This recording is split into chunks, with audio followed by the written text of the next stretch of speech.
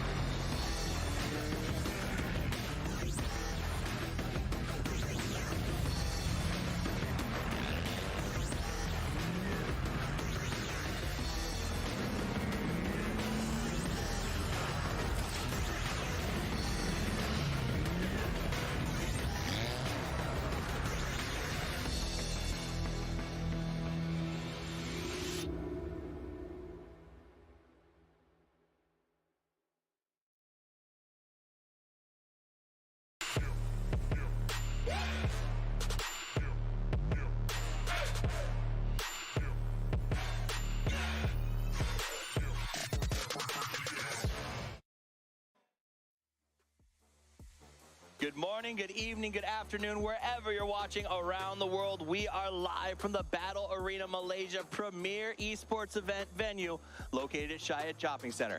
My name is Taviz. I am joined by Martin. This is the final day of the grand finals. We've played 12 matches so far. We've separated the wheat from the chaff, but the race for the top is on. And it has been a very exciting series. It's been super exciting. The whole tournament has been super exciting. Of course, the first global of the year.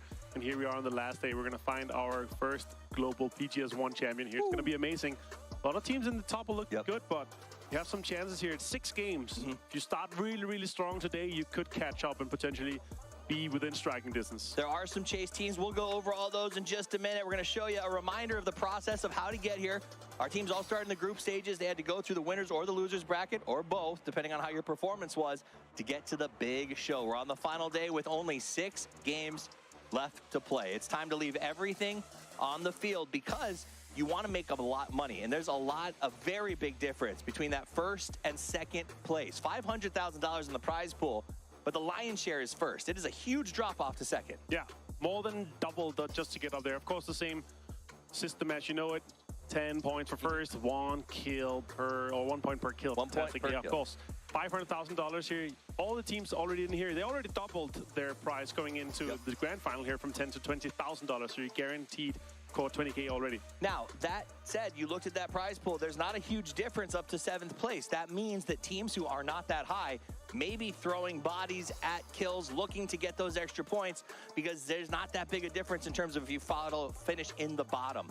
Let's take a look at some of the teams that will be participating in the game today. We've got perennial favorites. We've got some that have been absolute surprises, and some of our favorites missing as well. It has been that wild of a tournament. And some new faces here for the first global tournament too. Also being their first grand final. Good to see them in here, of course. But yeah, it is stacked at the top. We have our defending global champion from last year, Navi, in here. They're also looking good with inside the striking distance here for first place. Winners bracket was super exciting. They had a good showing there, but their second day was not as strong. If they can if they can replicate what they had in their first day of winners bracket here today on the last day, or what they did in the last day for PGC as well, it could be different and a shake-up for the whole leaderboard. Let's take a look at two of our teams head-to-head. It is 17 Gaming, a team that we expected when we got here to do well. They struggled at the start, but man, they came back big time. And another team who I think is shocking people across the board. Ghibli has been the team to talk about in this grand final. Yeah, the top fraggers of the grand final so far, Ghibli and, of course, Heaven, one of the players we have been looking at, has been doing fantastic head-to-head here for Brexco and Xiaobei. Brexco had a good showing himself too, but in terms of average damage, he's just a little bit behind Xiaobei, of course. 17, we have the pleasure of sitting just behind them when we're watching our games, and they are loud toughies. Absolutely, and also to Brexco's benefit, they're not in the top 4 right now. Right. They're in 6th place, and he's still putting up those big numbers. That's a team that's been a massive surprise. Teams to watch as we go into the games today. We talked about Ghibli already. It's teams to watch, but also just eyes on Heaven. Navi, you talked about them at the start. They can do this. We know they can. Donawa, that's an interesting one. They're in 9th place starting today. Do you think they can make that transition into the top 3? Ooh, I mean, they were coming into this. A lot of players and a lot of fans out there had them as one of their favorite teams together with Luminosity. Here, they are one of the better teams to watch on Miramar, and they've been doing well. But if they can also get, you know, their games running on their angle, it could be different. But I'm hoping to see them step up. Sol has not had the grand final that we expected him to have. He has not. It feels almost like the grand final's been soulless in a lot of ways because he's going out early. He's not helping to carry the team. But they did separate themselves. At the day one, they were sort of with Luminosity at that bottom of the bracket, hoping to come back. They've climbed to 65 in 9th place yesterday. If they have a big game number 1, I think that's why I've got them on the list to watch. If they come out swinging, they get themselves in the mix. Now we're watching some of the recap from yesterday. You saw Navi right there. This is Heaven. He has been an absolute hero for Ghibli. Yeah, he's really been stepping it up. Of course, Anonix also with the clutch there in the end. Anonix stepped it up too. Of course, Fantasy League 2, we were talking a little bit about it. I had Anonix, I had Heaven. I've been really riding those two guys all the way through, and it's been good to see. And it's always fun to play Fantasy, you know? You're sitting at home, you're watching, and if you have one of your players alive and you're getting to the late game, you're cheering them on. It's a little bit extra moment there for you. And if you didn't get a chance to get your teams in for this event, don't worry. We're going to be doing it all year long, so practice, pay attention. Here's the top teams, or top point earners. Kickstart and Snakers up there because of their group stage performance, but that's exclusively it because they haven't really been here. On the converse, Heaven is up there almost exclusively on grand finals. Yeah, a back-to-back for Luminosity today, and they're gonna hold on to that. Here, the picks, of course, I still have Kickstart. I believe in Luminosity today. They're gonna be coming back. You still have Snakers, of course. Is it still your captain or is Shrimps? He's still my captain. No, Shrimsy's my captain. For this whole thing, I've been riding a Shrimsy-shaped pony, and that will not change anytime soon. That's the picks for our casters. Cameron had the Heaven instinct that you did and has been using that to climb those boards because he just seems unstoppable. And his team supports him so much. And 18,000 for Heaven. This is just crazy. Look at that. It is the Talents leaderboard. Wait, I have 1,120 points. That looks pretty good. I don't understand how the desk is so much better than the casters. That's been my biggest takeaway. Cameron came back a little bit. he's kind of close. That's true. We both have Heaven, so it's not going to be changing too much. But yeah, I'm happy I was able to take over Kalaris. 19 points ahead of him. You're 1 point ahead of Kalaris, Toffees. How are you feeling about that? I feel great. He said when he left, there's no chance I don't finish in first. Well, we'll see how today goes. Now, let's see how it goes for these teams that are on the board. 17 with 99 points, about to break 100 off the back of the first game. Ghibli on the chase, Sonics, Cerberus, Na'Vi, Ace, all of them still very much in that hunt. Right. And even the shelf at 7, I think you can go all the way down to say maybe 12th and say, hey, good first game. And you're in the mix too. I mean, our mid pack is huge. So like we're big. talking all the way down to even Howl with one big game, they could jump into the top 8. But still, our top pack, if they maintain the same points per game if they have been able to do here, they are going to be running away with it, and they're going to keep themselves within that top 5 there. We start in the dusty dunes of Miramar and end in the grassy pastures of Erangel as we go back and forth throughout the day. I assume the teams will also go back and forth. And this is, for me, one of my favorite events I've been in a while, because we're not coming in with a big 3 or a top 2 of battling it out for the middle pack. There are so many teams that are contesting for first.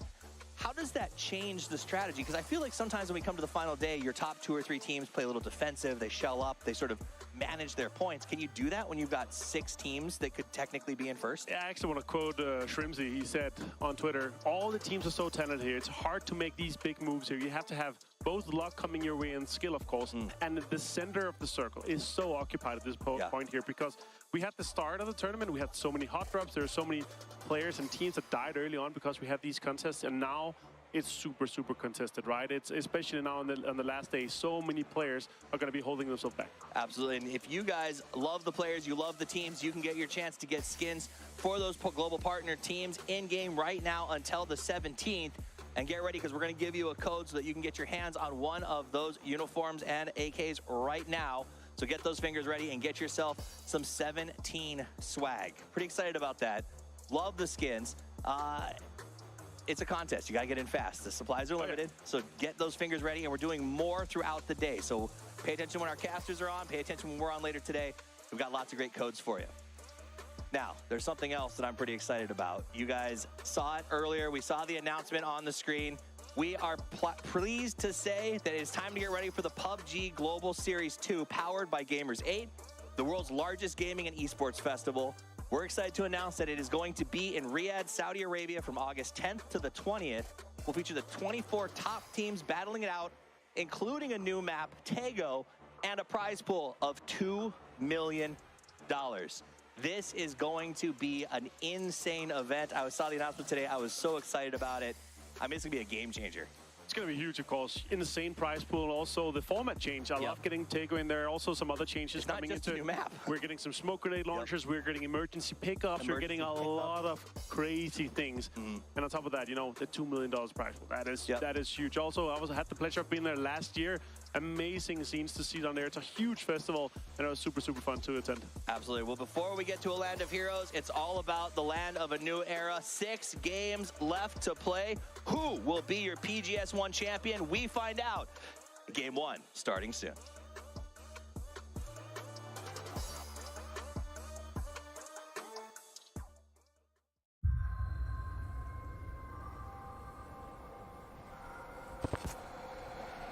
Being the best isn't just about winning the trophy.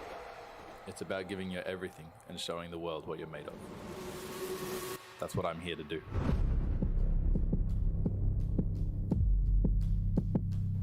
저희가 패자조에서 이게 되게 초조하고 긴장했었는데 결국엔 저희가 올라갈 거라는 믿음이 있었기 때문에 평소 실력이 그대로 나온 것 같고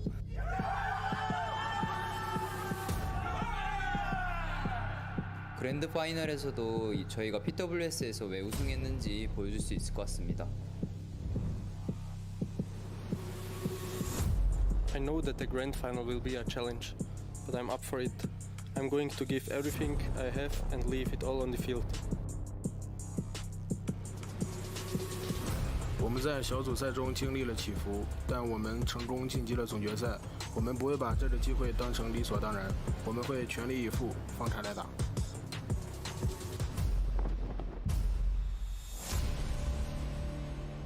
무대를 부시러 PGS에 왔습니다. 예전 모습을 신경 쓰지 않고 최선을 다하고 제일 강한 모습을 보여드리겠습니다. 조심하세요. Our journey to the grand final has been a roller coaster ride. We've faced some tough challenges along the way, but it just makes us stronger. Now we're ready to take on whatever comes on our way in the grand final. Ở giải đấu lần này chúng tôi không chỉ là muốn giành được chiếc cúp mà để chứng minh rằng là người Việt Nam không có dở. Các bạn hãy chờ xem màn chào đón của bọn tôi nhé.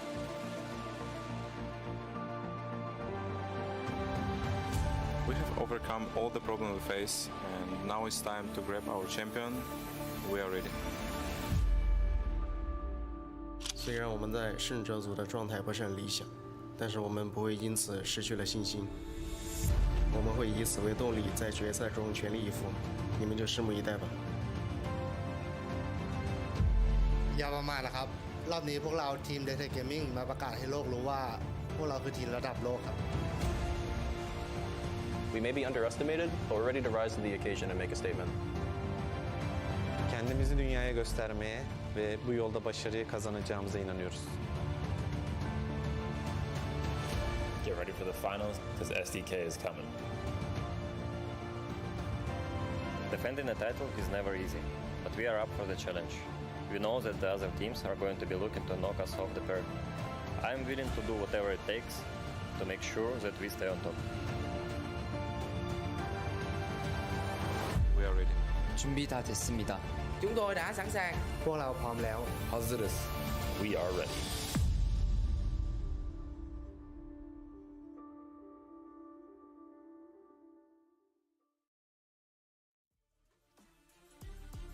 The stage has been set, the line has been drawn, and for these last 6 games, however, that line is not nearly as thick as some of the teams at the top might want it to be. 17 currently in the lead, but there is more than enough space for teams to really contest that spot and challenge them for the championship here at PGS1. It is going to be phenomenal. 6 games to watch. The Death said it, you just said it now as well. So many heavy hitters on the hunt for 17, currently sat in first place, all the way down to 11th with Twisted Minds. 1 or 2 good games to kick things off. All of a sudden, they're in the mix as well. Yeah, I mean, I think you can even talk about Day Trade in 12. Yeah. Honestly, it really depends on how these circles go. Of course, that's a Madden statement and a half if you want to ask for one. But Cameron Davis, Toby, we're going to be taking you through these first 2 games where we get everything here set up, because for the teams at the bottom, it really is going to start here. Even for the likes of SDK and Luminosity that are down there in like the far double digits, there's a possibility for them to at least have a solid climb. I don't know if it's mathematically possible for them to maybe try and steal first, but at the very least get themselves higher up on that leaderboard for the extra prize pool as well as the qualification points to PGC at the end of the year. Let's put it this way. If there was a stage for it to happen, if there was a time to make it happen, today would be that day. 6 wins back to back to back to continuously back. 1 billion points going their way. 16th to first, 1 game. You know what? I want to see it. Hey, I want to see it. Listen, Luminosity, that core roster, they have a history of doing back-to-back-to-backs on the final day of a tournament.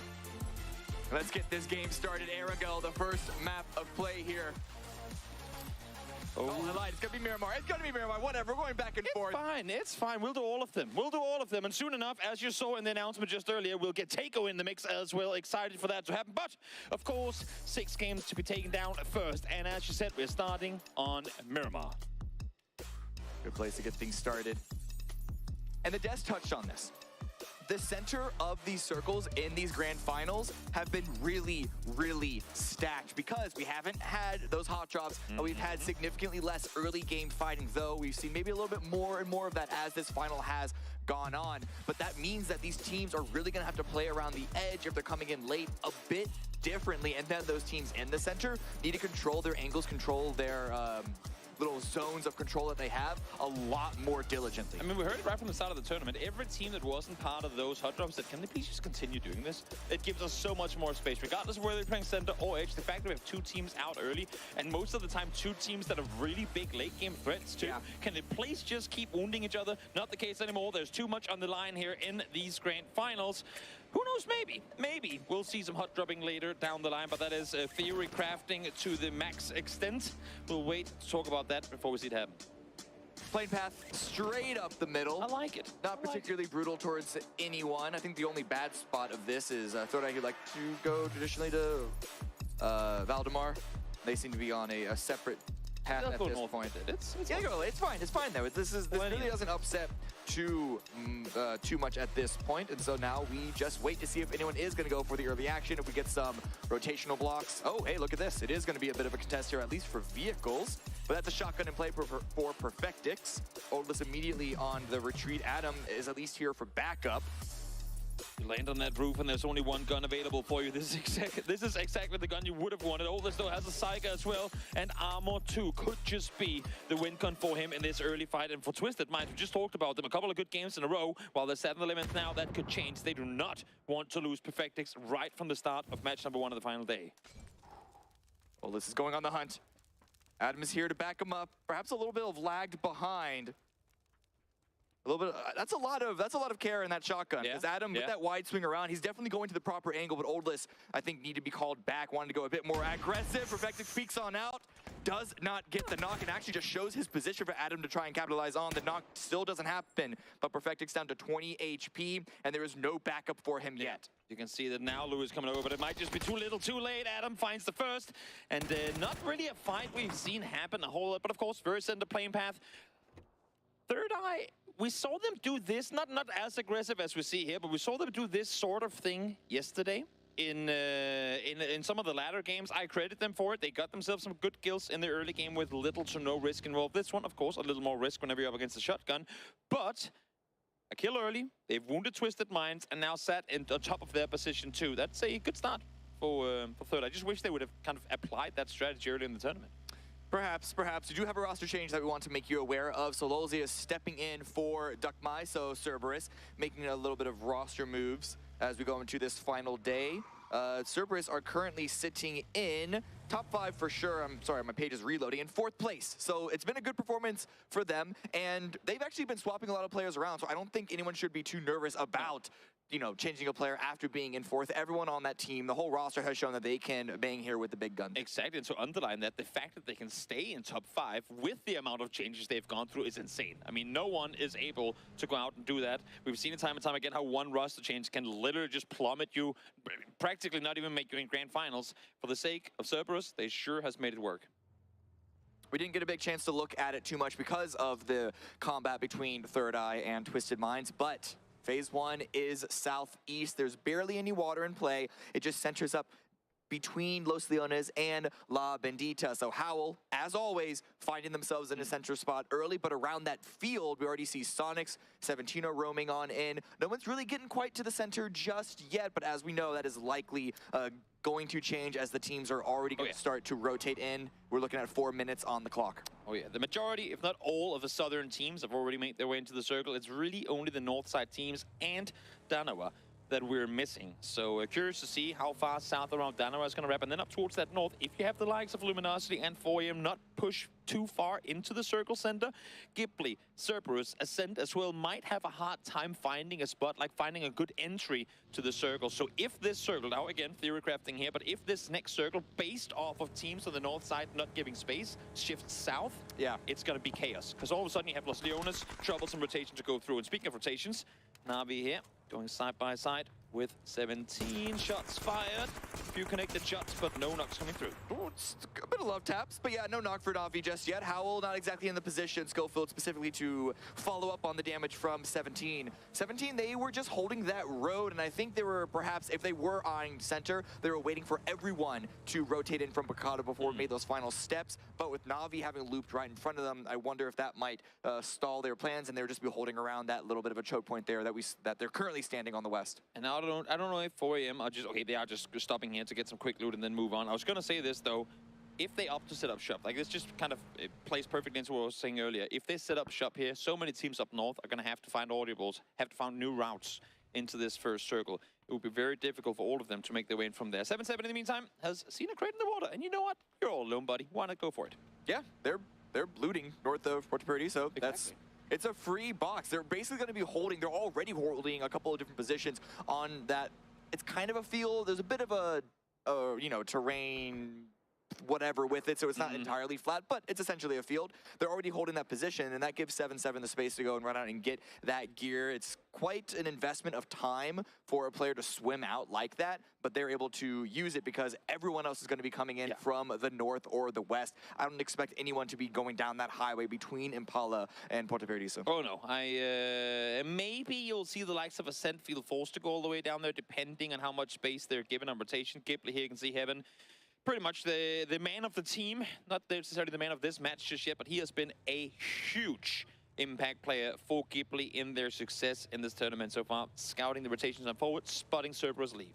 Absolutely. And while we are waiting for these teams to be rotating in, Heaven is on my fantasy roster. The reason why I didn't choose to make him captain today, the reason why I wanted to stick with Na'Vi is because a lot of Ghibli's success was based on the fact that they were able to find a lot of really strong but isolated 4v4s. Very few times were there options for teams to third-party them and they could just focus 100% blinders on the team in front of them. Now, with I think a lot of teams sort of being more and more aware of how contested the center is, I worry that there's going to be more options of more teams looking for those third-party opportunities. We saw Third Eye lean into that strategy yesterday. I think a few more of those teams are going to be entering the mix here, and that I think might nerf Ghibli's playstyle. It is very interesting how we always tend to see these like third-party, I should say, setups later in tournaments where it usually kind of plays hand-in-hand with teams not really having a whole lot to lose at this point to see if you can get some extra points, but it works really well. And that always makes me wonder, why is it that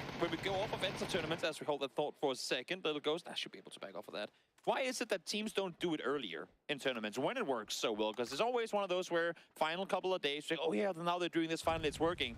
It's as if they tend to forget that it worked when they then come back to the tournament again. I think part of it is because it's based off of abusing patterns that you are recognizing from the rounds that have played beforehand. True. But also, it doesn't have the highest highs. If you are in the center position, you're able to keep all four up, and you keep, if you don't get those circles, you're in a position to rotate through those circles through other teams. You're not only getting the placements, you're also getting a bunch of kills. This sort of third-partying scavenge point is a good way to pick up things when you don't have a lot of control and power, but you want to make sure at least trying to be one of the teams that's in the driver's seat before you go into that playstyle, because you get a lot more points that way just looking at the way that, 17 and Sonics have been playing so far. See Soul here. I like the point you made there. That make perfect sense. Soul, thank you. Yeah, there you go. So, sneaking his way forward. I think he's waiting for the cavalry to arrive. And also, Danawa's, I don't want to say their success has lied on the Soul, but their downtime period, which has been the grand final so far, has had a lot of Soul dying early involved in it. So I love the fact that Soul ain't getting too aggressive on that one as long as he's alone. Both 17 and Danawa have a little bit of a box spread intermingled with each other, and they're aware of each other's presence, those two individual players from those teams. But I think at this time, there's not much to play for except for that singular kill, so neither of them is going to go aggressive and try and make a play. It's rather just wait around and see if they can't catch the opponent off guard. And, it's not just them. Everyone that we're seeing as we're rotating through the map still is in a holding pattern, waiting for phase one to close. There's not really any water. There's a lot of space to play for, but I think more importantly is that there are unplayable mountains in the middle of this phase, and so they just really want to make sure that they can commit to a position before they start to go for fights. Exactly. Now, while the game is remaining quiet for a little while, just want to underline it again. If this next circle, which we've seen them do quite a bit before, does shift south, not even necessarily super hard south, but just south, including Los Leones and the southern city, it's going to be so difficult for all those top side teams to rotate down. Because either A, you go all the way through Picado, or you have to go over the water. There's simply not enough space for all those teams to maneuver south. And because Los Leones proves to be such a big roadblock, you only have so much space between Impala and Los Leones to wrap down. And that's where the funnels come in. That's where teams tend to get eliminated very early on. So where are we headed? Only 2 more seconds now. It's going to be... I kind of want to call this a hard shift because it's as far as it can go while still having all land in the circle, but I guess it'll be a medium shift to the east. And as you can see, there are very few teams that aren't already inside. There's a small pocket there on the south, just south of Tiamba, that we're looking at Danawa to go that direction, perhaps, but it's going to be Sonics, Tiamba, Luminosity with those wide spreads across those fields that are going to be in the best position here. Look for the teams that do the hard wraparounds. I'm looking at Gen G right now, potentially doing it. Third Eye opting to do the same thing. If they come in the southern side now and get real estate off of it, they could be golden. In the meantime now, Na'Vi and other teams as well trying to rotate through the center. They've gone past the Sonics compound with shots fired now as well. Don't think there's any reason for them to turn around, but there ain't really a whole lot of free real estate available for them.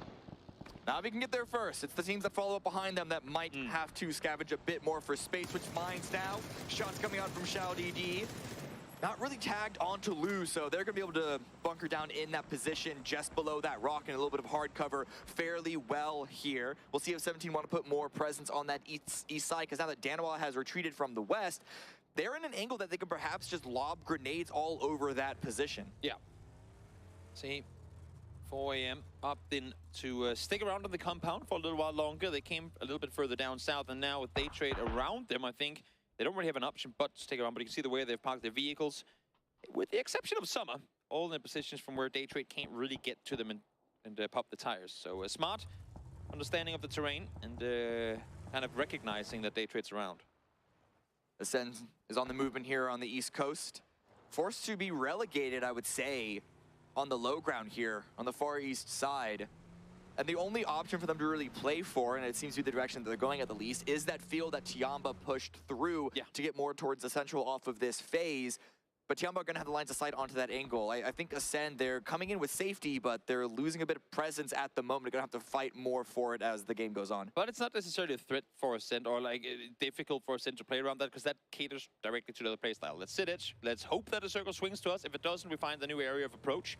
So Ascend obviously opting to go to the southeast side. They've kind of set up that highway out on the east coast for them to go both north and south, waiting for the next circle shift. We just saw Third Eye rotating out in the blue, way below Los Leones, just trying to come in from the safest side possible, whether that means taking some blue damage or not. That's that MO, playing slow, picking up teams where they're not expecting it. I don't know, there's no one in the south side right now to be not expecting Third Eye, but that's definitely something that these teams are going to be aware of, is more and more presence of people ratting out in the blue and trying to pick up those kills here and there, as we also watch the rest of Ascend continue to make their way down that angle. It's really the only spot that's free, that's relatively uncontested, but Cerberus way out in the open now, using these ridges in the field to get some good damage onto Na'Vi. Alia is already taken down. Haisaki with a great follow-up frag grenade. This could be explosive. Yep, sure could. They crossed over from the gas station first. It's already found second, found out third as well, as Cerberus wants more points off of this. They're sat close to Na'Vi on the leaderboard, and now it's just Melman left alive. Super early for such a sneaky play, but they seem to be making good out of it. It's only Mel up for Na'Vi. Tiamba's shots at range did push Cerberus away, so this could give Na'Vi the opportunity for the revives, but Solozi has a couple more frag grenades with Na'Vi's name on it. Mel still avoiding it. Mel's still up and at him. And while this fight unfolds, everyone else is... They've got to be flipping their heads now, because this circle could potentially shift into Los Leones come phase 4. We have got unplayable terrain right in the center of it, and I have no way of calling where this one is going to take us. But for now, let's stay with Na'Vi. That does make this fight more valuable for Cerberus, because they cannot guarantee points elsewhere later on in this game, and Mel just needs to stick these revives. The damage, the bleed out for his teammates, already lost one, doesn't want to lose any more. And the question is, does Cerberus push this effort, or do they take this option, this moment to try and rotate around? Get extra points, try and see what you can find, because as you just said, I mean, it's already now too late to really claim proper real estate on the other side. Example falls. Melman was able to get Alia back up, but with nades now coming in as well, it's only going to be a matter of time. There they fall. Tygan able to rack them up. Cerberus annihilates Na'Vi as they fall in 16th. They made it look so easy. Yeah. It was definitely a good window of opportunity and good use of frag grenades, but I also imagine that this circle shift helped them really sort of tear the teams like Tiamba away from that third-party opportunity so they can rotate in. We're watching Ascend now driving past Third Eye. Brex does get the knock on to Adam, and the rest of Third Eye is not in an immediate position to try and respond. Adam does get finished, but does Third Eye stick around for this? Well, Mika kind of out of his vehicle now, forced to stick around. I think that's going to force the rest of Ascent to stick into this position as well. Chris. Ascent came in from the hard north side to this circle, but forced to make the wrap around. Nice off angle on Chris, finds Richie. We'll see if he can get the second off, and Mika, crucial that he got help. And actually Salute from further up towards the northern side now, up close to Los Leones, takes out all this, and there you go. Third Eye, they thought they were being the thorn in the heel, but that thorn was easily plucked. Ascend, really good counter maneuver there. Counter strike, 3 kills for Ascend, and that's Third Eye taken out, but they know of Danuel's position. We already saw that third-party angle there from that high ground, from that what is going to be unplayable, but for now, Danuel are playing it very, very well. Still curious to see whether this one swings hard into the city or if it goes up north. If we are to take, I mean, the team's positions into account, everyone right now expects this one to shift up towards Howl, to shift up towards Twisted Minds, and then allow them to play out from there. There's only one team, make that 2, with Gen G on the northern side, properly inside Los Leones. 17 sat there, Gen G now making their way in from the north, Ascent coming in on the southern side. But if this one shifts southwest, this is going to be a bloodbath. I think it's going to be a bloodbath either way. You're probably not wrong. Because it's going to hard shift. It does tend to go that way. And I think for Danuel, who is really utilizing that high ground, they're not the only team. There's also Day Trade with some good high ground angles there. They just want to get the points that they can while they can. Because there is a big possibility that getting down from those mountaintops, from those plateaus, is going to be difficult to do. But however, I would much rather be in their position than the team that has to gamble east or west. Well, Ghibli slowly starting to maneuver their vehicles forward, caught up in the field. We'll see if they get the circle towards them or not. No, it's going northwest. Everyone's going to have to make a play here. But for now, it's Luminosity trying to take out Ghibli. Just 2 up, 2 down. As I believe it's Tosi trying to make his way out of it. Good follow-up grenades as well. That threat from Ghibli has been removed. It's only 1 member remaining, Tosi on the run, and Luminosity they're holding for now, but as you say, that circle hard shifted northwest, so Luminosity are going to have to move. Sonics are going to have to move. And Howl Esports, they can try and hold this crossfire. Apocalypse with the last kill onto Ghibli, out in 14th place. But Cerberus continuing to push the effort, push the matter against the Sonics. 2 top contenders falling early as Cerberus. Himas goes down. Should be a pretty simple rest. As I say that, oh, it's a molly. Onto Haisagi should be able to dodge a move. Had that been an 8, he would have been instantly out. Oh, that second one, or rather third, almost tags him for the final burn needed. But yes, Haisaki is still up. That does delay the timing for the revive and the potential team fight here. But Luminosity, they're trying to get involved, but Shrimzy is making them pay for it. Snaker's now down. Mind playing around that rock. They have to take the fights here. They know that getting into the city at this point probably won't be possible, so salvage what you can out here on the northeast side of the circle. See how many kills you can get before you make the inevitable, somewhat suicidal push in towards the center of the circle. Haisagi running in the blue. His entire team is still alive, but nothing he can do but make the run on foot. I think Haisaki was spotted. That's going to be A-Twin taking him out. Tycon remaining with the Groza in hand, but as you say, out in the blue. Sololzi peeking in from the window, dealing some good damage there. But taken out of 1 HP, Mime is finally able to put a stop to that. It's all into Tiggleton now, up close and personal, trying to take care of this last big threat. At the very least, the rest of the Sonics are trying to move out from this position, but the timing has been ruined. Yep, everyone knows that this won't be a winnable game, so get however many points you can coming into the next ones. Tiggleton, Tycon, now the sole players left alive for Cerberus and Sonics, trying to see if they can outlast one another. Last sole players in this position. Sonics have 2 members that were able to make a break for the circle. However, Shrimzy is already being cut down. Mime as well. So yes, indeed, now it is the final 2 remaining. Tiggleton was left out in the blue, not only to take care of Tycon, but to just have some sort of contingency plan, because they knew that that run in through that mountaintop is going to be, I mean, essentially suicide, as we saw the results. Exactly. Tiamba made their way into the city. Danawa, as well on the southern side, able to sit tight. No one's really tried to contest them. I mean, they had a pretty good setup for anyone trying to drive up this road, but no one really went to try and challenge them, so they're all right. In the meantime, Ascentas make their way far inside the city now. This fight is going to come to an end eventually. No shots connected, but look at the blue, tanking away both of them. Yeah, neither player really feels comfortable committing to the peak, committing to the fight, because it's not just damage from each other, it's damage from the zone as well. Tiggleton pre-firing out, heard the footsteps, but once again forced to back away and potentially pop a med. Yep, has first aids to work with. His only face falls, you can do it, but Tiger with the gross up close takes him down. Sonics out in 12th.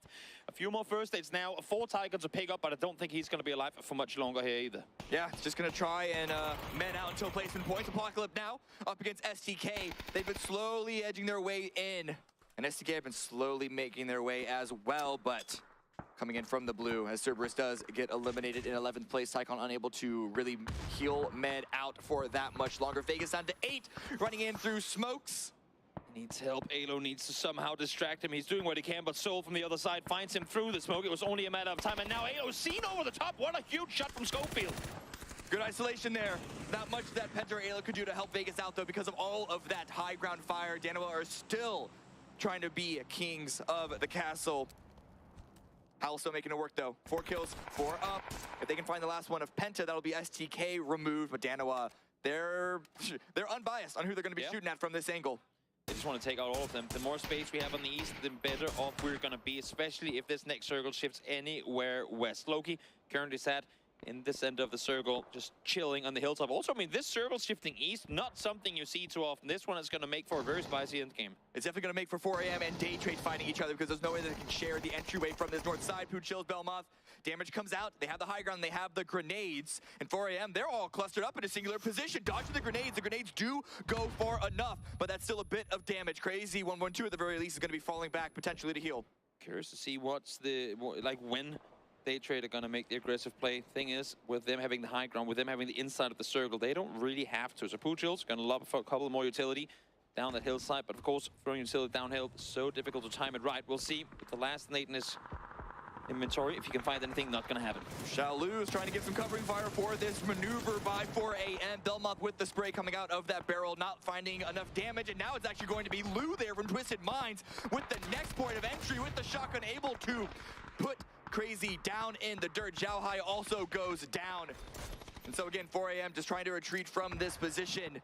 They're not finding any success with that. They only have one left standing, and not anymore. 10th place is going to be where 4 a.m. finish. What a split from Twisted Minds as well. Only leaving one inside the compound, the other two on the hill, so they can pretty much block off the entire push on up. Huge positioning here, but the mat went unnoticed for a short moment, and that is going to allow for him to take down Batulins. Great shots coming through. Should allow for Schofield to either get the rest or at least get some utility to make the run further forward. It's not just that. Daytrader also trying to fire back on that high ground, and so Twisted Minds, no revive possible for Batulin, despite him looking safe, at least from the low ground.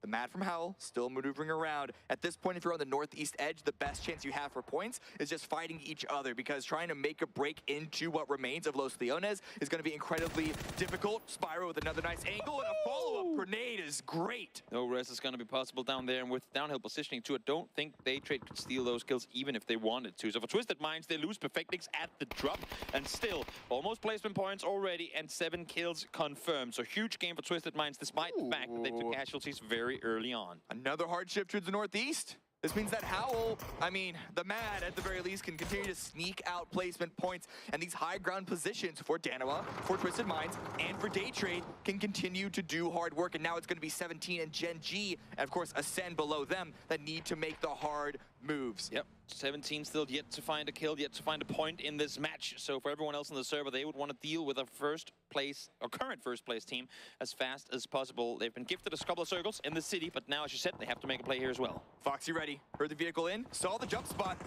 Of course, it was spotted in return, and so it's going to be grenades thrown from either side. Foxy's arc, it looked good, but not exactly where Suju is positioned at. We still see action on the north in the kill feed, but 17 Gaming and Gen G, they are just focused 100% on each other. And it really is up to 17 to make those first moves. Xiao Didi with a really nice angle, but it's not quite high enough to be able to get a lot of information and potential knocks onto Gen G. And 17 will be much better off taking this fight now rather than later, because once the Ascent Tiamba fight on the southern side comes to an end, you can be pretty sure that Ascent is going to backfill this 17 fight. So right now, if you want to take this fight without a third-party team coming in, it has to happen now. Mika right now taking a bit of damage from Tiamba, but able to get behind, cover. Longscrew, however, does get a knock onto Brex, who was playing that off angle, and so that's the flank position taken care of. Good frag grenades. Longscrew is going to go down a bit too close to the blue. Not a lot of maneuverability to run away from that one. It's all into 77 and to Pow Pow. 77 in for his behalf is rushing forward with the Groza, still dealing damage, but now he is the only one up. So much utility damage coming through here from Ascent. Chris forced back, but look at Micah, still holds the angle, still has the corner. Good thing for him is that Danawa is looking the opposite direction, because he's miles out in the open, and now they see him as he starts shooting Loki. Double headshot connected. And now 17, as you say, they need to push under Gen G before they get backstabbed by the, admittedly wounded Ascend. But Pio is going to go down to a Molotov from Xiao Bei. So that's going to be that first initial position cleared. See if 17 can make the Rabon down with the captain of Gen G taken out of this one. Little Go Suju. They want to make a play, but they just cannot find the right angle of approach onto this garage. Just staring at each other. Logo Suju versus Foxy and DG98. They're waiting for the utility to try and break that moment in, and Logos, he just wants to peek, and he just wants to peek. But there's always going to be the threat from the high ground, and it's Chris approaching from the backside. That could be that final, I guess, warning for 17 to try and go big here. Yeah, they don't know how many people just pulled up in that vehicle. So for them, you can see now making the play off that info as well. Pushing up close, there are smokes there. It's difficult to get eyes on anything now. Little goes with the shot that pushes on in Foxy, though. There to take down the first threat. Such a great high-low hold for Gen G in this position, but Taman needs to go activate, and he's actually going to get cut down. Great hold by Xiao Bei, Xiao DD. The shots are all coming on in. 17 annihilate Gen G. It was a delayed, long-fought fight. And that's given Daytrade the opportunity to push all the way down to the south side. It sure has. In the meantime, Chris, Друзі, не забуваємо ставити вподобайочку. А ми тільки що наблюдали, як сімнашкам не повезло. Хоча 4 кіла вже вони набили. Перші дні вони дуже агресивно грали, а тепер щось вони грають чисто на плейсмент. Yeah, that initial damage was more than enough to guarantee, especially with the lack of positioning for its Chris. So 5 teams remaining. A few of them very, very healthy. It's just Penta and the Mad as the loners on the east side, and everyone else just fighting for what little high ground there is remaining. Daytrade and Danawa facing off against each other, and that standoff might give 17 the positioning, but Puchil's not going to let that one go, not going to leave a spot unchecked, making sure that they are not backfilled and pushed from an opposite angle. The one team that the rest of the server wouldn't want to have sit comfortably in the compound on the west side is 17, continuing to rack up points, continuing to rack up placement points as well. Я помилився, це Джан не повезли, Самашки їх вбили. Не важно, не важно. And it's much easier for Danawa to backstab than it would be for 17 to make their aggressive play forward from down there. And down the blue. Just chilling. It's a big open field that he needs to run through, and it all just depends on, did Danawa lose lines of sight or maybe even forget about the last solo from STK, but yeah, their focus is 100% on Daytrade right now. Utility coming out, frag grenades coming out, Molotovs coming out, that one looks good. So close for the knock, 7 HP remaining for Puchil's. Belmoth, Flash, both pushing up into the high ground to try and give some defense, and Flash does strike. First knock, can't quite hit the second. Had the smokes early, now they're fading, now the cover is gone for Soul and Salute to work with. They need to peek over this rock, they need to peek over this ridge line if they want to find the kill. A great double push, Salute and Soul getting separated from each other. Isolated engagements here. Salute is going to deal some damage, pushes Puchil's away. But Loki has been confirmed, so can't even use their down teammate for information. And Belmont now rushing into an opposite direction. This could be good for Soul, able to deal even more damage to Flash, but again, the knocks aren't coming. Salute going down, Soul is able to at least trade. Such a hot area to take proper fights, and especially when you're outnumbered like this. Belmont now able to wrap around, should be out of vision from Soul. Soul down to literally 1 HP, trying to get the healing up that flashbang. A bit too far to really have an impact, and we cannot take out the Mad and Penta either from this equation. These snakes can do a lot of damage to the players up above. A lot of damage, especially because they're pushing on in with very little information on where they've gone. Daytrade, I mean, and even Soul, the last one up for Danawa, if he's able to survive this fight, might be completely unaware of which of those little caves below him will be occupied. Eyes towards Penta, is aware of the possibility at the very least, but you cannot check, you cannot hold every single corner. I mean, they were the ones looking for them initially. They were the ones dealing the damage on that northeastern side initially. So Danawa was well aware that we did not get those instant kills that we would have wanted earlier. There are snakes in the grass. I think for Soul, while he's looking for them right now, the more quiet, the more steady he can play, the better off he is. He wanted to find a spot in the circle. Now he's prone. He's just going to try as best as he can to wait this one out. And in the quiet of this final phase, where we still have 5 teams up, 17, Xiao DD has also pushed forward, has also pitted himself below Daytrade. Suju and Xiaobei still holding out in the hard cover. They still want to be able to find that information as well as get some potential knocks onto Daytrade up on the high ground. But they are still putting themselves up for victory come phase 9. This is huge from Soul. He's wrapped the entire plateau. And you can see here, Daytrade, no clue where he is. They completely lost him. Issue is, Soul, he has to be aware that there's a full team of 17 sat down below him. So as much as he wants to peek one fight, he has to peek the other. Soul finds Belmoth first. A great first frag, but how does Puchil's respond? Smoke is going to come out, but it's initial damage, and now the blue coming on in. The timing does not favor Daytrade, and it favors 17 because everyone else is now pushing in when they heard this fight break out. Soul is going for a miracle play at the moment, keeping Danawa alive, pushing through his own smoke, but Puchil's has the angle. Nate came from down below, knew that he had to try and make a play, and now the solos galore up against our current first place team. 3 solos versus 17. How, oh how, are they planning on bringing that home? It's going to be difficult for the solos, but we'll see if 17's communication and teamwork can grant them the win here in the first game of the final day. The Mad behind enemy lines, or rather 17 coming in to steal his territory. Just holding a little bit. Small spot of the cave, Puchil's is found by Penta, so SDK, that's another point, 2 points with the placement that they guarantee. But now what does the Mad do? It's 1v1v3, the Mad knows this, and is now discovered, taken down. Oh, it's actually Penta with yet another kill, so SDK are at least climbing to second, but can Penta do this 1 versus 3? Frag grenade out, it's gonna be to the blue, SDK denying a point. Again, 17 still with the win. For everyone on the server, this is the last thing that they wanted to see. Now, good thing is, while they get the win, 10 placement points in the book, it wasn't a very kill-heavy game for them. They were sat in the city for a long while everyone else were fighting outside. So the chase is still possible, but they just made it that much harder. 5 more games, we'll see how far this chase can go. Don't get anywhere, we will be right back.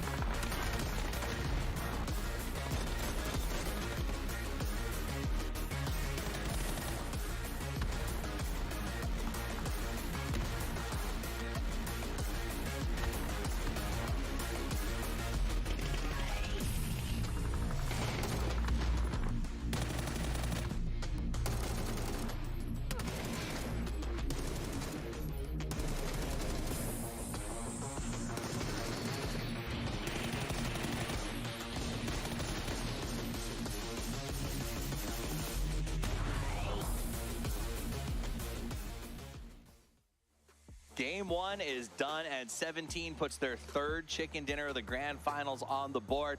It was a tough circle. It went to Los Leones. They were there, and all they had to do was get through a defensive Gen G, and it opened the door for them to take home that win. Yeah, overall, that circle was a rough one. It's hard to predict it as well. It's also, I've never seen a circle in that zigzag spot. It's super rare one. 17 held it down. They're able to hold 3 guys alive for so long, and also, yeah, you're expecting some of those solos maybe to get 1 or 2 of the players down, but no, the Matt, he wasn't able to log on to one and get one down, and then it opened everything. And also Penta was able to close the door for day trade, and yeah, shoot to kill though in a tough spot. Shoot to kill, got some points. Cool.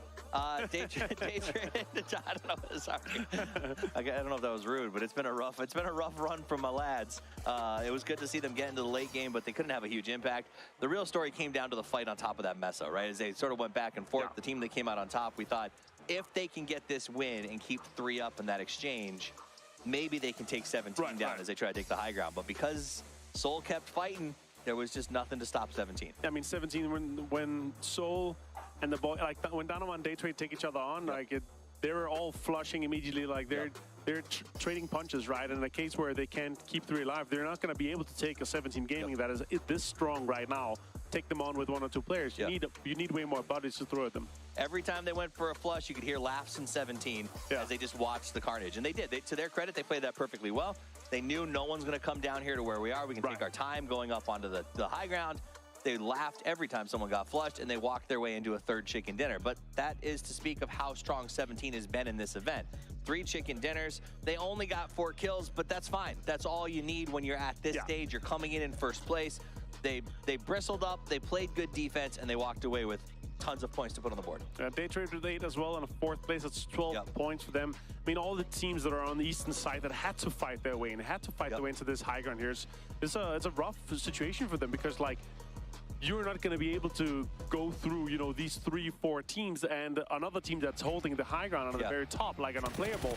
It's just a rough one. Also, here, of course, really well played by 17 game. They're able to take down Gen G in this case here. Like that was a really nice play, and overall good defense here inside. Xiaobei, he's been on fire so far this grand final. And that was really the key to unlocking the win for them, was getting Gen G out of that warehouse, open the door for them to just sort of shell up and watch the top of the high ground fight take place. It was a lot of back and forth, some great gunplay for both of those teams up here.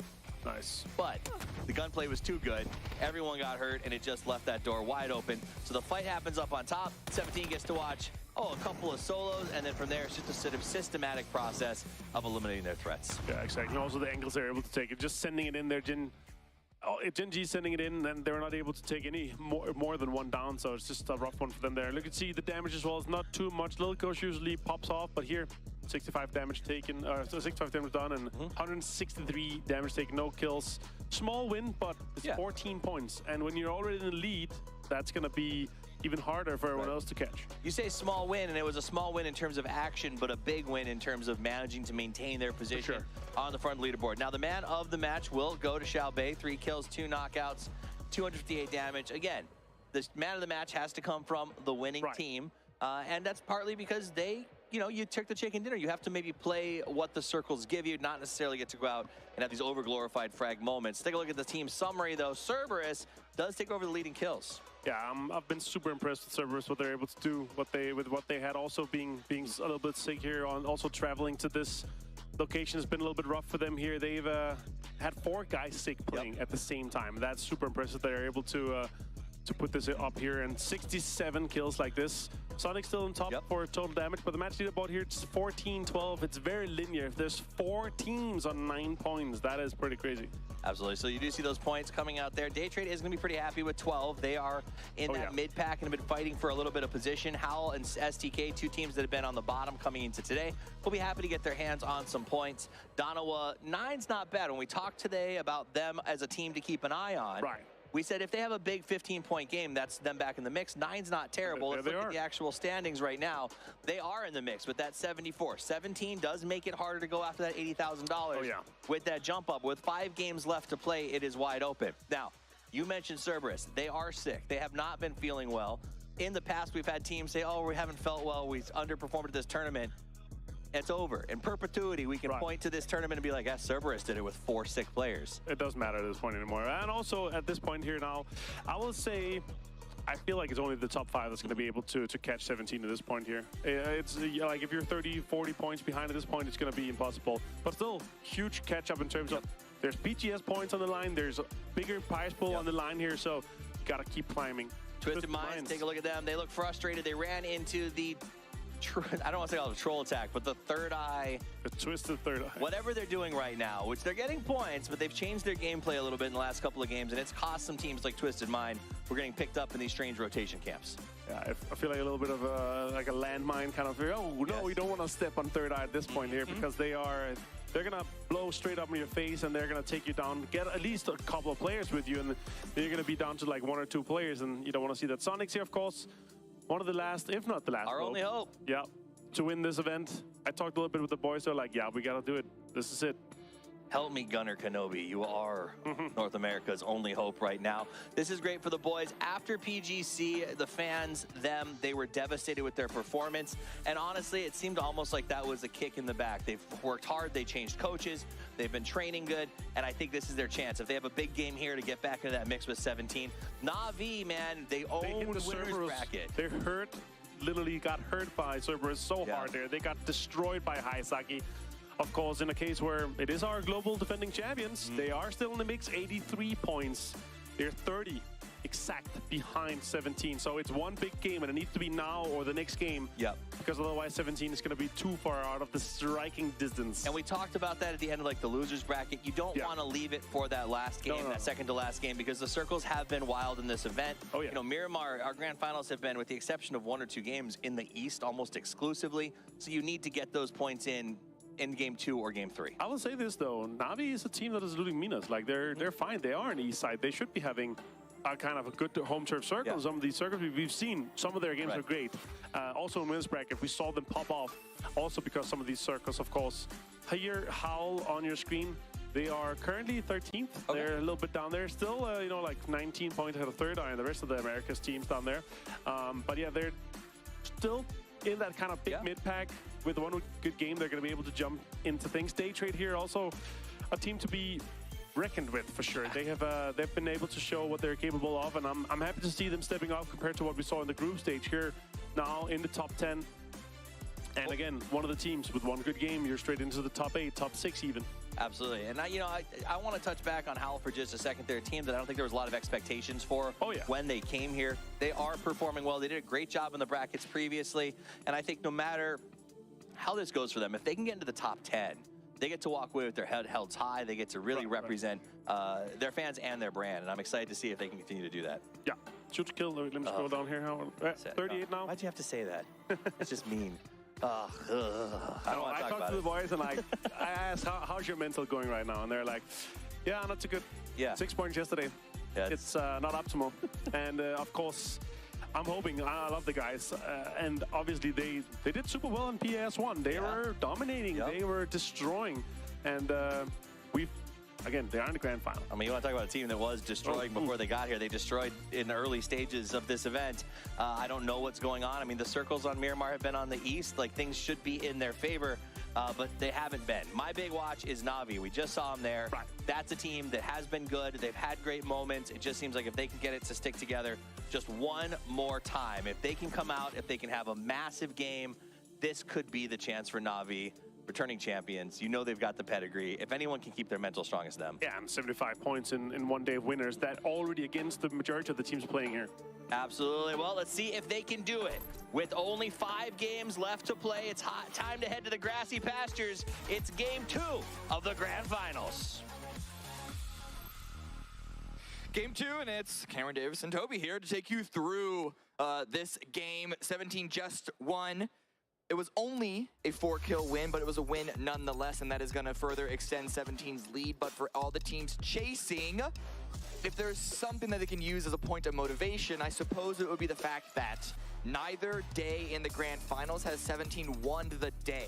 Yeah. They've never had the most points on that individual day, which means that even though they're first right now, there is room for teams to perform better than them, and for the teams that are chasing them in the top 4, top 5 behind them,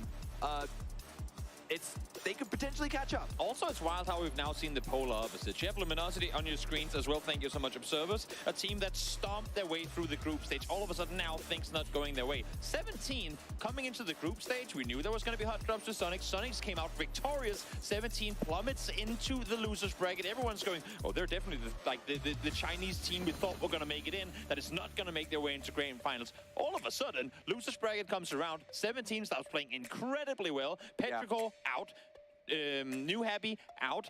I think, honestly, 17 being in that losers bracket might have been the boost they needed in order to go into grand finals. Look Sonics in the eye, go, you dare come Pachinki Picardo, we'll take the fight to you. And that kind of authority, that kind of momentum they've driven into it from the losers bracket is what they're living off of now.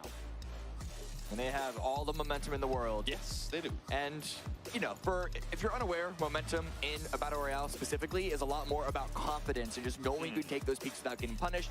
And, you know, when it comes to the actual points on the leaderboard, knowing that you have a bit of a buffer to take the peaks. And even if you do get punished, it's not going to be the end of the world. Whereas if you're a team that's at the bottom that just hits a brick wall after brick wall after brick wall, that's like anti-momentum, where you're just constantly struggling, nothing is working for you, and you lack the confidence to make those plays, which could lose you valuable seconds of doing what you need to do. That first circle is going to be a hard northeast circle. I was just looking at the map for Third Eye. Oh, who are they jumping on now? But it seems like they were just jumping in a car, so not too dangerous. Imagine, Elliot. Third Eye, they've griefed Luminosity before. They're going for Luminosity now as well. I don't know if they have any vehicles. They don't. Oh, they do have cars, but they don't have weapons. Richie finds one, finds two. NA on NA action commences once more. And if things could not get any more, I can't even find the word for it. If things couldn't get worse, let's just say that. For Luminosity right now, if their mental could not be tested to a worse extent, I'm worried for Third Eye when PAS2 comes around, because Luminosity are going to be on their heels that entire tournament. At the very least, it shows that Third Eye's sort of trolley, griefy maneuvers are not, they're not biased towards everyone who's not in their region. They got three of Luminosity on the rotate. The problem is, that's not the first time that's happened to Luminosity. The fact that they fall into that, I don't even want to call it a trap, but they just get wounded by it yet again. Talking about anti-momentum. Nothing is working for Luminosity here at these grand finals. And the interesting thing is, I was looking at it on the map as it unfolded. They all jumped in the exact same combo. Let's take a replay, though, real quick before we break that further down.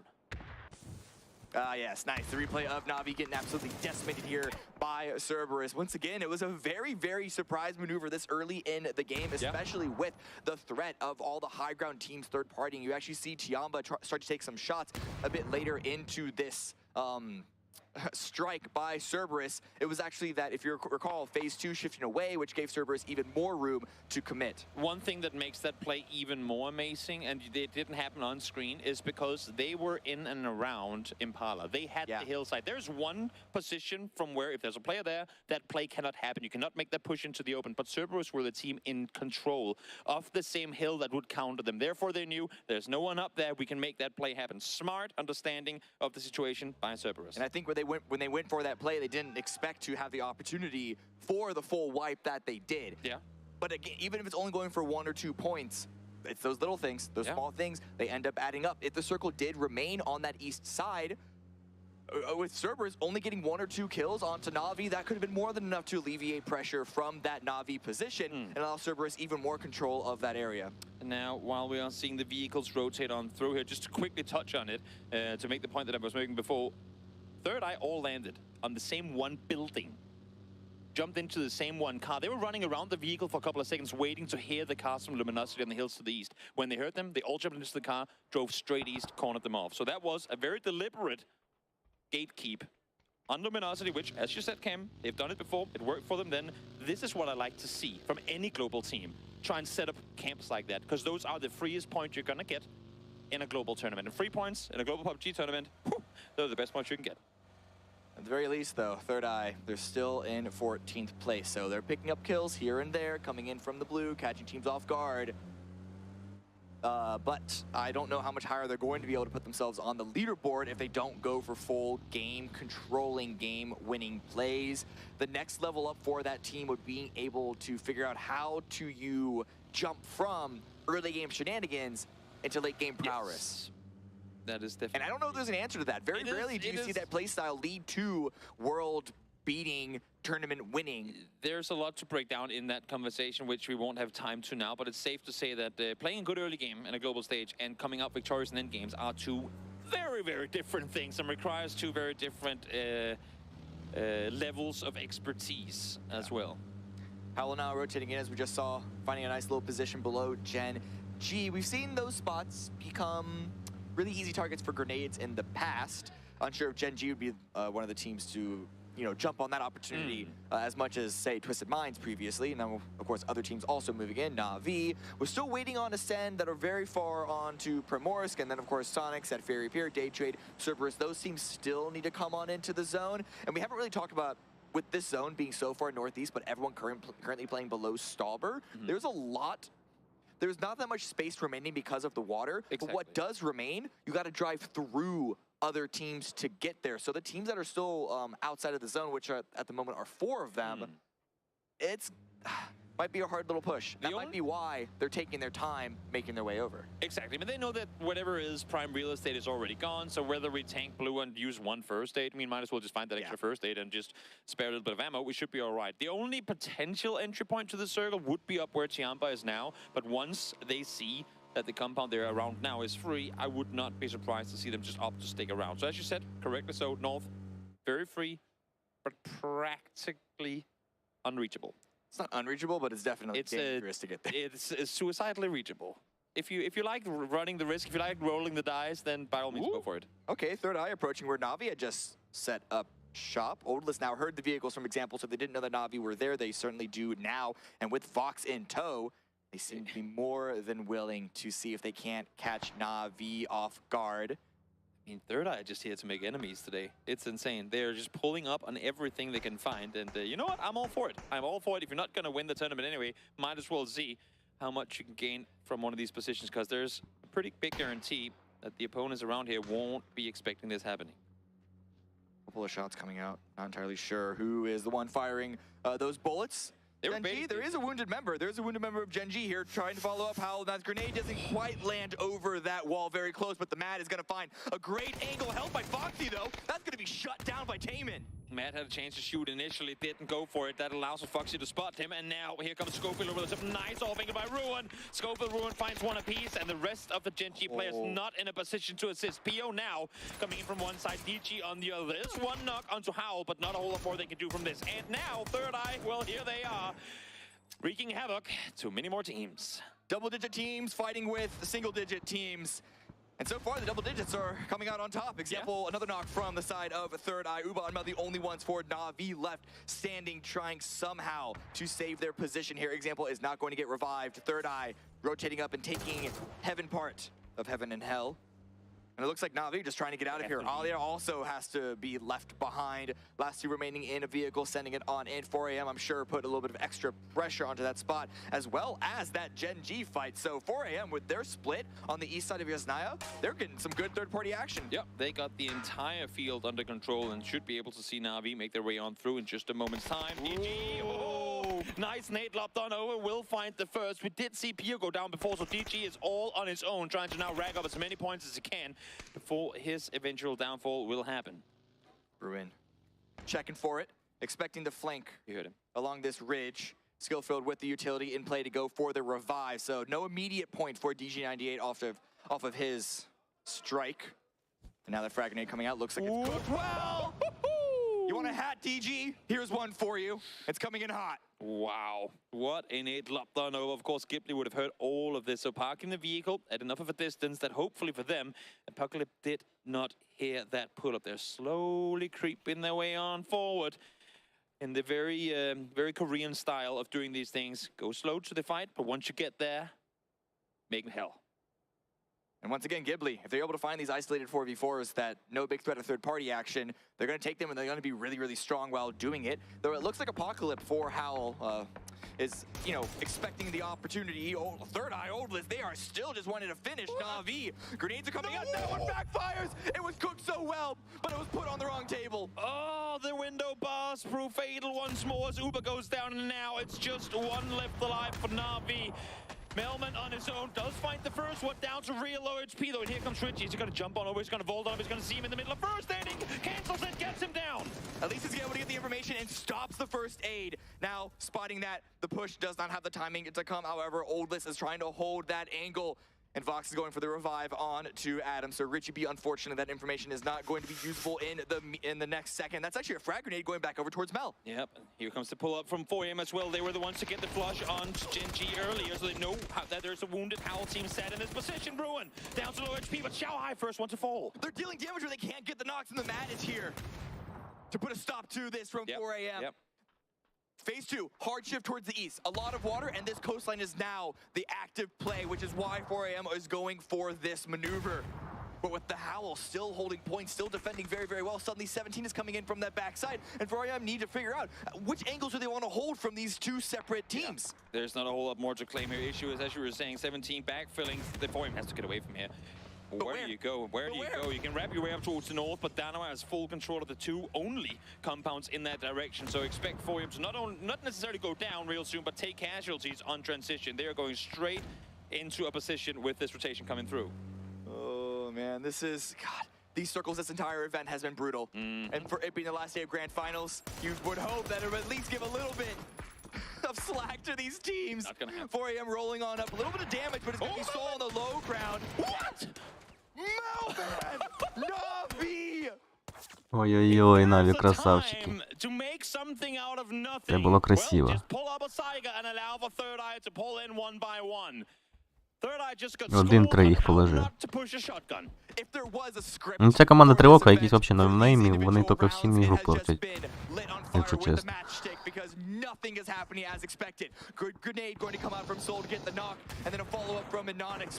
Але це було гарно.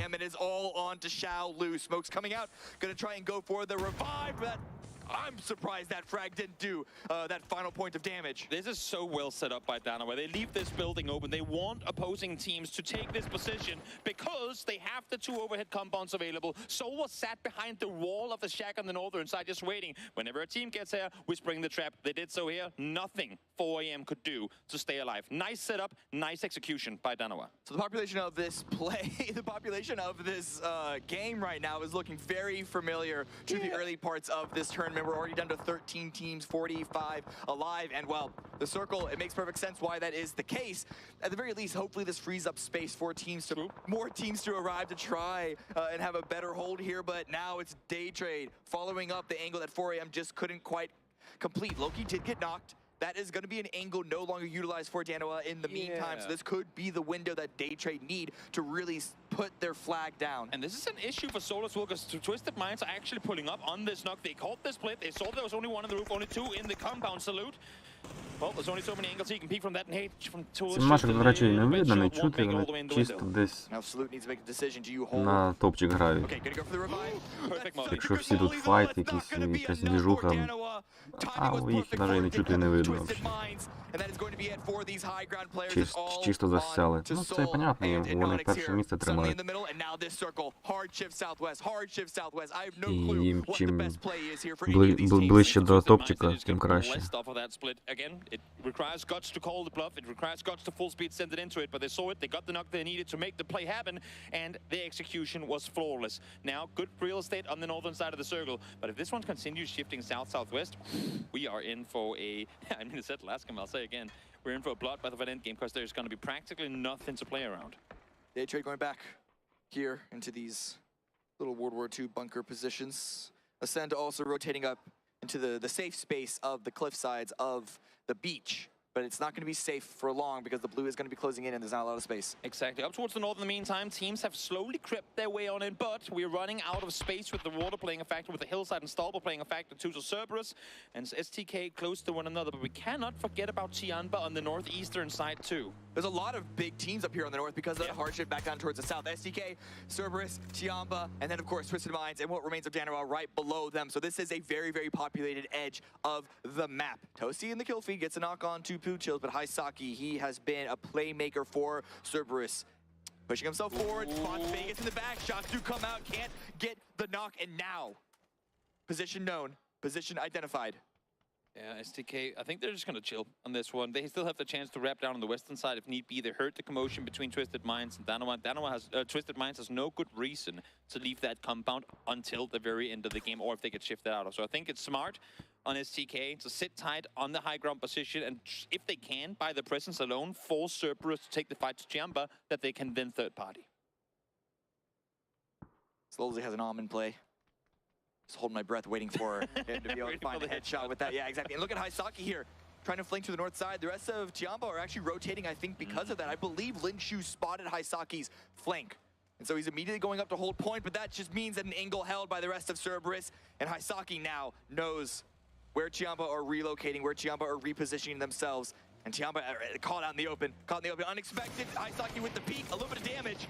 Not enough for the knock, and this is but it's definitely enough to keep Chiamba cornered. This is playing perfectly into the favor of STK as well. If they want to make a play on this, they have a perfect chance to. Chiamba continuing the push on forward. I like their aggression they're sitting up, actually forcing Cerberus to reconsider this engagement. They have Sololsi and Himas up on the hills behind, but Haisaki has to make the rayon back because the circle is closing in. This was great maneuvers by Cerberus. They've gotten in front of Chiamba. Chiamba now have no space in this next zone with the blue coming in, about to hit phase 4. That's when the damage really starts to add on up. They need to pull away from this fight. And, I mean, I suppose their only play now is to make a bomb send towards the center, where at the very least the circle does commit to. No more hardships, at least for this next time.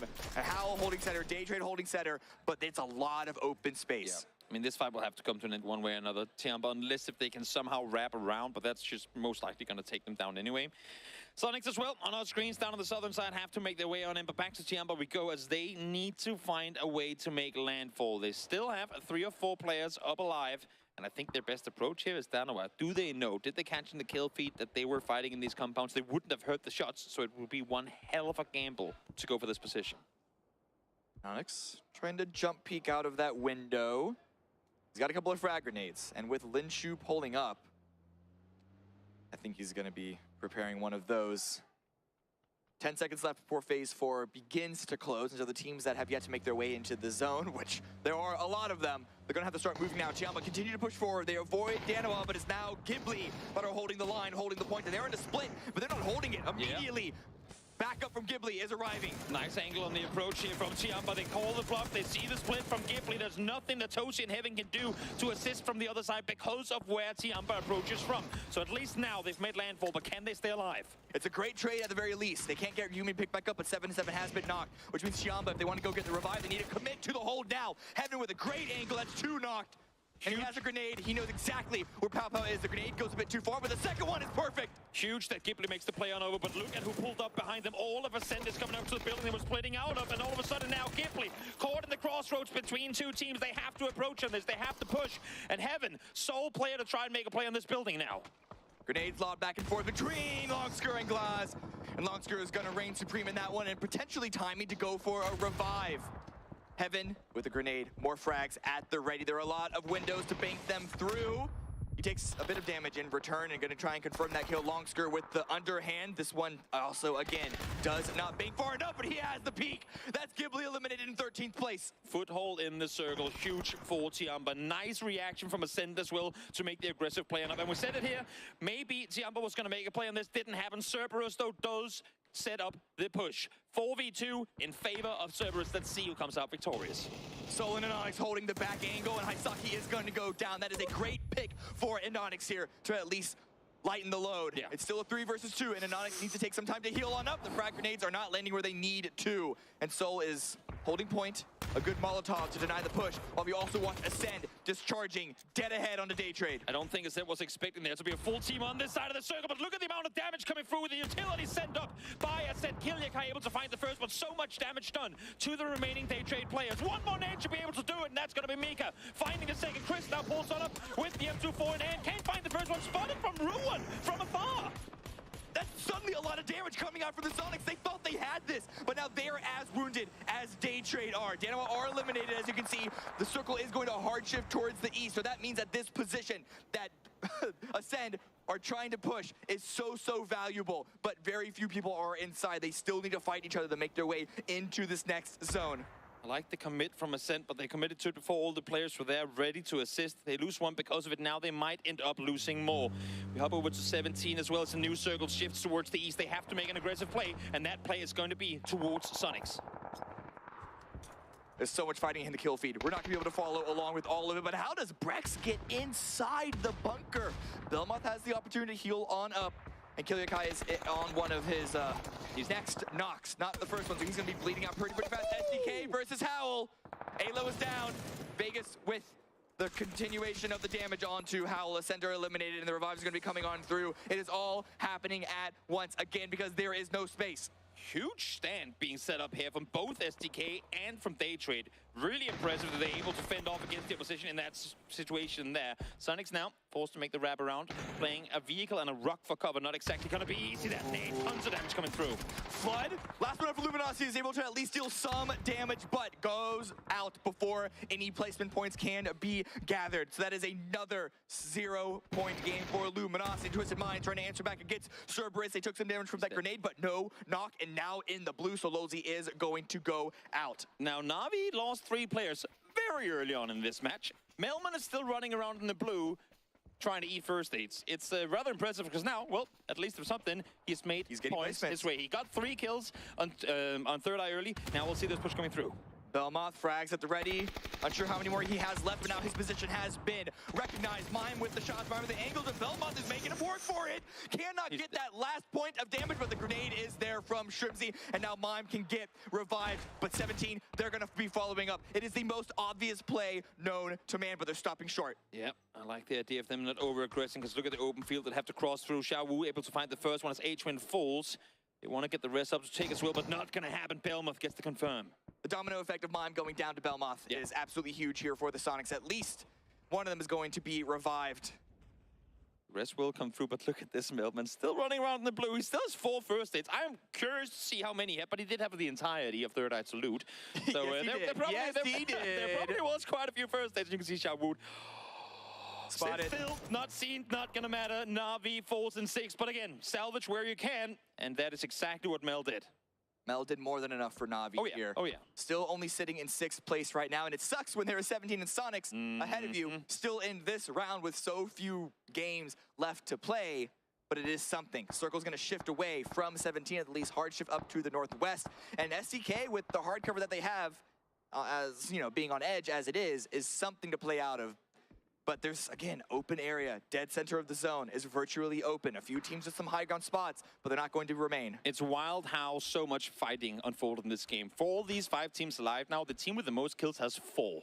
And that's Chianba. Goes to show everyone who's been fighting early took casualties in doing so because of the way the battles went down. Strimsy finds the first. At least that gives him the info across that 17 is approaching. Not just the info, it's also the timing damage towards 17. They're going to have to go and, you know, take some time, take some resources to get the revive, and the blue is going to start coming in anytime soon. More grenades come on out, and now with SDK also with the line of sight on the 17, it's going to be a hard push for them to make any more headway into this phase. Revive is coming through, and there are a few vehicles, but that is the last option that they want to use. I'm looking at the terrain and thinking, is there a way for 17 to wrap all that way south around? I don't think they can. I don't think they'll be able to make that play without going into the lines of sight of Sonics. But now, speaking of lines of sight, Vegas gonna see the entirety of Twisted Minds in just a second, trying to make their way down this hill in the US. 17 now on the push towards the Sonics is the best option for them to do so. And what a good grenade. Xiao Wu with the follow-up knock onto Shrimsy too. It is all down to Mime. 1 versus 4 in the blink of an eye. That is a 100-meter spray as well. Xiao Wu was the furthest back player able to take him out, and just like that, Sonics in trouble. Mime trying to fend off here against 17. They want the win, and they want it early.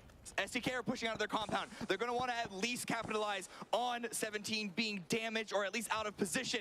Once they take care of Mime, Mime is spotted. They're out in 4th place. But how much damage can now SDK do? Because 17 have all 4 members up. In fact, all 3 teams have all 4 members up. Again, goes to show it's some of the teams that haven't had to fight all that much up close this game that are now finding late game presence. SDK the ones to really have to battle the hardest to secure their spot when they went up against Howl earlier here in this match. But 17, I mean, they came in hungry today. Sometimes you see the team up at the top crumple on the final day, but 17 winning game number 1 now guaranteed top 3 as well. Huge performance right off the get-go here in the final day of PGS1. Chabe trying to find an entry headshot there with the bolt action. Not the most often used weapon here, but man, can it be useful if it does get that knock? Waiting for the next shift. There's still 2 more of them to go. I mean, we lost that, you said earlier into it. It was pretty much a group stage game with how many teams went down in the beginning of this match. So it is going to slow down a bit. There's plenty open terrain for these teams to utilize. So now it's about the big brain plays. How do we outmaneuver our opponents? At the moment, until we see the shift, SDK have a really good spot because they have Penta and Alo, as you can see on your screen, on that high side flank. That is going to actually be the most damage potentially onto Twisted Minds, but they're currently paying attention to 17. It's going to be Perfectix with that first knock and trying to go for the confirm. Logo's taken very low as well. The circle is going to center up, dead center. No one is inside it, and the fact that 17 have taken these wounds is really, really bad for them, and it's trades across the board, though. SDK can't even deal damage to Twisted Minds without Alo going down. Knocks across the board for everyone. Batulin should be able to get back on his feet. They have 1 car for cover, but look at the dark smoke coming out of it. Yet US is going to be alive for, I think, 3 or 4 more bullets. They have to get down the hill. I mean, it's all 3 teams do. Exactly. All 3 teams need to get down the hill. And they're just going to be shooting at each other while they're at it. They're going to have to go basically 1 at a time with people trying to give a lot of covering fire. Yep. And I think if someone is able to find that first position and able to hold that position, maybe they can anchor off of it. 17, their only option is to go now. They're going to stop here in the dip temporarily and then continue to make the move on foot, potentially. The line of sight is not the best. Alo trying to do even more damage, but 17 on the prone. They're alive for now. Issue is they're prone behind the car, but they're not inside the next circle. They have gotten closer, though, than they were before. So SCK, the next team on the button, has to make a play happen. Vegas, first one to cross. It's actually Kurt who's made his way across the road, but Vegas is eyeing up this position by 17. Smoke wall does come out. Suju is staying behind just in case disaster strikes, but the rest of the vehicle is sending it in, and they're able to find the tree and another blown up car. So that's a point of cover for 17. Ooh. But Vegas, the angle strikes. Oh, he wishes he had an 8 right now. That molly wouldn't be doing enough for him even if he wanted to throw it. And now here comes the team. He's suppressed as hard as he could. He's tried to not allow for them to shoot back for as long as he possibly could, allowing Penta to cross at least. But Purdy and Alo are still stuck on the other side. Again, STK in a 2-2 split. Some of them are in the zone, some of them aren't. But this is a great follow-up to answer to 17. And Twisted Minds now, you can see in the minimap, they are trying to push on forward. Grenade's not landing from shoot to kill, but Alo does. Spyro is down. Twisted Minds still not healthy. Grenade does not land. Low Ghost, Shalve trying to stay alive. Happy feet, dancing out in the field. Dodge and weave as best as she can to try and stay put and allow for these 2 other teams to fight one another. There's no guaranteed third-party option for anyone here. It's a free-fall. Everyone trying to damage one another. It's all about landing your shots. And now Vegas and Penta in a vehicle again. They're not going down to the low ground. They're going to go back up with the rest of the team, and they have the best piece of high ground remaining. It's not great, but it's better than any other team. Kurt's shot's not landing, but Lil Ghost is there to follow on up. Batulin is confirmed down. No matter where you sit here, if you're kind of hidden from one angle, you will be exposed to the other. A proper Mexican standoff here, as all these 3 teams want to bring home the second match of the final day here. Grenade not quite banking in the right angle. More smokes do come out from Twisted Minds, but look at the follow-up vehicle maneuver from SDK Vegas with another knock on Spyro. A follow-up grenade from Kurt. Huge. SDK hasn't had to use a whole lot of utility early, so they have it now. Now the pushes are coming through, and now the flashes are coming through. They need to make this play. Lou down to low HP. The mollies aren't hitting, but Purdy Curdy has the space. He is pushing on forward. The flash, he gets flashed by his own teammate. And 17 might have the angle, but Penta has a better one. 1 down, 2 down. As I say, the Perfectix finds Pert in all of this, and you have to expect 17 to push off of it. Look at the angles that 17 now have on SDK. That strike from SDK just didn't happen fast enough, but Vegas is still there on the far side, anchoring for the team. Kurt can maybe get revived here, and that'll give them the man advantage. 17 needs the opening, though, because they are not inside the next circle. They need to find a Hail Mary knock. Xiaopei with a bolt in hand. If you can land one here, that could be the entry for your team. Sushu is right on the cusp of the circle and has maybe just now made landfall. It's Vegas to make the play for STK right now. Needs to play his life. Wants to wait for S17 to be focused so hard on the rest of the team. But now he strikes. Can't quite get the spray. He hasn't been knocked again, but that is a grenade on Little Ghost with Vegas' name written all over it. Even if it goes a bit far, it should be enough to get him. As I say that, no damage done. Just a centimeter off, and Vegas off of that, able to get the first hit off. Just barely, but Vegas Vegas is alive, and his presence alone is keeping 17 hiding in the corner. Shouting down, Lil goes down, it's all into Suju. He's able to knock Vegas, but 3 still up for STK, and they take the win in the end. 9 kills.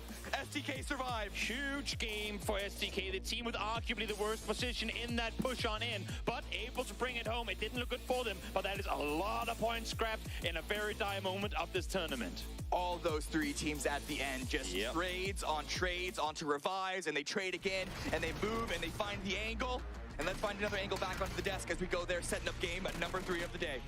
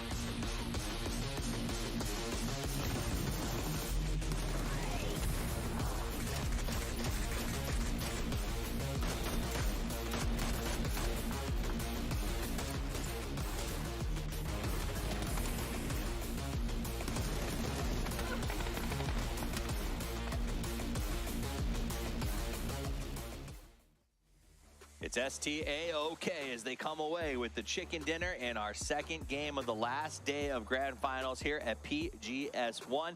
STK gets the win, but 17, who seems to just be lengthening that lead, comes away with second. Yeah, they had some really good pull-ups, especially the one on Sonics. They're like, okay, they're fighting now, it's time to strike, and then they got some good nades in too. Yeah, 17 is looking really strong. Somebody has to stop them a little, otherwise we're going to have to crown our champion, like, with the 3 games to go. I kind of hoped STK would maybe stop them on that crash. Then we had Melman sneaking up behind him, and somehow they just found him in that grass right before he was ready to engage. He had 4 first aids left soul. He was going to be fine. He was. He could still get in, just creeping in slowly. He also had something like 7 crates in that compound. He managed to also clutch against Third Eye. That's pretty impressive. Melman got the 4 kills there, so a little bit of points for a salvage mission. He also had that many first aids because of that fight for so long that he was able to get into the placement point. So a little bit of a salvage mission for him that was successful. Yep, but the big success comes for 17 Gaming as they get second. They continue to expand that lead. STK does get a chicken dinner, so we will give those accolades well-deserved, but it's going to be a tough climb for them to really get back into sort of the money increase on the top half of them.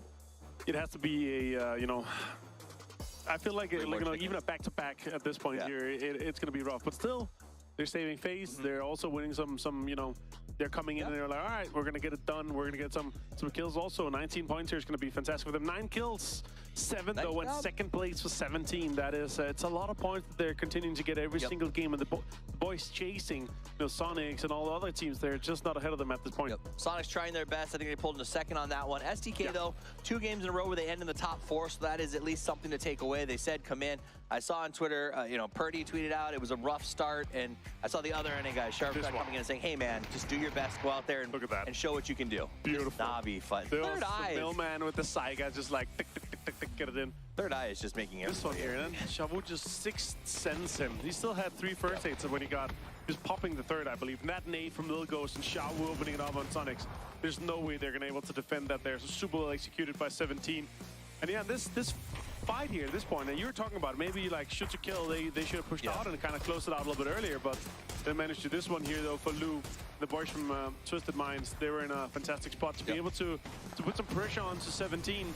Shoot to kill, they played it perfectly here. Like they could maybe have pawned Twisted Minds around a little bit, like chest matched them a little bit harder, but they ended up being 4 guys alive. They didn't need to, and they held on there. And Vegas with their super off angle really opened it up. That was good for. I'll tell you what, that's why you add Vegas to the team. So STK made the push on Twisted Minds, and you kind of watched it, and I thought, oh, man, they might lose 1 or 2 in this. They only got Purdy knocked. They were able to pick him back up.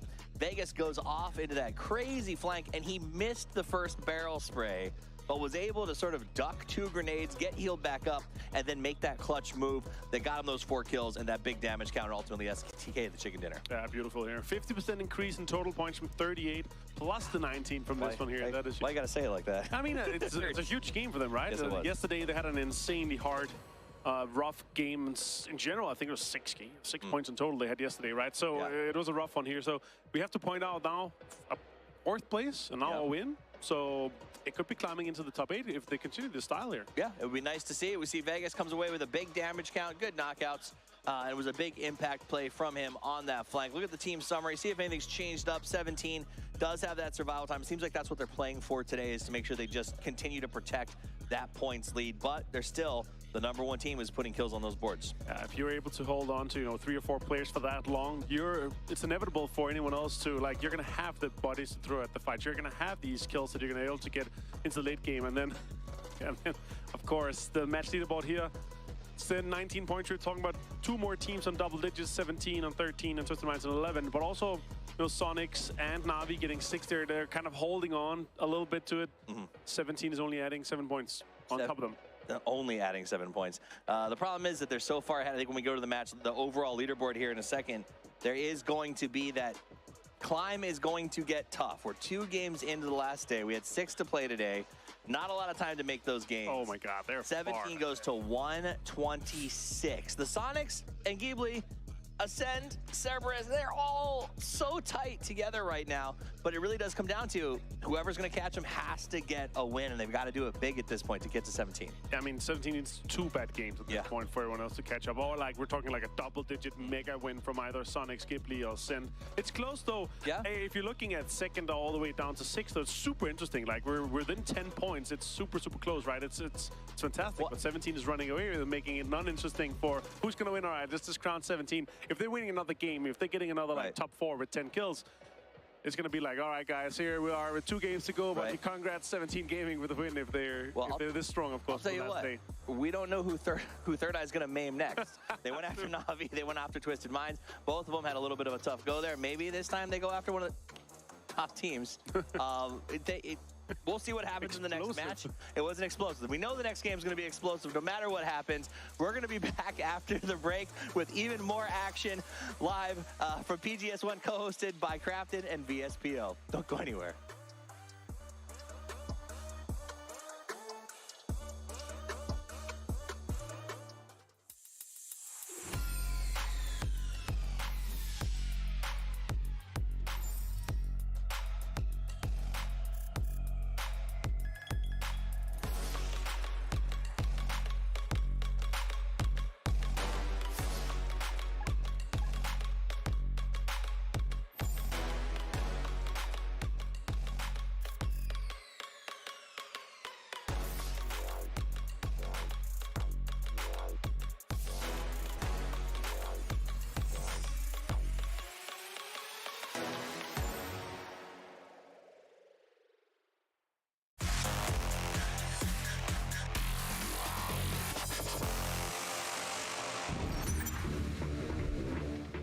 Both teams are landing right in the warehouse. Fire with the shotgun.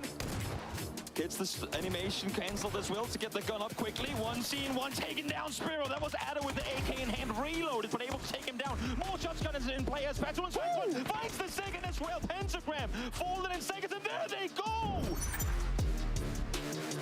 As the big ones, and now FaZe are trying to get involved. They're swinging on in. This was a hardship for the Northwest, so having a big send towards the middle might not be that big of a surprise. They don't seem to be going so far, but up the steps. Fox doesn't check the right angle. It's all under Richie B. Has to go for something big. Does not succeed. 3 players go down. They know the new Epi's fighting STK. This is great recognition.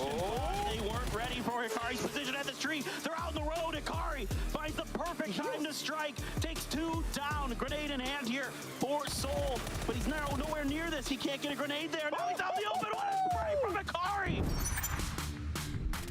Only saw one or two more smokes in his hand there, so that's not far enough to cross that field. Leo, though, spotted Linshu just barely, and the re-peek is going to get the knock through the smoke. Now he sees two by the rock. That's information. That should be everything GEX needs to get the job done. Long skirt knocked as well. Leo, only one more player to go here. 7-7 wraps to the back. Don't even need to get the revive on Xenon. They already have the man advantage here, but look at Savior pushing on in with the grenade, trying to confirm every single person that they can. 7-7, last one up. What can he do? 1 versus 3. His position has been compromised. Here comes Yuri looking to finish the job. 7-7, though, able to at least find the knock. Leo trying to get there to prevent the point. Claimed high ground in an area that they had no rights to claim whatsoever. Aldana is going to get backstabbed here by the AWM. Yeah, that's the easiest AWM shot of your life. He's going to be able to flush kick there. Heaven, though, I'm not sure if you can get to that res before Petrichor Road decides to lock the grenades in and finish the job.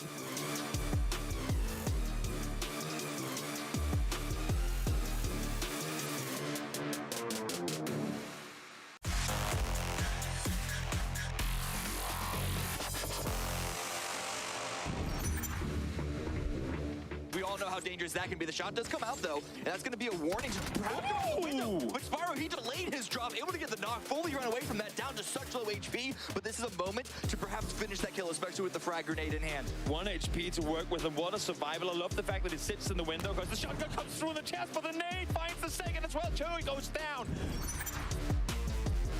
With full control of the hillside up above, shooting over the top, finds the first one. That is Pushil's down. Yeah, Tiggleton and company. Oh my God! Engagement might be overwhelmed, but AZ with the underhand grenade, this one could be good. Oh, he gets the knock, and now he's going to push out and get another. Looking for the third, looking for the finish. The 1v3 on Adanawa. Salute is hurt, but he is prone. He's going to throw a molly right on top of Salute. This may be the end. Salute is burning, but I think he got a first aid off just in time. Has to wrap to the outside, but no, the molly was good enough. What a play from AZ. It's not perfect. They're getting knocks against them, but they are making it work time and time again. But Apocalypse with a very, very good return knock on Kurt. Nice double headshot coming through, gets the flush instantly as well. Molly should take out Rune. We'll see if the man can do anything. No, Halo able to find the first. Apocalypse not in the position to cover him at all. Vegas now spots the second down to have HP. They know the connection was there. Push forward, aggress forward, get the final kill down. Slow HP, no! Halo as well, so they are not down just yet, but oh, Halo is found. Exactly, man. The team's aware of exactly what's going on here. Apocalypse crawls for input. Let's go for the flush. Yes, he does. Again, first game of the series. It's only 12 matches total. You want to optimize the amount of points you can get here. Penta, Nate locked on out, doesn't find the first man. Able to stay alive. Penta, though, taking down. Peaks the second time around. Apocalypse hits him.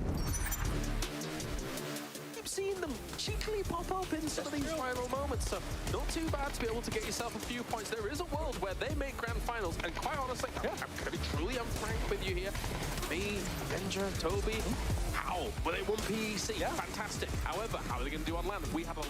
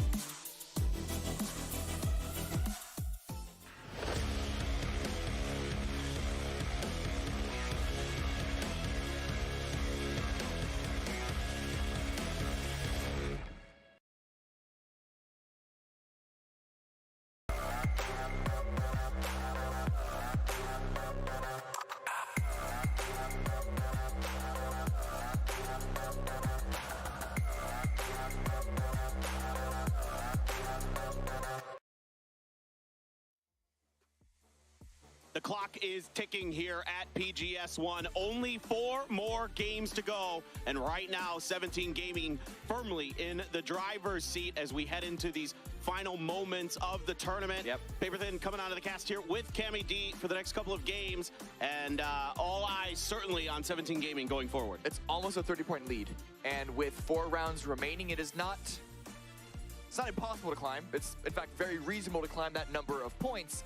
Problem is, 17 are still making it to every single endgame. Even if they don't win, they're getting a good number of points every single time. Yeah, exactly. I mean, and now, you know, if anybody's going to catch them, you got to start thinking about trying to hamstring them somehow if you're some of these other teams are looking for moments where you could try to third-party them. But the way they're playing is so safe, so cautious in the early game. Yep. Yep. Heading back to Miramar, though, things might change up a little bit here. We've seen a lot of... I mean, do we even call them weird anymore? They just seem kind of par for the course at this point. Well, that Los Leones circle, I've seen that happen once before. So I kind of was sitting there in the back room and I'm like, this could actually shift back to Los Leones. And it did. And I was like, well, yeah, it's not the most likely result, but it can happen. But we'll see if we get another crazy one here on Miramar. They trade right now in front of our screens. They're one of the teams that needed to have a really good climb, and they started off game 1 really good, really solid. Game 2, not really the case. But again, when you're looking at how these zones have been playing out, you can't really blame these teams, can you? They're just so out in the open. Okay, you can blame Third Eye. You can blame Third Eye for a lot of things. You can blame Third Eye for a lot of things, for ruining and griefing a lot of other teams' approaches. Not even just Luminosity, but every single time they're just looking for opportunities to just ruin another team's games. And so far, it hasn't really given them a lot except for a few scattered points. And I suppose there's a conversation on whether that's, you know, like positive or negative impact on the gameplay as a whole, but at the very least, it is making teams just have constantly looking over their shoulder. Until they see Third Eye in the kill feed and it's not around them, they gotta have someone watching their back. Yeah, I mean, they have definitely chosen violence. It just is, it's the most W key, like, PUBG I've ever seen, where they just are fight. They're gonna take every position. They don't give a crap who's there, and they are just gonna make plays for it. It is absolutely insane to watch the way they start as we get the light show going here on stage, as we get ready to go into the last 4. This is gonna do it, guys. We are getting into Miramar now.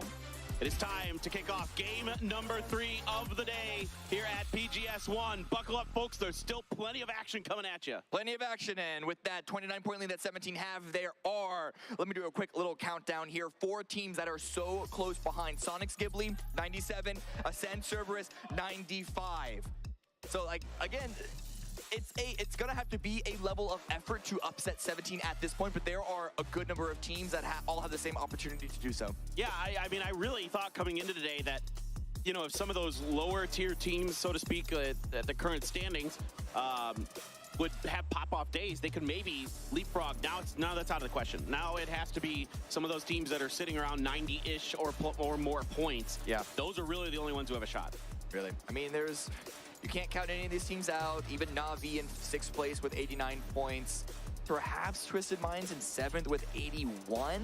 If they go, they throw everything at the wall for these last 4 rounds, but it needs to be all 4 rounds. But if they do that, maybe we can put another team into the mix. But the way that things are going and the lack of consistency, at the very least today, if not this entire grand finals, for every team that is not 17 Gaming, I'm gonna have to wait until I see it happen before I, you know, take a guess in that direction. Yeah, I mean, it feels like 2 chicken dinners are required now to catch up to 17. I mean, that's feels just that way, yeah. The way they're playing, the fact that they're that many points ahead. That's just the standings, the way you look at them, and that's about the best math I can come up with if you want to catch them.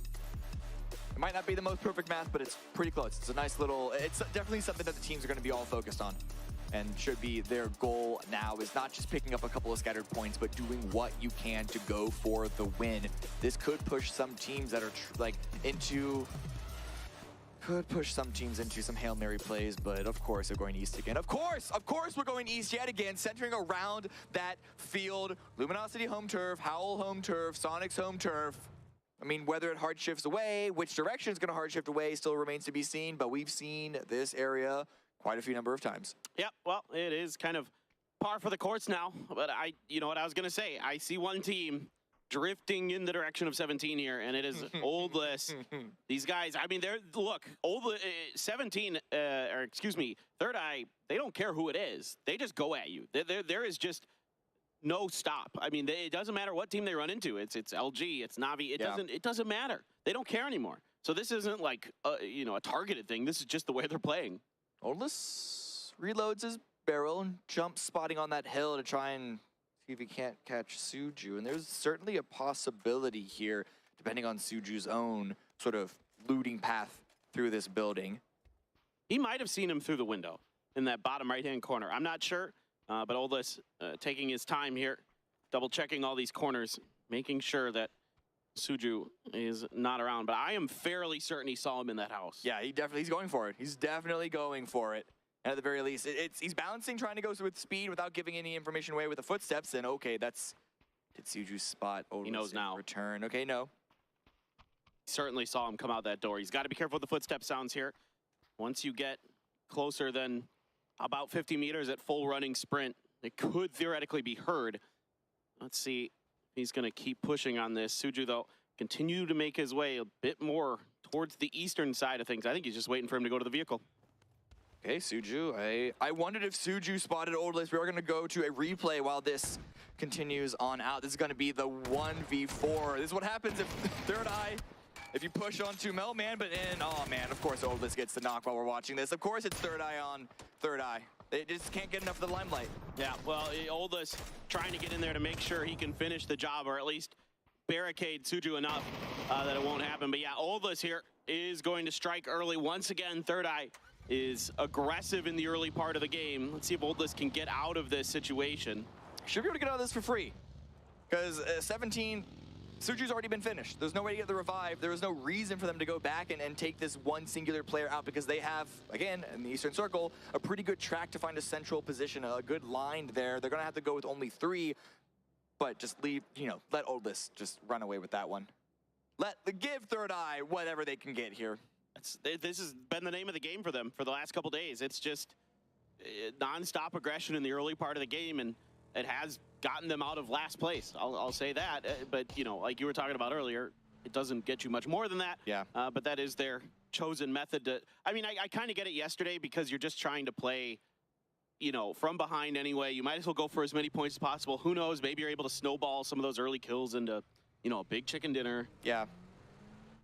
Unlikely, but hey, it's okay. Anyway, we can talk about that at another time. We can sort of go into whether it's a good thing or a bad thing for the game. But right now, day trade, other teams, they're just trying to push into the circle, trying to find one of those central positions. Of course, there are a bunch of splits here. Sonics being one of the teams, again, splitting across this open field. This field here, northeast of Los Leones, is really, really good for these wide spreads. And so far, even though we've been here a lot of times, similar areas, none of those splits have really been punished, just because of how powerful they are to hold with the lines of sight between the two buildings, or whatever positions are being held. Exactly. Twisted Mind's one of those teams we were talking about earlier that maybe has a chance doing some damage to Navi, but not able to find the knock is Lou. It's Perfectix now rolling in right next to his teammate as they continue to kind of keep eyes on this 2-2 split that Navi has, but they have the 2-2 split of their own, just kind of jockeying for position. But right now, you've got Spiro and Batulins on the backside to kind of watch to make sure that the backsides of Lou and Perfectix are clean.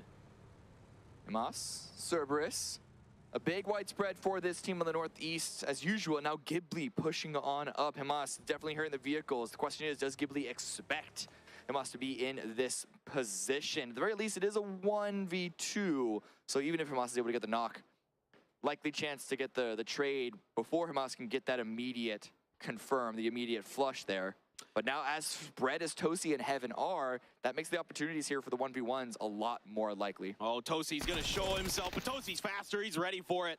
Gets Hamas down. Sololzi putting some shots in. Hamas for now not flushable because of Sololzi's position and Tosi's health, but we'll see how long that lasts. Yeah. Is he revivable is the more important question. His death might just be long and slow. And I'm looking at a lot of other members of Cerberus sort of falling away from this because Ghibli have crossed the road. Guman and Glaz have crossed over to the opposite side. Glaz is going to be there for the confirm. Grenade also thrown out for good measure as well. So, hey, it's a one and done for Ghibli. Cerberus retreating with the tail between their legs. Yeah, so some early damage done to some of our top teams in the leaderboard. Cerberus and 17 both losing a player early. Mel's going to find Summer at distance, and Na'Vi certainly one of those teams that is in spitting distance of potentially making a run. We've seen it before. We know that, tell you what, if any team in the world can do it, it's Na'Vi. Absolutely. Ollie is going to go out there with a bike just for the 100% confirm because they need every single point that they can get. Not even stopping to loot, just wants the confirm. Certainly. It's, you know, he's sitting pretty with utility. He had 8 smokes in there and 1 frag, so absolutely doesn't really feel like he needs to risk it to get any more. 17, though, just going to be vibing here in this warehouse that's out in the middle of the fields. Could be an interesting compound if it ends up there for them, but it can be a little tricky to defend. Cerberus right now, a nice little care package picked up for them. I don't know if it's worth losing a player for that, but at the very least, they're able to get something for going down to 3 early on, finding some space to the east of Luminosity, who are once again holding a little bit of a spread themselves. Home turf, it's only a matter of time you would hope for them to really have a good game from this position. But I mean, no excuses. Poor play definitely is one of the reasons why they're currently sitting in 16th place. But maybe I'm biased here, but I feel like they have just been dealt a heavy hand and just thrown curveballs in the most tilting ways imaginable. Yeah, certainly it just hasn't been their event. I mean, they've definitely had some bad fights, gotten caught off guard. It seems like one thing led, you know, compounded into another for LG here in these grand finals. So a team that we all had high hopes for, not able to get it done this time around, but certainly we'll be seeing them again. I think I have very little doubt that they aren't a top tier team. We saw it early on in this tournament. They can compete with anybody. Oh, PO knows this. PO is going to be recognizing this, at the very least spotting Ascend rotation. Unsure if he was able to put together the self-knock and the kill feed and then this, but I think with Koyakai looping back around, he is definitely going to know now. I would think PO would normally go for this, but he's holding the trigger so far.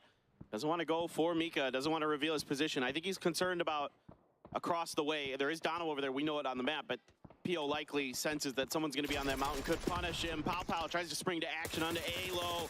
The headshot is going to find Alo, but Alo almost takes him down. Wow, Pow just barely wins that. Oh, he was running right into the grenade. It took a while, but Alo is down.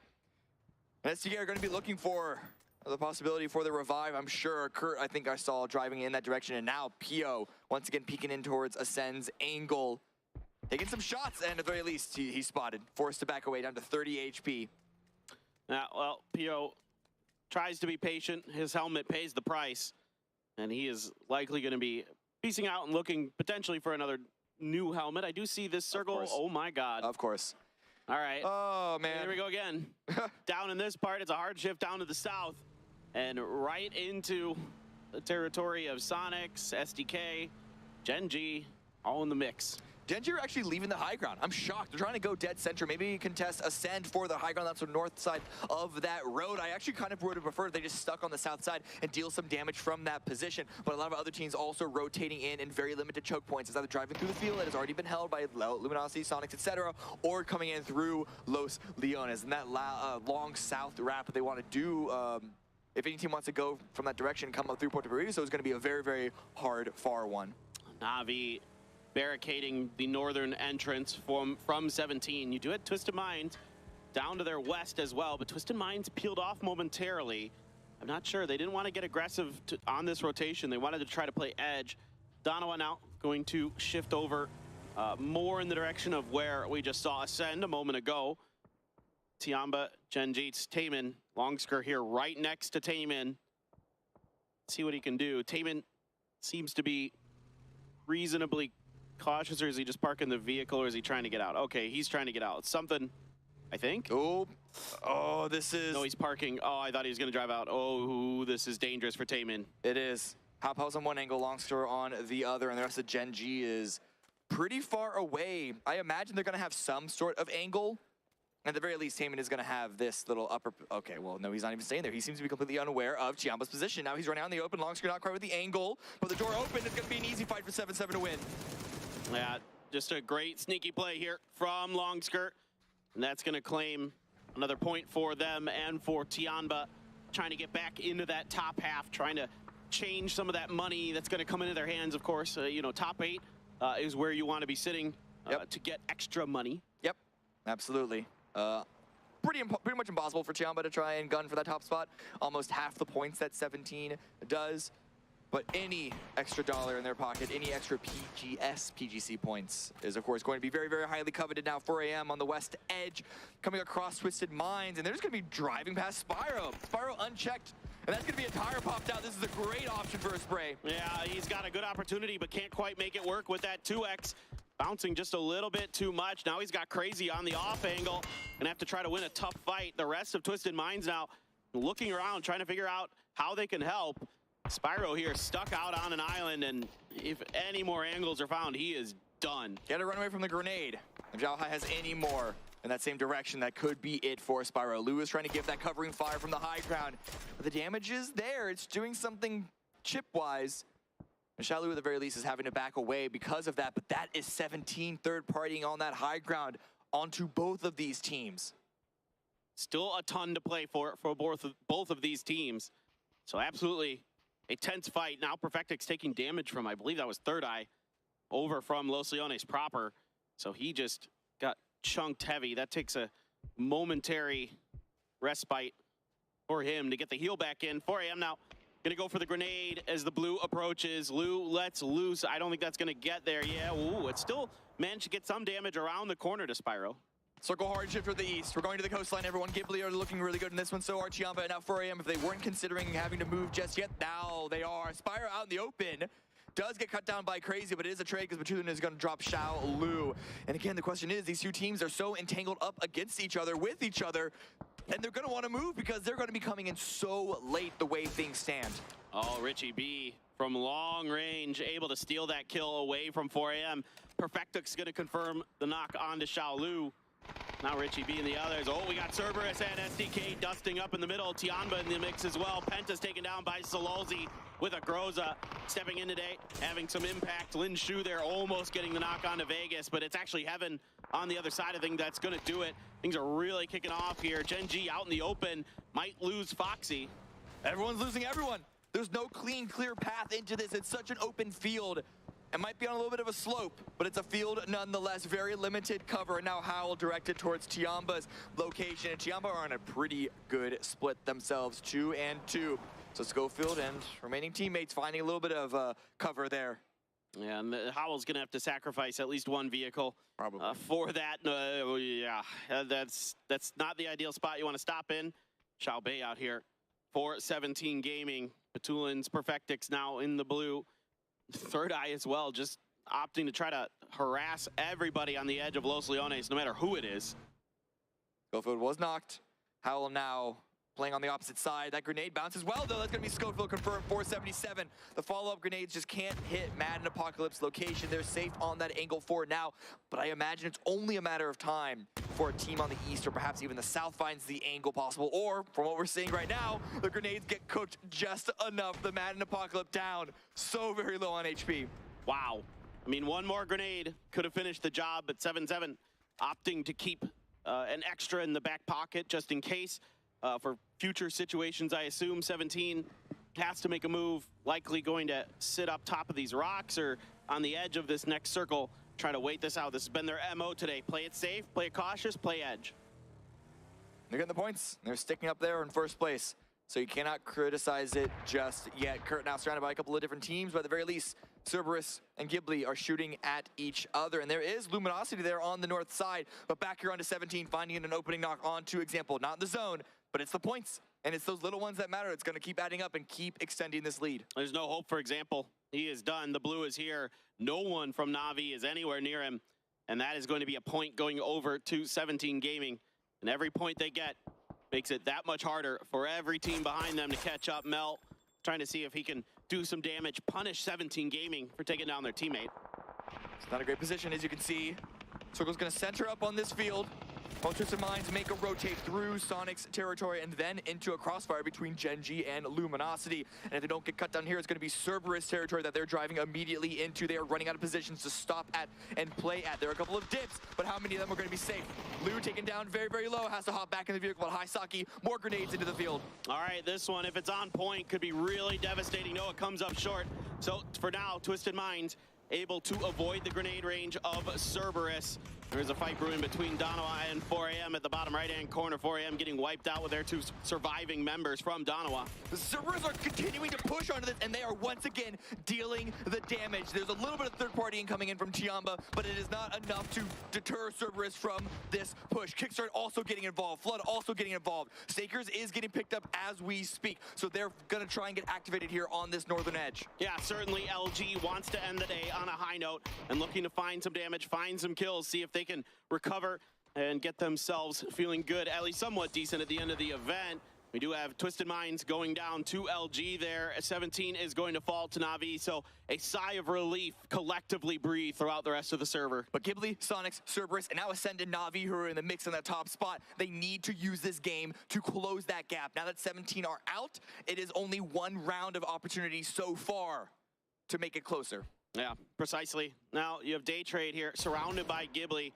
And we know that Ghibli out in the open is a force to be reckoned with, but so is Day Trade. We'll see if they can find a way to break through here. But yeah, the crossfires are just way too good right now for Ghibli. Gumin has Belmoth down. Poochill's out in the open here. Glaz needs to find one more. He's good for it.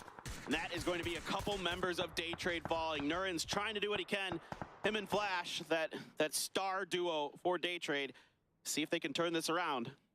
But this is, again, Ghibli finding an opportunity to have an isolated 4v4 without getting any contested, because they're in a dip. Really, really difficult for Angles to be found by another team. Heaven is up on a high ground. I think there were shots coming his direction, but it's valuable enough for him to stay up there to remove the rest of Day Trade. Norins and Flash, they're trying to look for those opportunities, as elsewhere, Na'Vi are continuing to pick up the kills, this time against the Sonics. All right, Na'Vi trying to barricade the Sonics there. They are going to lose a player, it looks like. Shrimzy is going to fall to the blue. Flash now knocked by Heaven. Continues his reign of terror, and now Tycon and Cerberus helping out their APAC brethren a bit here, as Nurins, though, in the phase for blue. Not really a lot for him to do. Tickleton taken down by DG98, Gen.G with a couple teams surrounding them. Pio's out in the open there. They're going to get the confirm onto Tickleton. Mime and Win trying to do what they can. Foxy with the Molotov at the ready. Knows where H-Win is, or at least general area. But I think it's going to be on Mime from the blue. The problem is Na'Vi are also pushing on in. But at the very least, this could distract Gen.G and this whole three-team kerfuffle. I mean, it could be opened up for H-Win, who already gets the damage onto Pio. Pio's got to get to safety with Na'Vi right on the other side of that hill. Mime in the blue trying to see if he can do something to salvage some points here for Sonics. They would love to try to, like you said earlier, close the gap as much as they can. Circle's going to head a little bit more towards the mountains, so still keeping some of that in there. Of course, we are in phase 5, so it doesn't have to remove the land ratio terrain yet. Grenade comes out, falls short. I mean, it's all into Mime right now to try and make a moment. I don't think H-Win is going to get salvaged unless, I mean, something big happens between Na'Vi and Gen.G. But the chances of Mime trying to 1vx this is pretty insanely low, especially considering, I think that's Third Eye. Of course, the Third Eye with the third-party angles, keeping it behind that rock. Yeah, Third Eye and Ascend looking towards Mime, and yeah, there's nothing left for him to do. Foxy going to reach out into the blue here, really wants this Murado. Is that going to be Navi's moment to strike? Instead, it's a smoke from Mel to cover off Gen.G's angle. Pio, though, going to use this opportunity to try to drive out ahead, but that's the open top Murado, and that's a headshot on a Pio. One more, and he is done. Oh my God, Mel almost got it.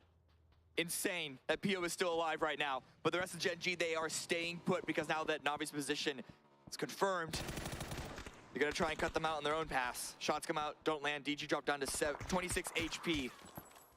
It's still a long-range battle between Third Eye and Ascend up on the Los Leones Mountains. Ghibli, good job here, except they, Nurins was able to sneak out from underneath them. But overall, that is a successful defense. Now Pio turns things on their heads, takes Mill down, but I think the point's going to get stolen indeed. It's Chris who's going to get it. Uba tried to do something about it, but not in time. Last one up for Na'Vi. What sort of play can Uba make? Because, if he goes out, Cerberus, Ascend, and Ghibli, that's still even more room for them to maneuver on the leaderboard. Pio with the shots out, not quite hitting. just constantly tagging the sand right in front of him, but finally it's going to be towards it's Chris. Na'Vi are out. 10 teams remain, and Cerberus fighting Ghibli. Ghibli pushing up from that low ground, separating themselves up from Day Trade. Oh, Solalzi there just took a step out right into the firing lines of Flood. A grenade in hand is going to take him down. Ghibli now trying to recover from losing Yumin. Heaven, Tosi, Glaz now rotating in the direction of LG. Out in the open is LG momentarily. Tosi with the 3x spray trying to go for it. Couldn't quite connect. Now Heaven around on the flank side from the tree. Is this battle going to kick off? It kind of has to. Ghibli has the blue right at their back. They do. There's 4 men of LG to the north, 3 of Cerberus just in front of them. And so they are running out of space to play behind. Heaven has already rushed towards LG's position, and the grenade could be the opening. Not able to get the tag that it needs. And Heaven now has another frag grenade, and he's in much better range for this one. Kickstart going to be on overwatch of this position. Going to make it really difficult for Heaven to push over. A grenade splashes some damage into a couple members. Flood going to go down to the blue here as LG pinned to this blue just like Ghibli. Heaven just making life a living hell right now for Luminosity Gaming. Some grenades are finding the mark there. Heaven's going to try to prone and go for the spray on the Snakers. Can't really make it connect. Heaven himself in trouble. Glaz able to bail him out, but it's Tycon Cerberus striking from behind, taking down Glaz. Tosi under pressure now from the side. He gets hit by Kickstart. Isaki going to get knocked by Snakers. This is a mess. This is a great push from Danawa. The shift went towards the west, and so they're going to come here and try and finish all of these teams to have a clean push on their own, but they are taking casualties themselves. Soul has been knocked and confirmed by Kickstart. Tosi, the last one up for Ghibli, trying to heal in the smoke, but with the crossfire of the 2 strong teams of Luminosity and Danawa. Well, Cerberus are eliminated, but how much longer can Tosi stay alive? Tosi made Danawa's round all of a sudden flip-flop by getting that knock. He's under pressure. He's at almost no health, and he is gone. Snaker's going to finish the job there. Danawa's able to find a grenade to keep Howl at bay at the very least, but we should be able to get the res here for LG back up to 3. And credit where it's due. Luminosity already have 8 kills in this round. They're getting the revive, but look at this grenade coming out. That's actually going to be from Oldless with the knock, and he has another frag grenade. Ready to remove Howl from this one. It's not quite going to land far enough, but Apocalypse still needs to get revived. Yeah, here we go. Salute trying to get involved in this fight as well now. Smokes are going to be out, though. He knows those teams are on the other side. He wants to create a barrier as much as he can. Tianma now going to be crashed. What a spray from Longsker. Going to get 2 with the barrel. And LG trying to make something out of nothing. And Longsker and 7-7 just shut it down. He had the perfect angle for that arrival.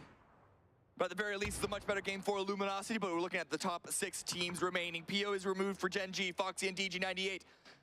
They got to break in through this position held by Linshu, and do not forget about Ascend and Third Eye, who are just constantly trying to find these third-party angles.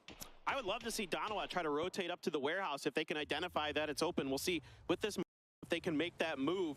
There are some smokes as well cutting off this angle. Loki, though, looking to just kind of push his way into the zone and try to barricade a little bit of a dip with that Murado. It's incredibly hard for Danawa from that position to find the information on that warehouse. They were so focused on the east side as well, but then of course just looking up, there aren't really a lot of spots, and as loud and active as Third Eye are, it's pretty safe to assume that there's a high chance of someone being inside there. But as the zone closes, you can see on the minimap, Third Eye, they're all condensing into one singular position. Ascend, however, they're spread out on the rocks, trying to make sure that Gen G cannot gather any more space for themselves. For a moment there, I'm like, Kilyakai, don't shoot it's Chris in the back. Please don't do it. I know he's a guy who's usually behind you. He's usually out in the blue.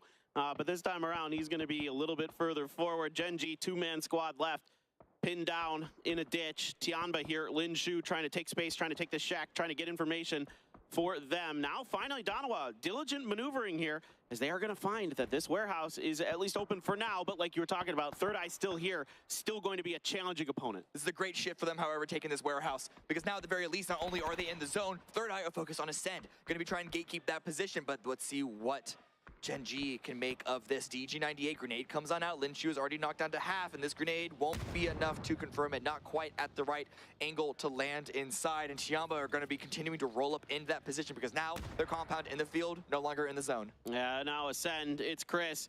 Flanks out from the rest of his team, trying to get engaged here with Gen G and others. In fact, he's going to strike onto Longsker, gets a knockdown, looking to cook a grenade towards DG98. If it's on the money, it could be dangerous there, but it goes just a bit too far. Rolls down the hill, isn't able to find any damage. 77 with the counter utility, wants to revive Longsker. Pow there on the off angle, but taken very, very low. Removed by Kill Yakai, but Vox confirms Brex from Ascend. So this fight is not going down without some damage towards Ascend. But what a molly from DG98. Tiamba are just losing space, losing ground. They have 8 kills, but it's all on to Linshu. Yeah, Ascend here really hit Tiamba at a weak time when Longsker was kind of in a bad spot. Here comes some more stuns, trying to back Linshu off, trying to give Gen G some kind of space, but you still have Ascend overwatching this fight, trying to make sure that no one on this northern corner can get into this next circle. And yeah, it's Chris who's gonna set him down. 2 big kills for Ascend. Gen G had to go for the push, and if Chris wasn't there, Linshu was going to have a good opportunity for it. But now with Gen G removed from this angle, Ascend can focus a little bit on the last remaining member of Tiamba. That's It's Chris's job, while the rest of Ascend are trying to push down toward the south, but It's Chris gets removed. Suddenly that control in the north is gone. It's over. It's done with Linshu. Potential opportunity for revive on teammates. Yeah, you can see Kilyakai and Mika here nowhere in the vicinity to help. They're kind of busy still messing with Third Eye, who's got 2 knocks of their own to deal with. They're going to shut the door on these grenades. Great timing on that, expecting those frags to come in, blocking them from doing any further damage to their team. But Mika gonna line up for another one. Adam sitting right around this door. A grenade is gonna go in, but he jumps to action and they're gonna trade each other. You gotta love that. Kilyakai here gonna come in, either go for the res or go for the point.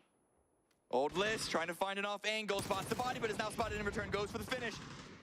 But now there's an opportunity for Kilyakai to go for the finish onto Adam. Instead, he's going to try and drop inside and take that 1 versus 1. And Danawa, they are pushing on this. They know that this is their opportunity to make the winning maneuver. There are so many solos left in this warehouse. They just need to surround it and cut out the survivors. Yeah, here they go. Loki on point with that level 3 gear and the AUG. Going to try to lead the way. Old List, the only survivor for Third Eye. Still got 1 member of Ascend to deal with. That's Kilyakai. And Donawat trying to use this 3 versus 2 advantage to take control of this compound, maybe see if they could take control of this game. Some grenades here being prepped, but right now Donawat is sitting tight. I think just maybe waiting for someone to make a move. They're going to have to leave this warehouse at some point, and Donawat are fully ready to play the war of attrition and even come in from the blue off of this. Oh, okay, traded knocks there from Old List, but Salute with the sawed off. Able to get right on top of an Onyx and go for the res. Hollow in the meantime, I cannot believe that they are still alive at these crates. Like, they have survived just barrage after barrage.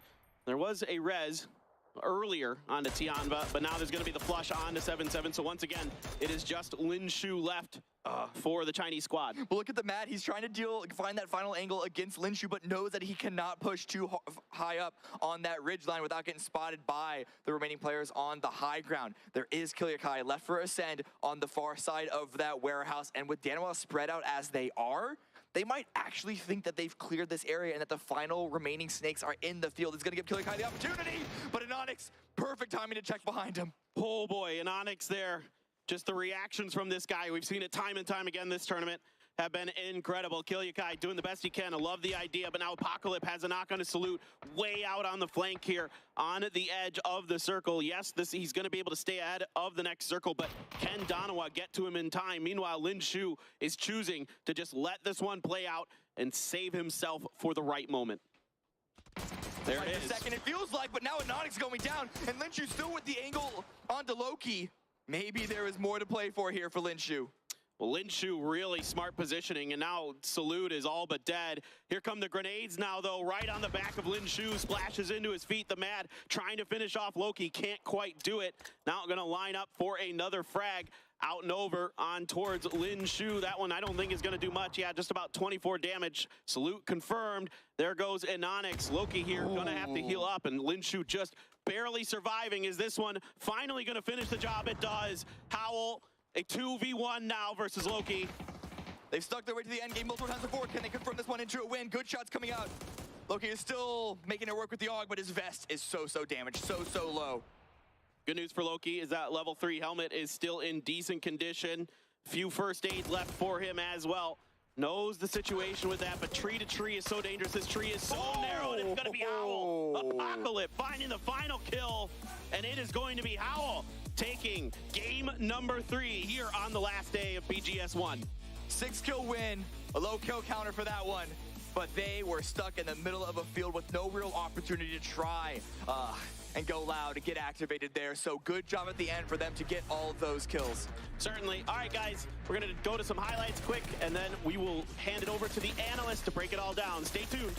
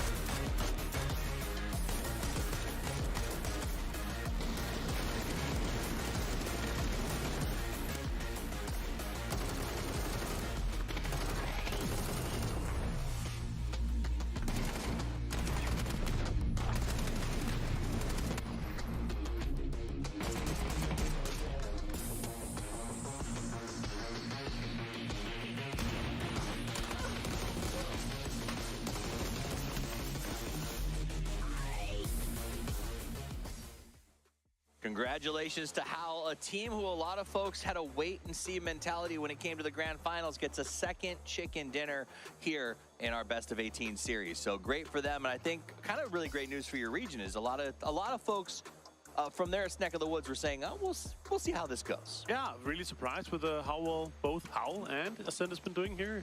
Ascent, fantastic push here. Of course, they're getting a lot of damage done, but yeah, they split their forces. If they committed everything maybe to the third eye fight or whatever, then it could have been hugely different in terms of the outcome. But yeah, Howl managed to survive those containers, and I don't know, 15 nades, and I don't know how much utility. There was crazy how much, but like pressure that came from everywhere around them. I can't help but wonder if those knocks that Ascend got on third eye, if they hadn't gotten those, if maybe they would have won the game, because that they correctly followed those up with a push, but unfortunately Donawa saw the same knocks and got involved. And then the circle shifted back up to that north side, and you know, you got to wonder if they had stayed in the rocks. Друзі, не забуваємо ставити лайкосики, хто приєднався, хто новенький, підписуємо. Буду дуже вдячний. We made a little bit of fun. You know, it's Chris is anchoring and last into the final circle, but they are making the most out of all of these moments. They are, for sure. I'm loving what I'm like, especially the pushes that they're able to do, the execution on the fights that they're able to do. It's Chris has been such a fun to watch. Rerunning all the different guns that he's been having, like he's the weapons master. Like, oh yeah, I can do this one too. I'll show you. Like them two for an of course been legendary. Let's see how many more he can pick up and do well good things with. And let's see how many more Howl can get. We're gonna take a look at them in just a second. But it is a team that Ruin is unproven. It lands. It's cool to see him putting up some great numbers and playing really well. Their coach is standing in for a player who is homesick. And it's one of those things where you in those situations, you're like, oh, no matter how they do, as long as they make the winners, we're going to be happy for them. But to put up 2 chicken dinners at this stage is also really exciting. Now, that was a tough circle. There was a wide open area. If you weren't in the warehouse, there wasn't a lot of options to play. As we look at those top 4 teams from the match, Howl does manage 6 kills and a lot of damage. But one outstanding fact here for everybody in the lobby except for first place is that 17 went out early. Yeah, and that's obviously huge. Third eye, a huge impact on that one. Actually, Oldest running out with the nades. Like, there's multiple nades coming Howl's way, but those 2 nades that Oldest was throwing there, I was sure that Howl was going to go down, but they survived, and 16 points coming their way. Donawa, another great showing for them here. Actually pretty impressed with how well they've been able to step up in the last day. Of course, their first day was pretty horrendous compared to what we've seen from them yesterday and today so far. And Tiamba is still 9 kills. They're going to feel pretty good about that match. Right. Now, the recap is just the end of the game, so what you are going to miss out on was that old list camp that set 17 back. I know everybody watching was like, there's no way, and it did happen. And it was funny because we talked about it at the start of the last game. Well, you know, they went after Navi, they went after TM, and I don't even think they're going after him. They're just like, oh, someone's close, let's go mess with them. And it happened to be 17 was their next target. So we'll keep rolling that dice and run the spinner and say who does third eye stab in the back next. I honestly love they're like this joker in the whole lobby here, and honestly, on top of that, you know, like everyone out there saying, you know, paid actors, mercenaries, all these things coming out. And honestly, it's super fun to both read all that and also listen in what they're doing. But they're doing way better than they were before. So whatever they have been doing is obviously working out. Apocalypse and the Mad, obviously the guys that are able to survive here. Ruin, Schofield died a little bit earlier on. But yeah, big impact here from Apocalypse, the coach. Super huge impact in this land, being able to stand in for Laza. That's homesick.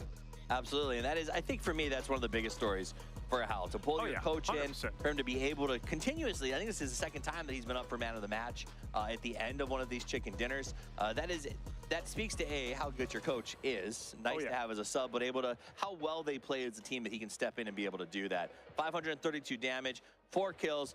Hal is similar, their win a little similar to STK's win in the last game. It is teams who are not really in the hunt to win this thing are still getting some good chances to put up points, maybe climb that leaderboard a little bit. And in general, the circles have been absolutely insane. It's so unpredictable. You can see how the teams are like trying to set up in similar places, then it goes different places in terms of where it ends. Tianba, they actually stick the same position that they had. They had the split here. They were out on the eastern side when we had that Los Leones-esque ending, and they stuck to it, and they managed to get some more points out of this one. Total kills still on top here, 17. Cerberus still super close tied, 73. You know, you brought up Tiamba, and I think that's an interesting one to me because, actually, let's get that in a second. We'll talk about the match leaderboard. Then I want to break into Tiamba because they are playing the hard shifts, which is interesting. They come out with 14 points, 16 for Hal. Ascend, a team that is, I think, just having an incredible day and keeps grinding up, gets themselves 12. That's good news for everyone in the lobby. And 17 going out are leaders right now.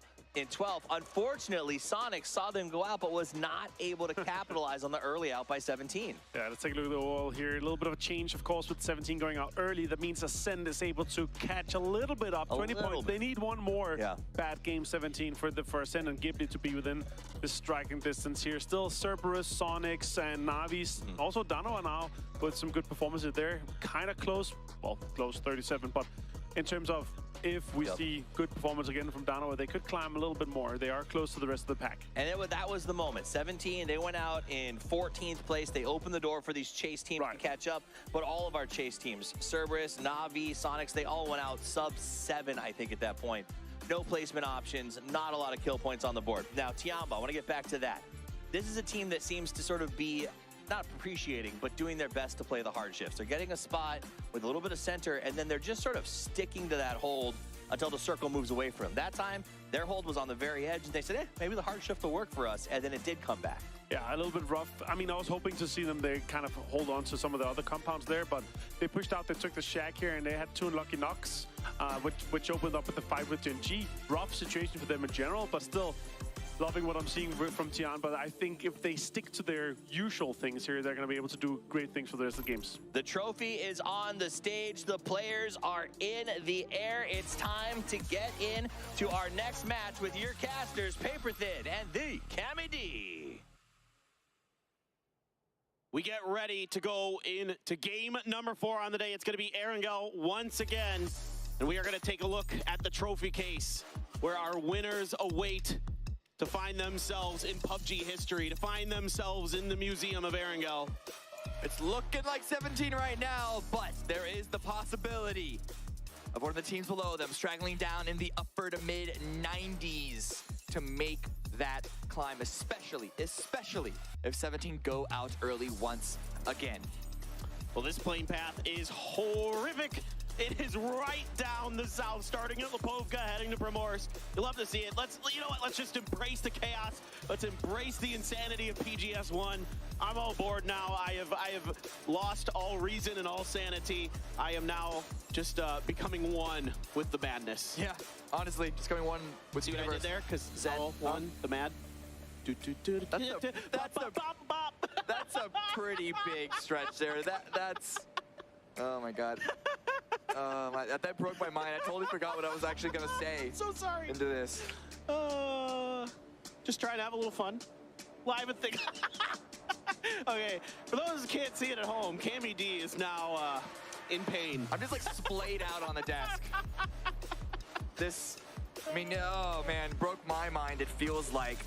But at the very least, no hot drops just yet, though. 4 a.m. and Twisted Minds, well, they're good enough. They're not even going to fight over vehicles. Everyone's just landing in their own spot. The alt drops from a couple of different teams, such as STK down in Novo. There is Chiamba and Gen G on the military base, but hey, would you have it? It's an Eastern Circle. Why would they drop Summer off so far away from the car? Were they just looking to see if maybe they could catch somebody making a mistake and run them over is the best I can come up with for that, maybe. But that's a little odd to me, but whatever, that doesn't really matter. As 17 Gaming remain on top. Nobody really able to significantly close that leader gap, Cammy. Yeah, the only team that really made a big jump there was Danawa in terms of like threats to 17, and their jump was to put themselves in position to threaten further with another jump. So yeah, it's still, I mean, 3 games left, 3 rounds left. It's definitely possible, but I'm pretty sure it's going to have to come down to at least 1, maybe back-to-back wins, and 17 just letting off the gas. As long as 17 get like 4 or 5 points around, it's looking pretty said and done. Yeah, back-to-back wins is still now looking difficult. Like it has to be huge games to back up those wins. It can't just be these 4 or 6 kills. Yeah.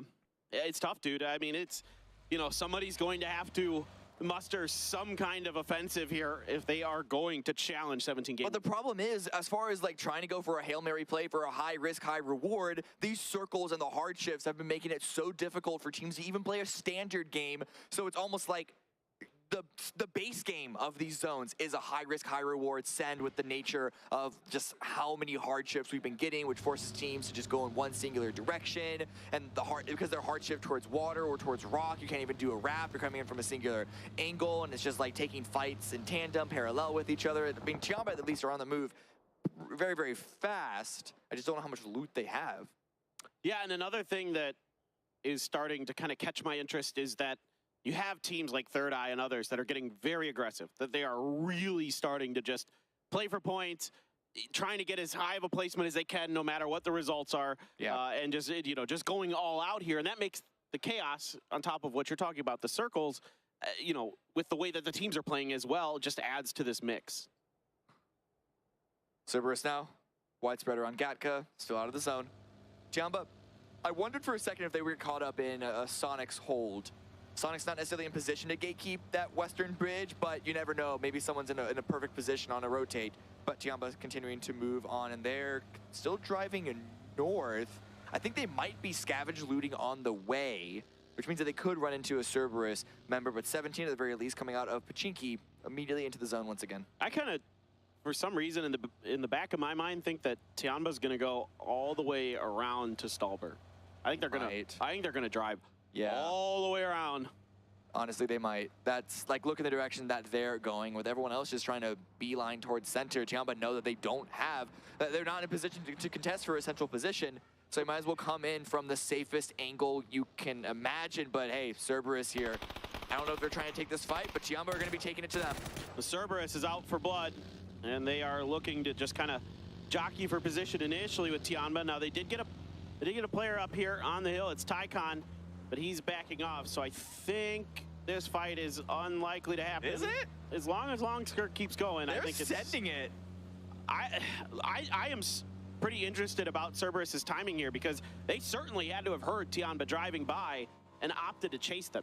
Yeah, it might honestly just be a chase to come in from the same angle. It might honestly just be that Cerberus has the same idea in mind that Tiamba does. We'll see if it comes up into anything, because right now we're still just looking at other parts of the map. Still nothing on the kill feed for us to follow up on at the very least. It's, you know, it's going to be an active rotation with a lot of yelling and screaming at each other. Well, this looks similar to the other Erangel in the way that 17 is navigating this circle, just coming in a little bit late, taking the western edge and locking down that space. Genji is going to take their sweet old time, as is usual. They like to get fully looted. They like to get the best guns. They like to get that SLR into PO's hands, make sure everybody's situated before they start making their rotations. There's Suju taking that, as you boys in NA call it, the tempo dip. Tempo dip. It's an old school call out. But it checks out. But it checks out.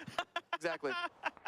It's a classic. It's an oldie and a goodie. I like that one. That's one of the few that I like, because they just did it so much that it actually kind of makes it. It's like kind of like the liquid, the one I call the liquid compound. Liquid compound, yeah, always for sure. Every time.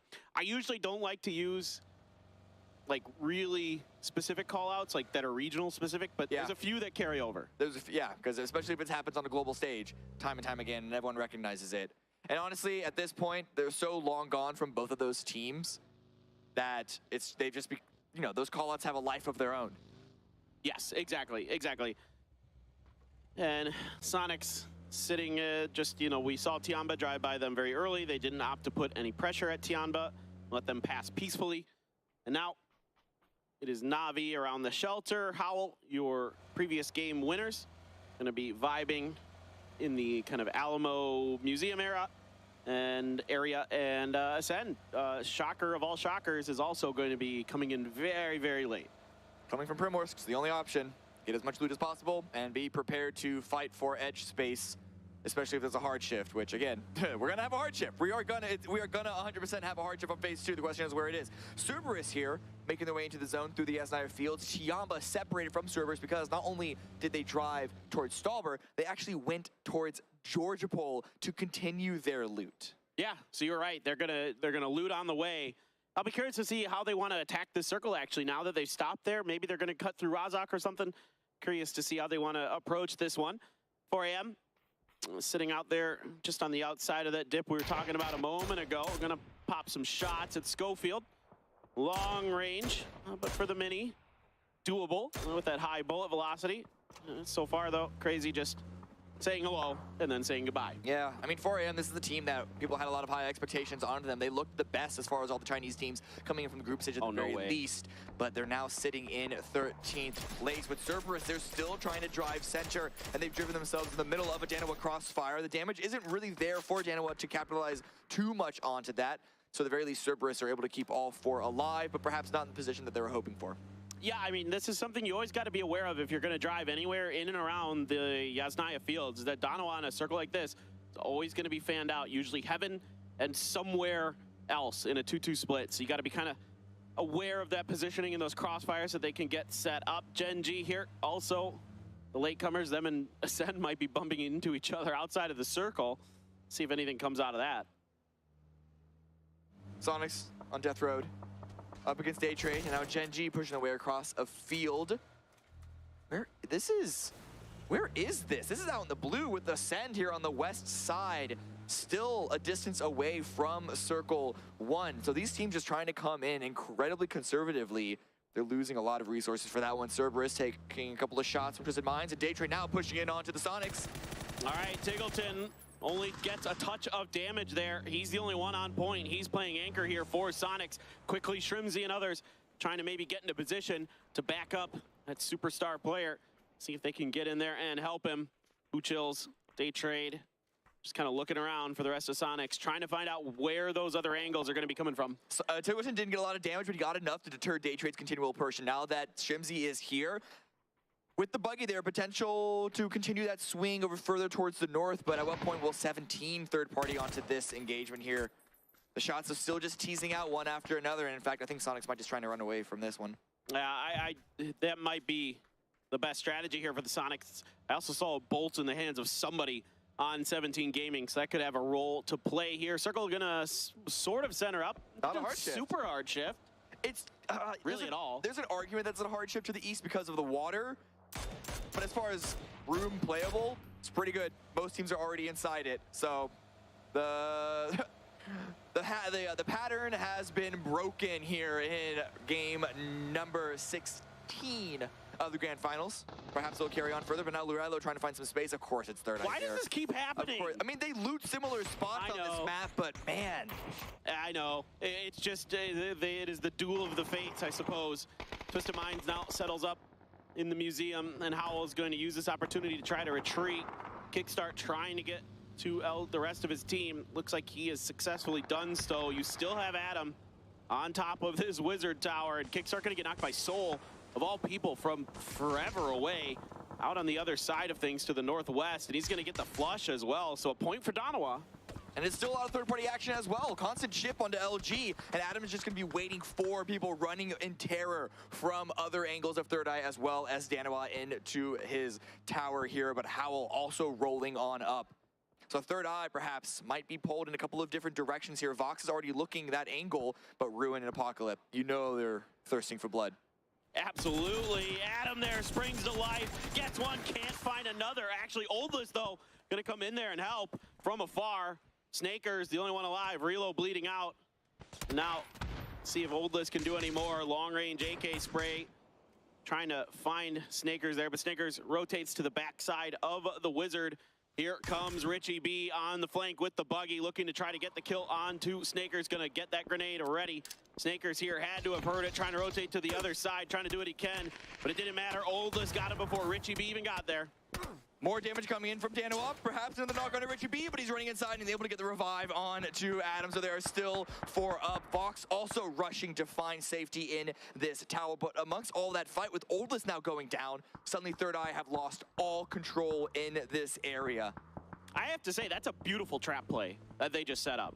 Like, that is really nasty. Like, the angles that they're able to come at, the fact that they're able to get Adam back up and running, just in my opinion, a really smart play here from Third Eye. I know it sucks that it's, if you're fans of NA Pubg, that it had to be that way, but still, I was really impressed there. Vox went to go revive on Oldless, so maybe if they can get back up to 4 and have a little bit of a 2-2 split, this sort of, the resources will still be maintained in terms of control and spacing, but now Pio in the middle of 4 a.m., a widespread for a Gen G as they're just trying to gather up all this information and maybe a little bit of spacing on the west side as the blue closes in onto them, but Pio, he could get popped off, and if he does get discovered.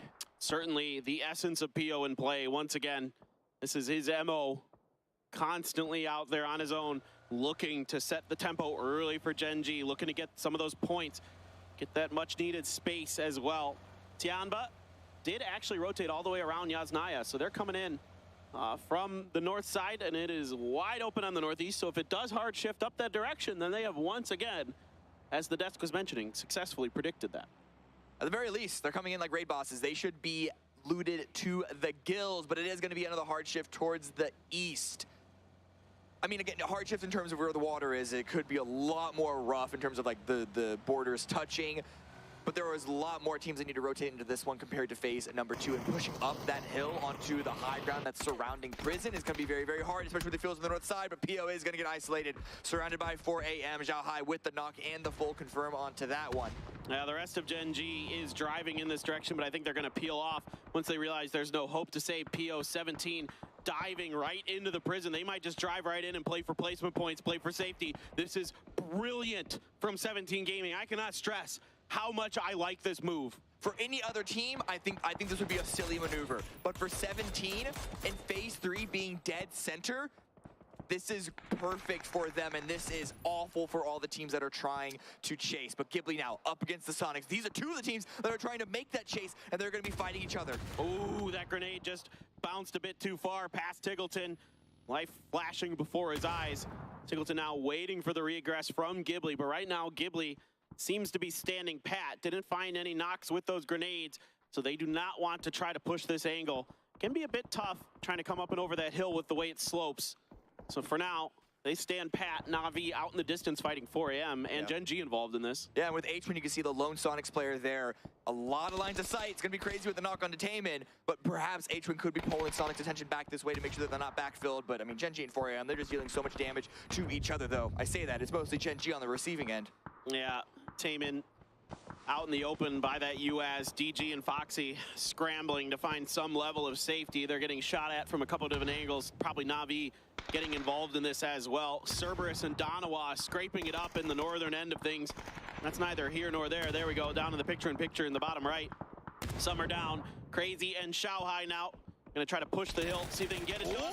Foxy with some great sprays, and all of a sudden Trimsy gets involved as well. It's actually Example who got the knocks. So even though Gen G doesn't get any of these, there might be some points here for Foxy.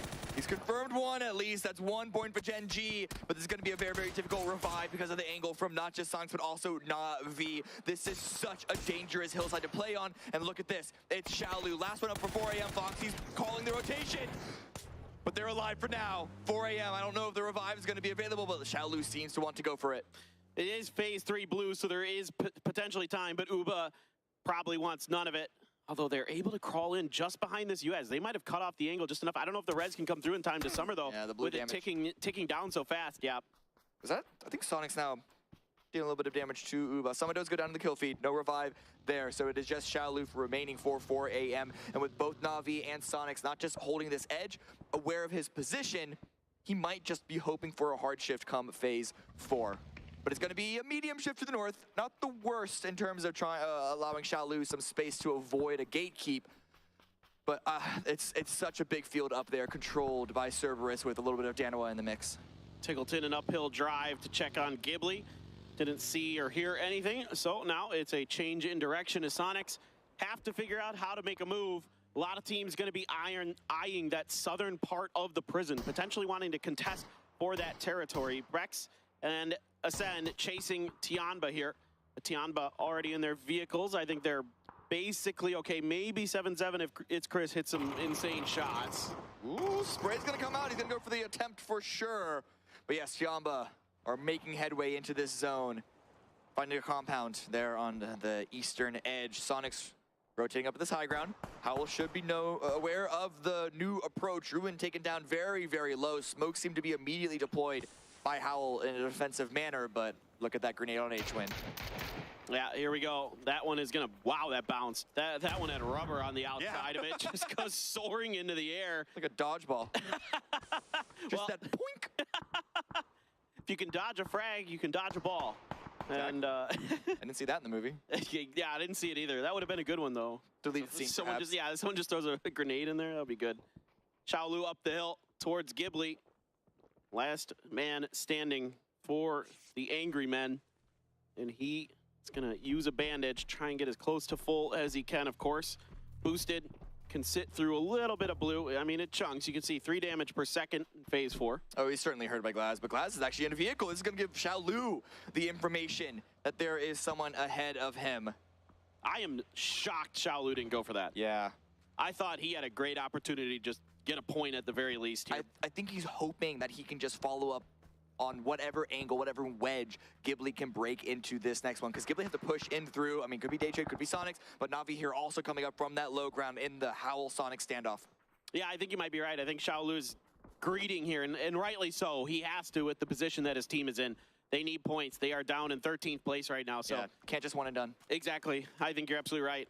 See if he can make it work. Still seeing him on the back end. Sonics here putting some damage into Ghibli. Scrapes here and there. H-Win taking some damage as well. Shrimzy watching Na'Vi. Tricky position here for the Sonics. A couple different angles they have to watch. Grenade doesn't deal quite enough damage, though. A bit of chip on H-Win. That next one does a little better, but again, the bounce towards the north. Still not favoring Na'Vi into this push. They're inside the zone, but they only have a small little rock to play with. The only thing that's really saving them is that Sonics can only run out so far without getting tagged by Twisted Minds, but Ghibli here on the south. They're running into day trade. Yeah, that's Flash from out in the blue. It's actually Vegas who gets the knock on it. Vegas gets the flush as well. The drive-by here, grenades being prepped by Poochills and company. Q being down, Toasty and Glass trying to hold the line, but Poochill's up and over. Greeting for the flush, and it's going to pay the price. It's Purdy Curdy in the back. A grenade in the hand from Toasty takes him down. Gumeen quickly follows, and now it is only one player left for Ghibli. And where did the Sonics come from? They saw us find the kill feed. They know that they want to take control of the high ground, and they are here to finish what Sonics, what SDK and Day Trade started. Only Glass up, still hiding out in the smoke. 4AM are eliminated in 13th place. Tiggleton on Sonics has been knocked. If they could have just figured out that he was by the tree, yeah, they could have gotten that, I think. But with a knock in there, a little bit of chaos in the Sonics. Couldn't quite find those grenades, hoping that maybe he was on the edges of one of those smokes. Oldless down and out, indeed. Alia is going to put that mini to work. Find a point there. Now Third Eye under pressure from Na'Vi. Na'Vi has to cut through this. There will be angles from other teams into this fight. Let's see how Na'Vi can get. Let's see if Na'Vi can get something done. Good grenade. It's sort of deterred a bit by the vehicles, but Mel has another one trying to make its way inside. That one looks good, but still Adam just dancing around these frags like he's a professional tap dancer. Love to see it. Ballet in motion here for Third Eye, trying to dodge these frags. Mel just holds the spray down. Adam trying to repeat.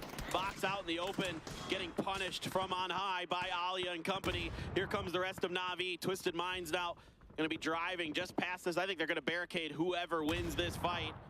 And the rest of Na'Vi now trying to claw their way through. Vox shut down, just Richie B in the second story. Third Eye not able to really land the shots in these one-on-one fights. Na'Vi are just slowly flooding over, and Twisted Minds with that angle. They're not making it easy for either of these teams to stay alive, and Richie B still up and at him, but surrounded, and the blue is closing on in. At the very least, Na'Vi gonna have to go for a desperate play of their own, because Sonics have come back in this direction. I love to see it. Let's go. But H-Win there trying to get the spray, but Richie B just got 2 kills on Na'Vi. Tough as nails is Richie, holding the line here for Third Eye. Sonics now wrapping to the north, trying to get in. Little did they know, 17 sitting inside of the prison currently. Shrimsy here watching Na'Vi. The res is going to come through. Out the door they go. The fire is good from Mime and company. One more on the Sonics. Just Alia, Richie B out the window. Richie B going to get taken out by Shrimsy, actually. Grenade out here from Spiral. Trying to see if he can get the finish. It comes up just short. Oh no, H-Win going down for Sonics is not a good look when they need all the points they can get. That's why they're pushing all these different angles. They hear a fight, they see a fight, they're trying to join on in. They've gotten a couple of kills so far. Oh man, but they're running out of space. They're running out of territory. And Twisted Minds, they've had the revives. They're still 4 up. So it's not...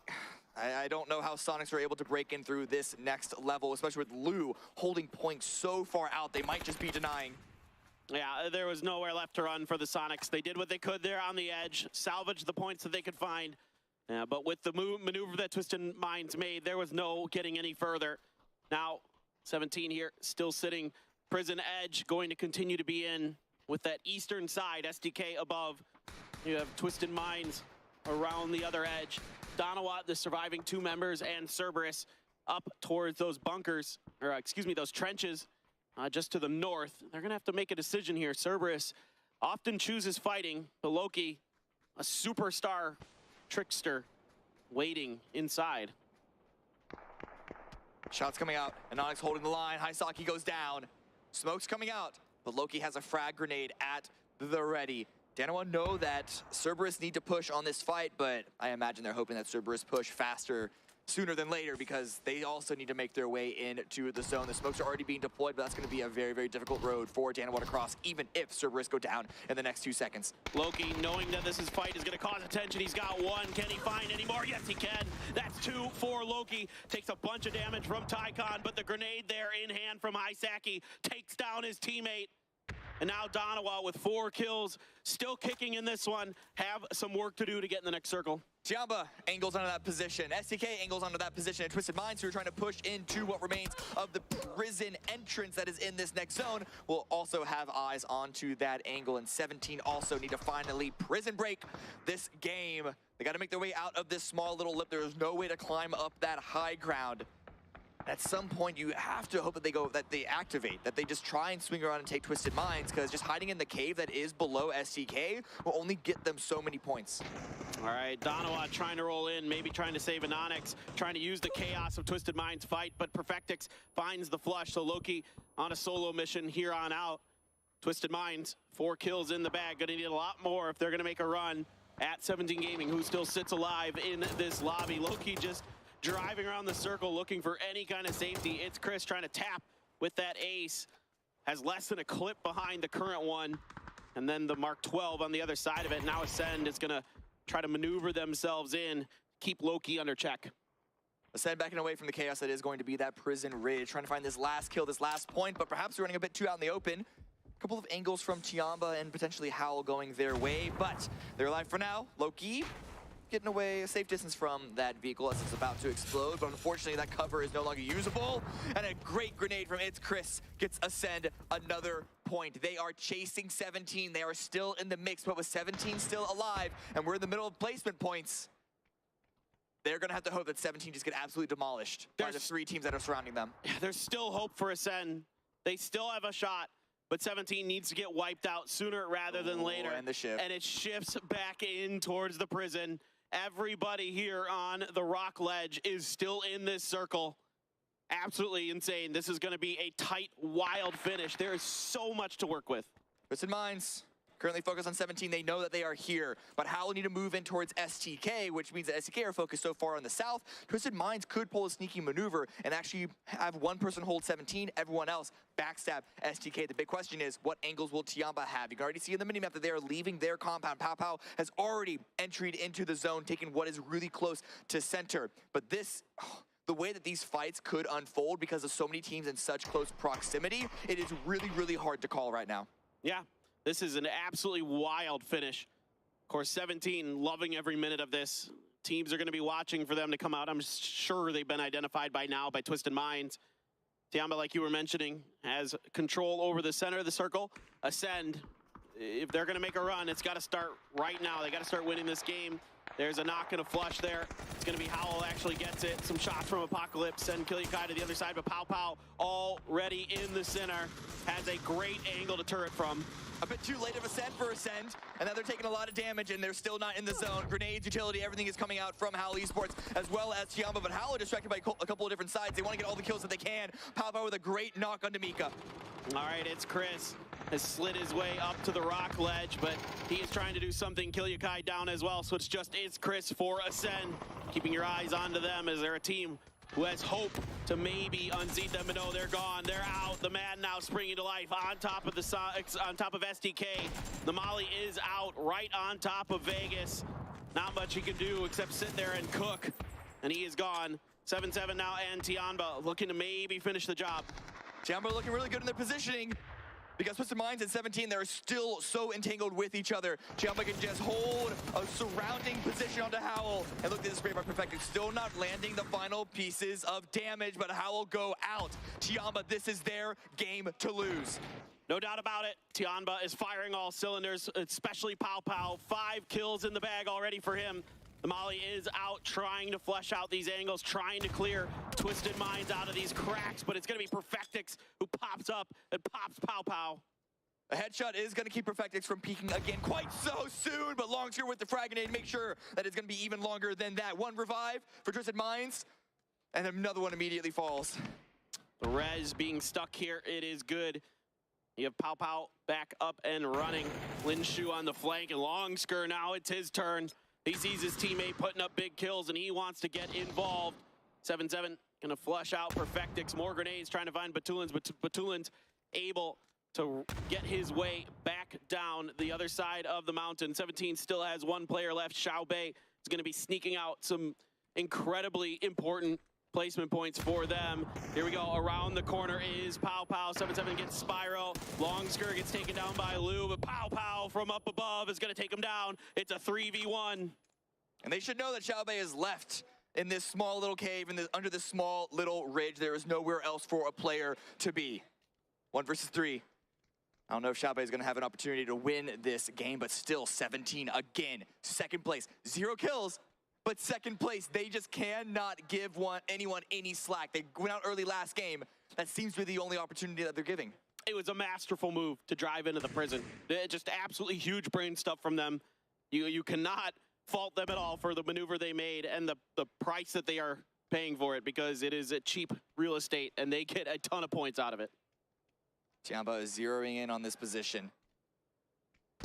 Yep, that's going to be the angle found. Pow Pow with the final kill. A bunch of kills for that player on Tiamba. 12 overall for the team as they take this win. Tiamba with the late rotations just seem to constantly put themselves in a great position to capitalize on the shifts. Yeah, they're having a great run here towards the end of the tournament, climbing that leaderboard as much as they can. Again, every position matters, especially once you start getting up towards 8th. But guys, we have some highlights, and then the desk is going to break things down, so don't go anywhere here at PGS1.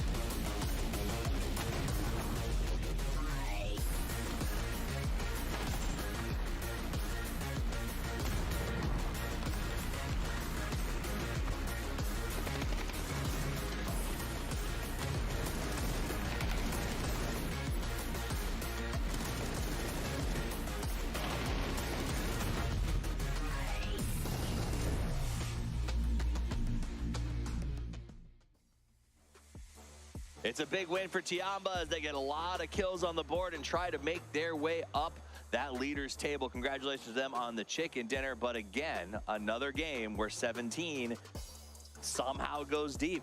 I mean, yeah, the consistency that they're able to show, and also the late game circles they've been able to find have been super impressive here. And this exact spot here, like that is that's a spot, especially with the shift that went towards them. Like you're just gonna guarantee yourself top 4 in that case, right? And that little point there, that's going to be probably enough. We'll see if somebody else is going to be able to catch up to them. It is a spot that snaky players like myself know well. And when they went there, I didn't think, like, they sent Prison early. We said, oh, this is a good defense play. They'll get themselves in the top 7. They'll get placement, and then they got the shift. I'm like, oh, it's top 5. And then they got that last shift, and it was just top 3 guarantee. Yeah, absolutely top 3 guarantee. So the fight was up on top of the rocks. We saw a really good battle going on between Howell and everybody else that was up there. Ultimately, though, Tiamba, 2 games in a row, played very, very well. I love what I'm seeing from them, and also the potential from this team is huge here. Longsker, of course, the big change we saw from the beginning of the year.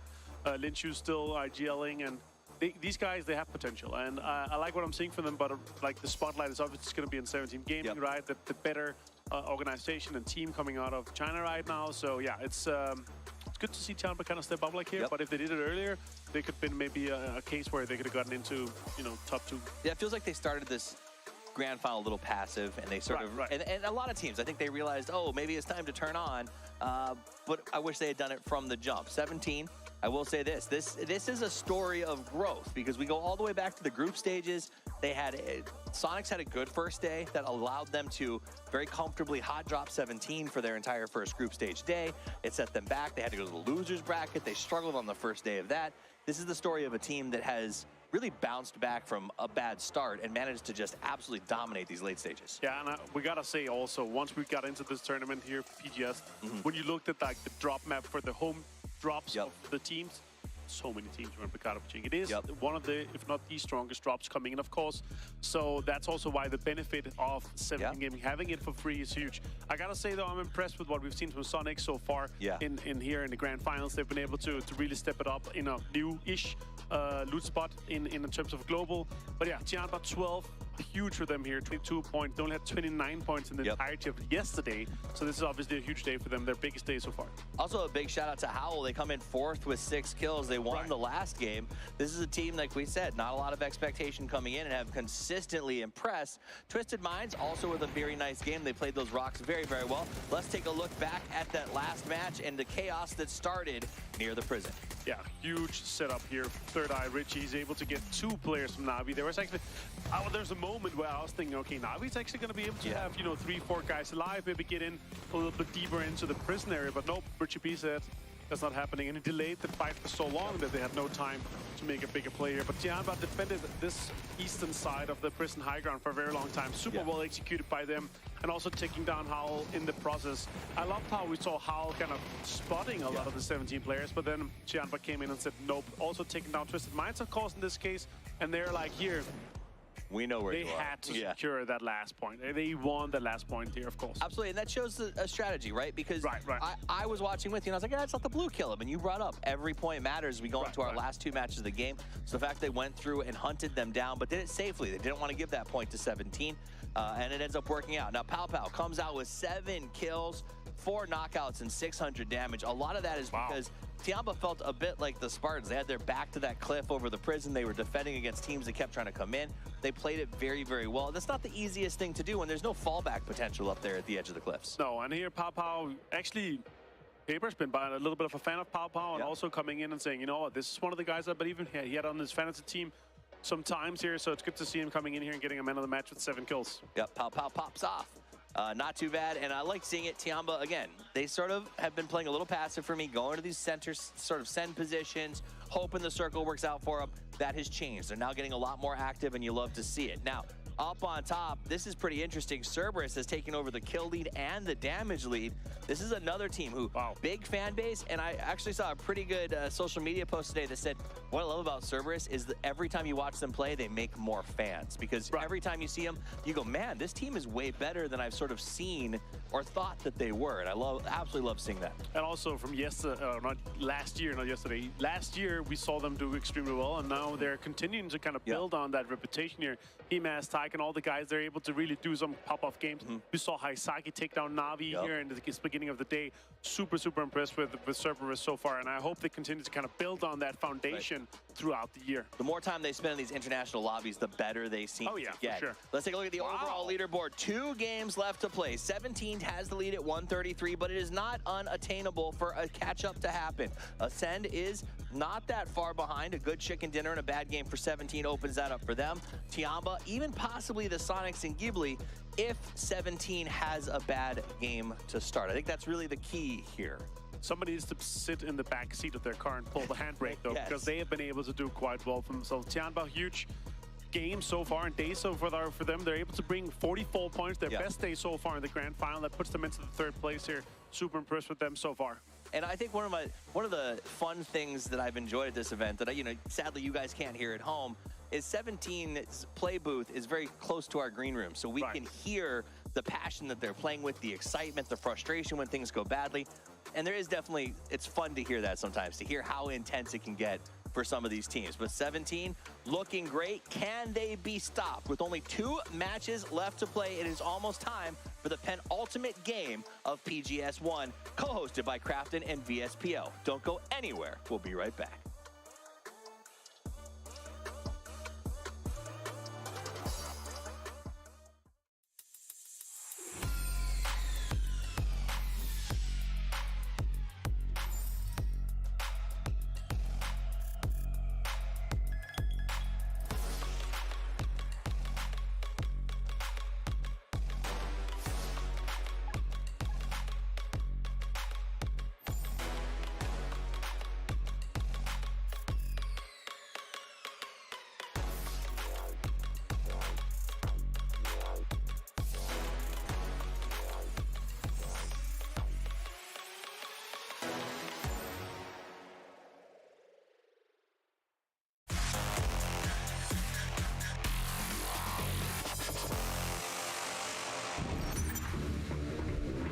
We all know how dangerous that can be. The shot does come out, though, and that's going to be a warning. But Spyro, he delayed his drop, able to get the knock, fully run away from that, down to such low HP. But this is a moment to perhaps finish that kill, especially with the frag grenade in hand. 1 HP to work with, and what a survival. I love the fact that it sits in the window, because the shotgun comes through in the chest, but the nade finds the second as well, too. He goes down. With full control of the hillside up above. Shooting over the top, finds the first one. That is Pushil's down. Yeah, Tiggleton and company. Oh my God! Engagement might be overwhelmed, but AZ with the underhand grenade, this one could be good. Oh, he gets the knock, and now he's going to push out and get another. Looking for the third, looking for the finish. The 1v3 on Adanawa. Salute is hurt, but he is prone. He's going to throw a molly right on top of Salute. This may be the end. Salute is burning, but I think he got a first aid off just in time. Has to wrap to the outside, but no, the molly was good enough. What a play from AZ. It's not perfect. They're getting knocks against them, but they are making it work time and time again. But Apocalypse with a very, very good return knock on Kurt. Nice double headshot coming through. Gets the flush instantly as well. Molly should take out Rune. We'll see if the man can do anything. No, Halo able to find the first. Apocalypse not in the position to cover him at all. Vegas now spots the second down to have HP. They know the connection was there. Push forward. Aggress forward. Get the final kill. Down slow HP. No! Halo as well, so they are not down just yet, but Halo is found. Exactly, man. The team's aware of exactly what's going on here. Apocalypse crawls for input. Let's go for the flush. Yes, he does. Again, first game of the series. It's only 12 matches total. You want to optimize the amount of points you can get here. Penta, Nate locked on out, doesn't find the first man. Able to stay alive. Penta, though, take it down. Peaks the second time around. Apocalypse hits him. Seeing them cheekily pop up in some of these final moments, so not too bad to be able to get yourself a few points. There is a world where they make grand finals, and quite honestly, I'm going to be truly frank with you here. Me, Benja, Toby, how? Well, they won PEC, fantastic. However, how are they going to do on land? We have a...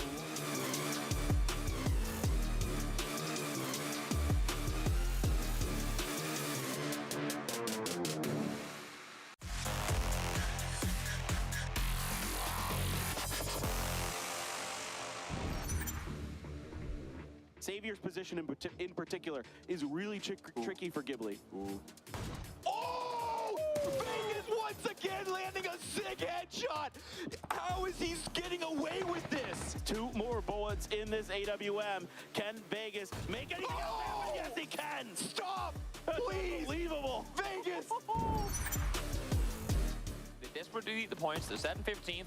There's Cumin with the first. Instantly, the flush to follow. As now Senna tries to find another, but Cumin again finds the third as well! It's on now. It's on this maneuver for these teams to go out with a bang and not go out with the win for the Sens coming on in. Oldless with the grenade at the ready. It looks good! Oldless takes down 2 of New Happy. For Akkad, still at her, holding the line, gets another. All of a sudden, this push for third party, or excuse me, for Third Eye, looked good, and now it doesn't. But they're losing players themselves. It's not going to be a free grab. It's not going to be an easy continuation of this game despite being a center spot. And it looks like Sun Sister also want to take part in this. Petrichor Road actually backed away. They realized that, oh, I say that, it's actually going to be Third Eye eliminated. Oldless swinging around the corner. I mean, like you said, FaZe needs points, and now they're walking right to the guns of Genji. Taming is making them pay, getting 3 headshots with the SLR.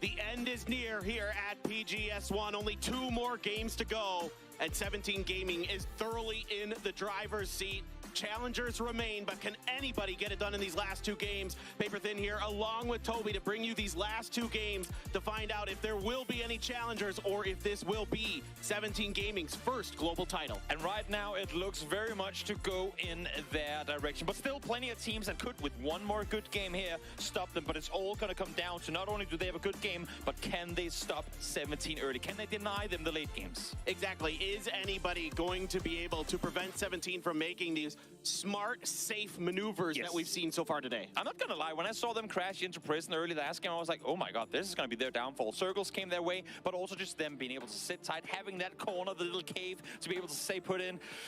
It's starting to get really ugly for some of these teams on the hunt. Yeah, no doubt about it. So the gamble paid off for 17 in the previous game.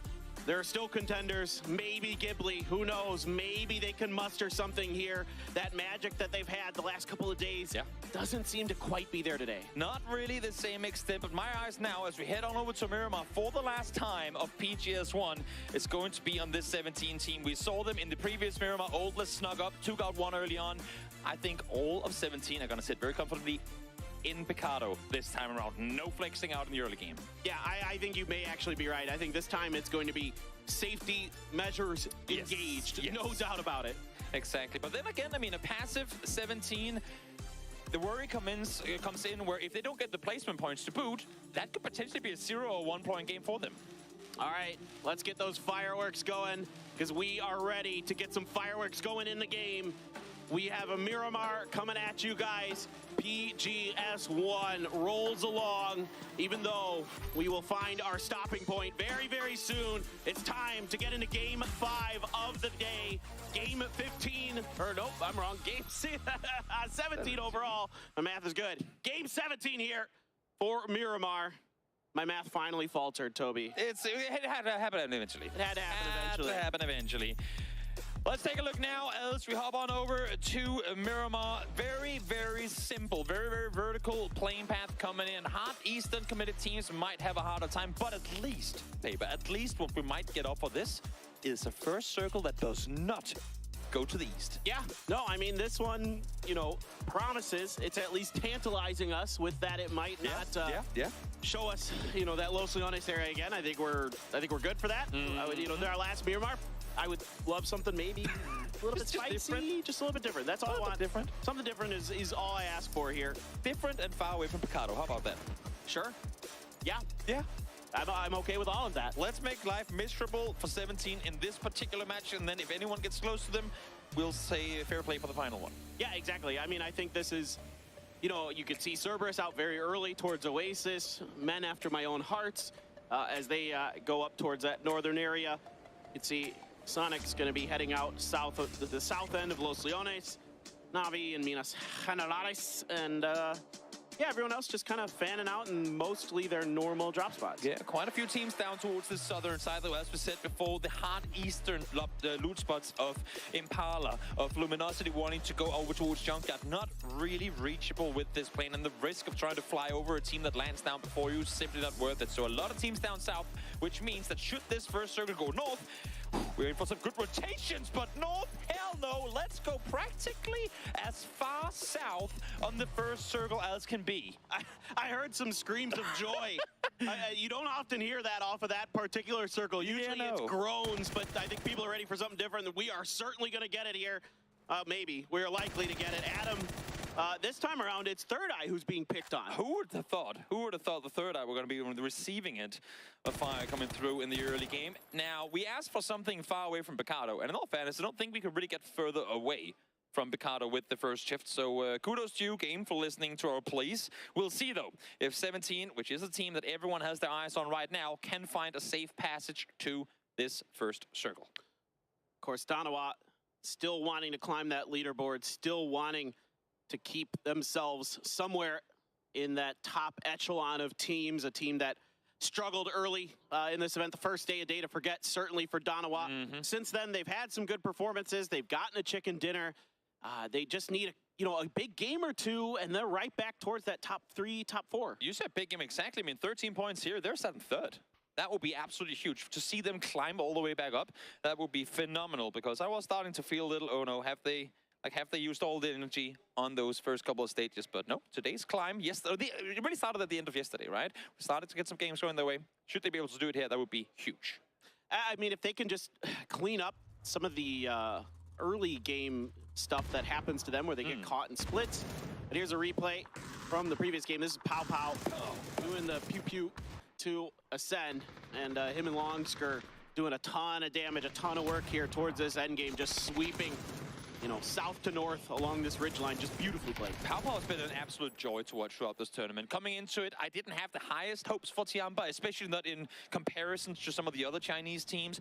But if I was to look at Tiamba, I was looking at 7-7, I was looking at Longsker as some of those two players that we've seen globally before go out and deliver. Pow Pow, a bit of a under-the-radar player for me, has definitely impressed. Yeah, no doubt about it. I mean, it's kind of interesting here at this event that we've seen some players on some of our big teams that have been often in their own regions, like the secondary fragger. Like you think about Himas on Cerberus, you think about Pow Pow, you know, the secondary to Longsker on Tianba, having really big events. Exactly. Well, we see teams rotate on in. We did for a brief moment see Adam and Aldous somewhere isolated. And then you think, but isn't Third Eye normally in Montenuevo? For anyone looking at the map right now, look at Third Eye's split. They're currently setting up a gatekeep on Ascent this time around, because why not pick a new team every game to try and bully? I'm telling you, there is no rhyme or reason. Nope. It's just I think they're spinning a bottle in their booth, and then they put down some peanuts, one representing each team. Whichever peanut the bottle aims towards, once that spin is done, that's where they're going. Yeah, and now it's Ascent. I know it is quite fascinating to watch the way Third Eye has approached these lobbies, and I mean, I guess I'll give them this. They're not in last place anymore. True. It's almost as if whenever they actually started fragging out, they got points off of it. Who would have thought? And speaking of, I mean, I know we've been hitting the drum on these the luminosity performance for a while throughout the grand finals here, but it's mind-blowing to me that they were so unbeatable. They seemed unstoppable through group stages, to then come into grand finals and just not been able to get anything going. It's heartbreaking. I mean, a team that I really had high hopes for, was really excited to see them in these grand finals. It just wasn't their weekend. So see if they can reset. I mean, again, a team that I talked about it earlier. Certainly, I think we will see them again at Globals this year. Oh, definitely. It's for me though, it's the underlining of global PUBG esports. It's a long tournament. It's a long format. You cannot just play the first couple of days well. You have to be able to play well, especially through those resets. Had it just been one long tournament, they would have been set up there because of their great performance during group stages. But when resets come in, you have to be able to continue and drag your momentum on to the next stages as well. And for them, among other teams, it just has not happened. Absolutely. So if you were glancing at your map right now, yeah, there's a couple teams in Los Leones, 17 and Twisted Minds, not too far from each other, relatively speaking. But in Los Leones, distance can be deceiving thanks to the buildings. Yes, it sure can. We haven't really, I come back to think of it earlier today, we haven't really had like a proper city ending throughout the entire tournament so far. It's very rare that we don't have at least one or two, but there hasn't been like the full-on. We did have on the northeastern edge of Los Leones, but haven't been properly inside. Now, here we go. For those of you guys who haven't been following PUBG esports for a long time, especially on the global stage, there's a thing where if one America's team is sat somewhere, they tend to somehow just kind of magnetize the other America's teams towards them as well, which is why you usually end up seeing America's teams fighting one another in the early game in particular. Yeah, similar ideas on how to approach the game. Glaz taken down by Salute on the drive-by, and just out in the open there. So that's significant damage here to Ghibli early. Yes, with 3 men, it feels like this team can still perform at a very high level, but this is a team that, you know, who knows, maybe 2 big games and they're right up there competing for that top spot. So a tough loss early. Definitely, and while our eyes have been on Tosi and on Heaven, credit to Glass as well. He has been the one with the bold action to set up a lot of those fights where we've then seen Heaven and Tosi make amazing plays. So losing that support player early on could prove fatal for the likes of Ghibli. Yeah, again, I've always been kind of interested in Glaz's career, formerly Nefiex. If you guys have been watching the PUBG Korea Leagues or the PWS or PCSs, where he's made appearances from time to time, Batulin's is about as high as it gets. This is almost the top of that particular compound, just seeing what's going on with 17, watching them relaying that info over to his teammates. 4AM is now making their way into the circle on the eastern edge. Well, it's going a little quiet now as we still miss a couple of the north side teams. Ascent are making their way ever so much closer to Third Eye down below. Chris is going to be the one up close. I love the fact that Kilyakai and Mika, I believe it is, are wrapping north around. Because, again, we've seen this from FaceTime before in EMEA, where they say, we're not going to do this. We know they're going to be there. There's always one team around. And Chris, this is huge. The shot came across from the southern side, I believe. And that's going to allow for Chris to, well, once he gets rid of that vehicle, wrap his way all the way south around. So spotting that is huge for a team currently set in second, aiming for first. I mean, I appreciate this. You know, they're trolling the troll. The master troll is Chris. And you're trolling him out there on that road. I like that. I'm all about it. Yeah. Gotta test him every now and again. Let's see now. Uba caught in a split here as well. Don't think this is him positioning himself to try and be much of a gatekeep. This is just him hearing vehicles saying, you know what, I'm not gonna drive right now. But Haisaki swinging right past him. They don't come more accessible than that one. Uba, though, can't quite find the knock. Yeah, Uba has just been a little bit off the mark throughout these grand finals. Hasn't been that normal, just absolutely just force of nature. Yeah, machine, no doubt about it. So Navi still having a strong finals in 7th place. Would like to end on a high note, as everyone would. No, this battle kind of shifts in a bit of a different direction up towards the hillside. Yeah, I'm not sure if Mika is aware that Oldless is up here. Also, Brax is still sat down towards Los Hijos, so it would be a dangerous fight for Ascent to engage in, because they could very quickly become outnumbered. In the meantime, Sonics 2-2 split, or make that a 2-1-1 split. Not oftentimes you see teams camp this place, but you know what I think? I think this might be Sonics, and if this shifts south, 17 might just pull up on us, and you can see they're already in the vicinity. Similar situation to what they did with Prison. We're just going to find a place to lay low. We're just going to let everyone else die around us, and we will survive till the end game. So I think this Sonic setup right now is a specific anti-17 setup. It could be. And it's going to work? Yeah. No, I mean, this is maybe Lil Ghost going to go down. They're scuffling, and Tiggleton's got it. Mime and Tiggleton going to get a huge, huge kill.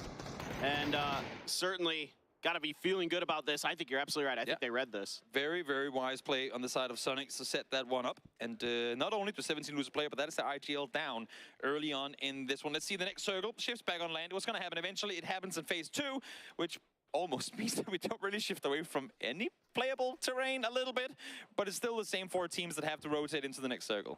Yeah, I mean, the only real unplayable terrain left is the mountains around Los Leones. Yes. Everything else is fair game, so we'll see. Maybe it's just going to, like, double hardship up to Los Leones, and we're going to get that city. You know, maybe you jinxed it at the beginning. I want it, but I don't want it.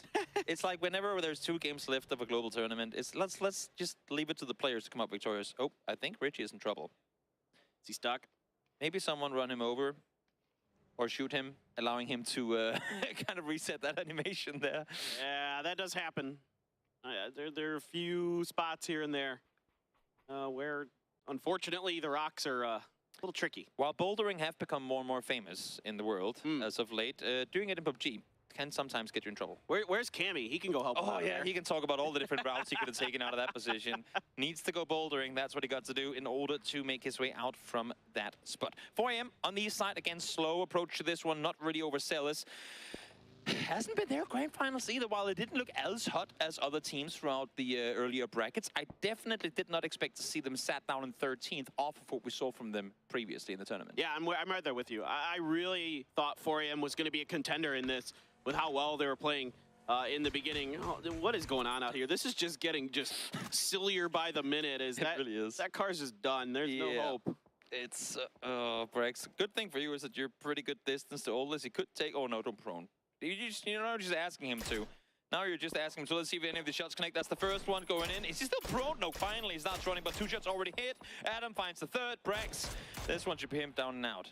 Yeah, that's ridiculously long range, especially with the SKS. Yeah. That's a tremendous bullet drop you're having to deal with. Some return fire into Vox. Adam trying to figure out where the hell it's coming from. They might just want to try and pick him back up. You can see Chris now with the shots coming through, forced him off the ridge line. The issue is, as you can see there, Chris, limited in terms of tires available for him here. Millman dies outside the circle. In the blue, he falls. Not sure exactly what caused that, but Navi -1. Rich is still chilling. Poor Richie. We need a pip. Like we need a picture-in-picture of Richie until the moment he goes down. I'll buy you dinner after this. That just feels bad, man. This feels bad. Oh, Penta. Oh my God. They got to start the res. Ooh, yeah. Nope. Not gonna happen. I feel like the rest of the server is going, that's what you get. That's what you get, Third Eye, for getting at us all this time. Now, Luminosity trying to take it, to shoot, to kill over the hilltop. They're all up close. One good nade here could be lethal, but seems like they might be able to get away. As I say, that shots are connected, but not a whole lot more comes off of it. Yeah, Relo there. Got a pretty good spray down, but just not enough time to finish the job. But, you know, out of one bad situation, potentially into another, SDK has to drive away from Tianba here. Might just be going straight up towards Danova, depending on where they opt to stop the vehicles. Setting up shop is here. A little unlucky for them that they have to move now. They would have wanted to wait those 15 seconds to see where the next circle is going to take them. But of course, the pressure coming through from the southern side didn't exactly make things any easier. Now let's see, where does the next one take us? We are headed down towards the southwest. Okay, so still plenty of terrain available. And what I like the most about this area, Paper, even if you don't have a compound, you can actually play the open. Because of taller grass, because of the way the dips and the divots work, it's doable. Can he carry him from there? Can he do it? Can he get him up? He's trying. He's trying. Carry him. Carry him? Pan him. Well, can you stick the res there, maybe? We'll see. And then see if that just pops him out. Well, I'm really glad they showed us that because I saw it on the map and I was like watching it. I'm like, they're going for it. They want to keep him alive. For the moments that we've seen success in Third Eye, Oldless has been a big part of that. So I do like the fact that they're committing to these reses. Now, rotations are coming through. Howl, the first one to try and execute one. Pow, though, again, instantly there to find the knock and the flush to follow. God, Pow is on one right now. He is just making everything work. Linshu, good for the knock onto Apocalypse. So Howl here trying to find some level of safety. The man now driving right into SDK. Richie B is just going to accept his fate. Yeah. Go down in the background. Burn. Did the Mad get past SDK? Holy crap. Sometimes you got to run the gauntlet. Sometimes you get rewarded. Issue for Ruin as he ain't quite there with his teammate just yet, and I don't think there's a way for him to get out of this position, especially not with how they're positioned here on the side of Tiamba right now. Chris falls down as well. That is yet another casualty on the side of Ascent. Yeah, Ascent here in second place. One of those teams that we were looking to see if they could make the run. Tiamba is one that now is in a position where if they can continue this unbelievable hot streak that they're on here today, they could find themselves challenging 17 Gaming in that final game.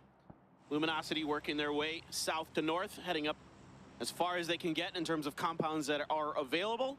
They will sit underneath SDK. Yeah, this fight is bound to happen. Batul in spots one. Can't fight the knock initially. Does get in the second time around. Blue there to assist as well. Third one falls, and that is it. Full day trade. No more Miramars left for them as they fall in 16th. High hopes for day trade coming into these grand finals that they were going to be able to make a splash here along with Cerberus. But right now, they sit in 12th place, out early in this one. Have some work to do in that final game if they're going to make a run towards that top 8.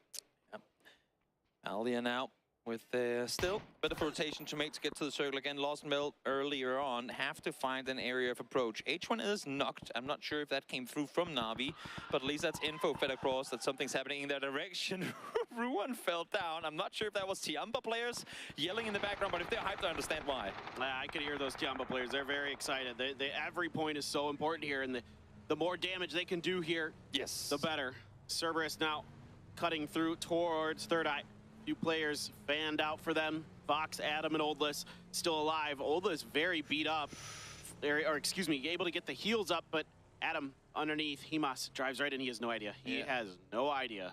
This is just playing perfectly into what has become the playbook of Third Eye. Be sneaky for as long as you can and then make the play on out. Himas spots one though. Vox not pulling the, Oldless not pulling the trigger early enough for his teammate to stay put. That's a bit surprising. And then he can't find the spray, so he's given Himas the opportunity to maybe get a res. The rest of Cerberus wants to get involved here. He's got to switch over to the barrel. He gets it out in time. Around the corner, though, is Oldless. He's good for it. And he's going to stick the flush. So Himas does fall.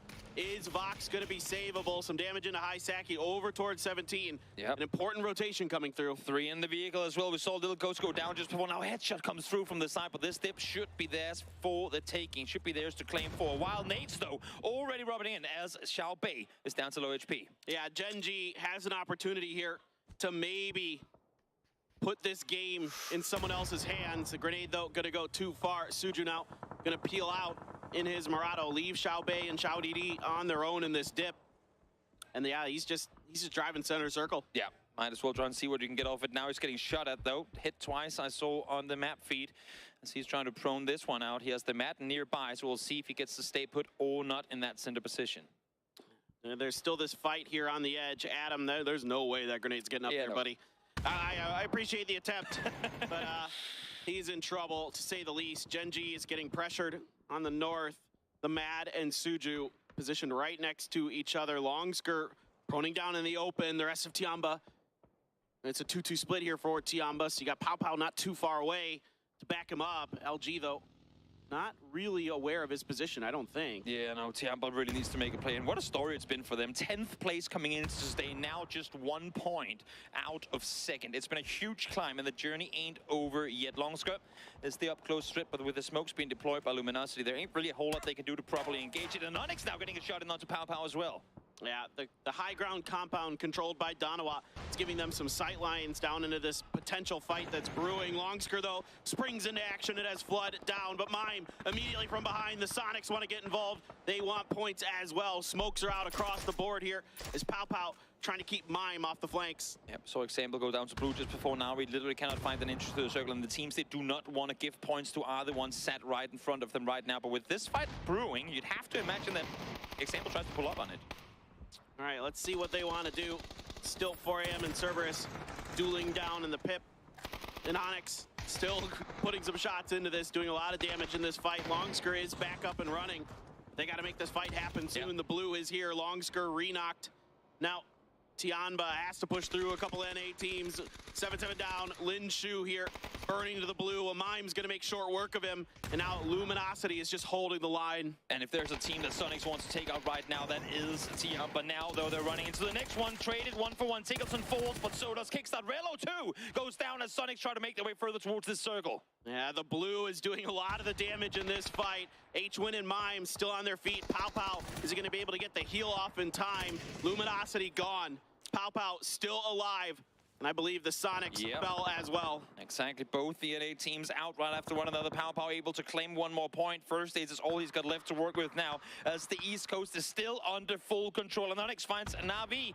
That is one more team eliminated. One more team on the hunt, taken out early. Pow Pow now just sitting in the blue, trying to find the timing to maybe get back in. He's got plenty of first aid kits, I think, on the ground there with all those dead bodies right around him. So he can still hold on.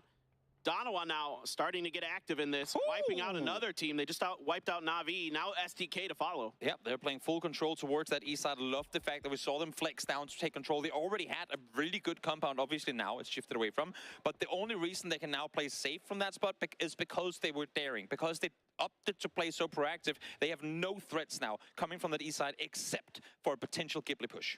Exactly. There goes Third Eye out in the 10th place. A long battle on the edge. Ascend able to find some points here and there throughout. They've got 5 kills, I think, in this one. Tianba is going to go down. Pow Pow out. So a big threat to 17 has been eliminated, but they have a couple teams around them. Main concern is, while Little Ghost did fall early, 17 is still alive. Sat very center in the circle. So unless if Danoa has something to say about it, this could be top 3 territory, or maybe top 5, maybe top 3 territory for 17 once more. We'll have to wait and see once the next circle here is going to force Danoa to make a play. As long as nobody wraps in from the north, Danoa is somewhat okay in this position. Yes. The real danger is going to be if like Gen G or somebody tries to sweep that edge. Ghibli going to load up in the vehicle under fire from Ascend. The Mad waiting up ahead. Is he going to have to fight? Ghibli is going to drive right by him. He's going to, he's going to have to make a go of it with the AUG, but nope. Can't find the connection, and Heaven is going to put Howl out in 8th place. Huge for Ghibli to come out victorious in that one as well. It could easily, with the AUG in hand, been 1, 2, maybe even 3 down there. But now the fight has unfolded on the north side. 17. They have to be dealt with early if any of these other teams want to catch up. Yeah, certainly some grenades are going to explode in front of Danoa, taking their time with this fight. Still a ton to fight for them. Xiaobei gonna load up with another frag. Nope, he's gonna, he did throw it. It is gonna go to the right there. Loki pinned down by the tree. Soul alongside of him. Some of their teammates watching the backside, but this fight hasn't gotten super crazy. Let's see if Pio can find a grenade to land inside of 17. No, it comes up short. And I think Xiaowu just picked up a shotgun inside that shack too. Could not be any better for him. Xiaobei, those nades are going to bounce a bit too far. Not a whole lot of damage done with him. Circle shifts towards the roadside once more. So 17 still in, but because all these other teams aren't, the threats are getting that much closer. And the good news is there's 0 kills for 17 Gaming if you're these other teams. Or 17 just hunkering down. Ghibli now encroaching towards Suju. Danoa just really being diligent. They know that Ghibli likes to get aggressive, so they have to keep them under watch. They cannot let them spring to action and start breaking ranks. Exactly, Danoa being very cautious on this approach. They have Ghibli over on the other side. I think they heard the shots fired earlier between Howl and them. That nade could be absolutely on point. Sends 2 forward. Not going to find anything, though. Oof. Didn't get the knock. Damage was done. They got to be careful here. Smokes are going to come out, trying to buy time for Gyumin to get back up to full health, or at least get the first aid off. Could be some players coming in behind. Still Ascend might have a role to play in this. Yep, they are shooting up in that direction, trying to get them from behind. Solo on point. Second time around, finds the double toes. He forced the prone down immediately. And you can only imagine that Soul Up's one over, now knowing exactly where they had them. But here comes the push. 4-man strong from Danova, pushing aggressively on this one. Yeah, they are trying to box Suju in, but it's going to be 17 Shouty D, who's got a cross angle onto Loki. And Onyx is going to be good for that kill. Now trying to keep Loki alive behind the rock. Xiaobei and others trying to get involved here. Loki behind the rock should be safe. Is Gen G going to get into action? But Ghibli wiped out by Soul. Soul gets all of them. Huge for them. I think when they pushed onto the shack, they thought there was another Ghibli player position there. They see it then that it's a 17 player. A bit surprised, lost one initially, but able to get all 4 back up alive now as well. And you saw Ascent instantly off of that play, backed off. This is not 17. We don't want to take this fight right now because Danova, as of this very moment, ain't that much of a threat to us. We need to stay alive to take the fight to 17. Here comes 4 a.m. on the backside of Ascend. Mika and Kilyakai very spread out, as is tradition for Ascend. Very rarely are they in a position to fight together. Is Xiaolu and Crazy going to be able to identify the sneaky position? Oh my God, yep, they saw him. They saw him. The eye's too good. Pixel out of place. And Mika is down. That could have been huge. We saw Mika 1v3 day trade just yesterday. Could have been absolutely phenomenal. But for now, Kilyakai will have to play the rest of this match alone. Still 2 up for 17. Gen G is still yet to make an aggressive play across the road. Issue is, they have Twisted Minds sat right behind them. But for every team that falls on these edges, 17 continues to profit, continues to get enough points to keep that lead out of reaching distance from some of these other teams, especially with Tianba going down Ascend. Having a good game, but can they get much further? Can Kilyakai make something of this? Danawa now hammering down on top of 4 a.m. They want to keep them boxed out. Exactly. Danawa are playing the best PUBG that they know. We got to sweep edges. We got to take control. We cannot go aggressive on 17 because the risk of us getting pushed in from behind by 4 a.m. is too great. Figure out where is your most weak angle and take the fight to exactly that one. I'm loving what we're seeing from Danawa here. Twisted Minds is just playing patient on the other side of things. Just something to keep in mind. Salute there. Getting some good damage into Xiaolu. Yeah, he takes a bit in return.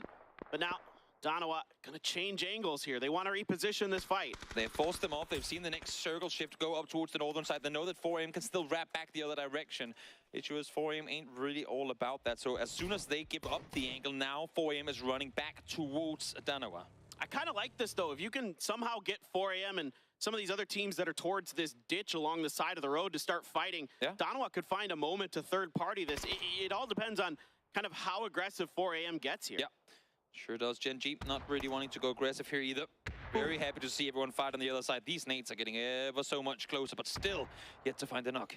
Oh, that was dangerous for Danawa. They were right on top of each other there. A good grenade might have spelled disaster for them. The follow-up is good. Soul there as well with the shots from the M4. Finds the knock onto Xiaolu. Crazy off to the side. Not much he can do but prone and try to heal. Xiaolu bleeding out. Danawa on the hunt. Exactly, with the knock coming through them, seeing him go down, seeing the rest of the team fall back. They know that they can reclaim so much terrain off of this, but it ain't done just yet. Crazy found one instantly traded, though they still have to find Summer up on the top. Oh, Kilyakai coming to life here. Take Summer down, had the knock onto Anonix. Should be taken out here by Loki. Indeed he is. Taming gonna put some party shocks into Danawa, but they've got 12 kills. But who is benefiting off of this? 17 still alive. Second and third now out. Danawa needs to come out strong if they want to take this one home. But as I say that, it's Gen G wrapping over the top. Xiaowu down. Nice push here by Gen G to find their first kill of the match.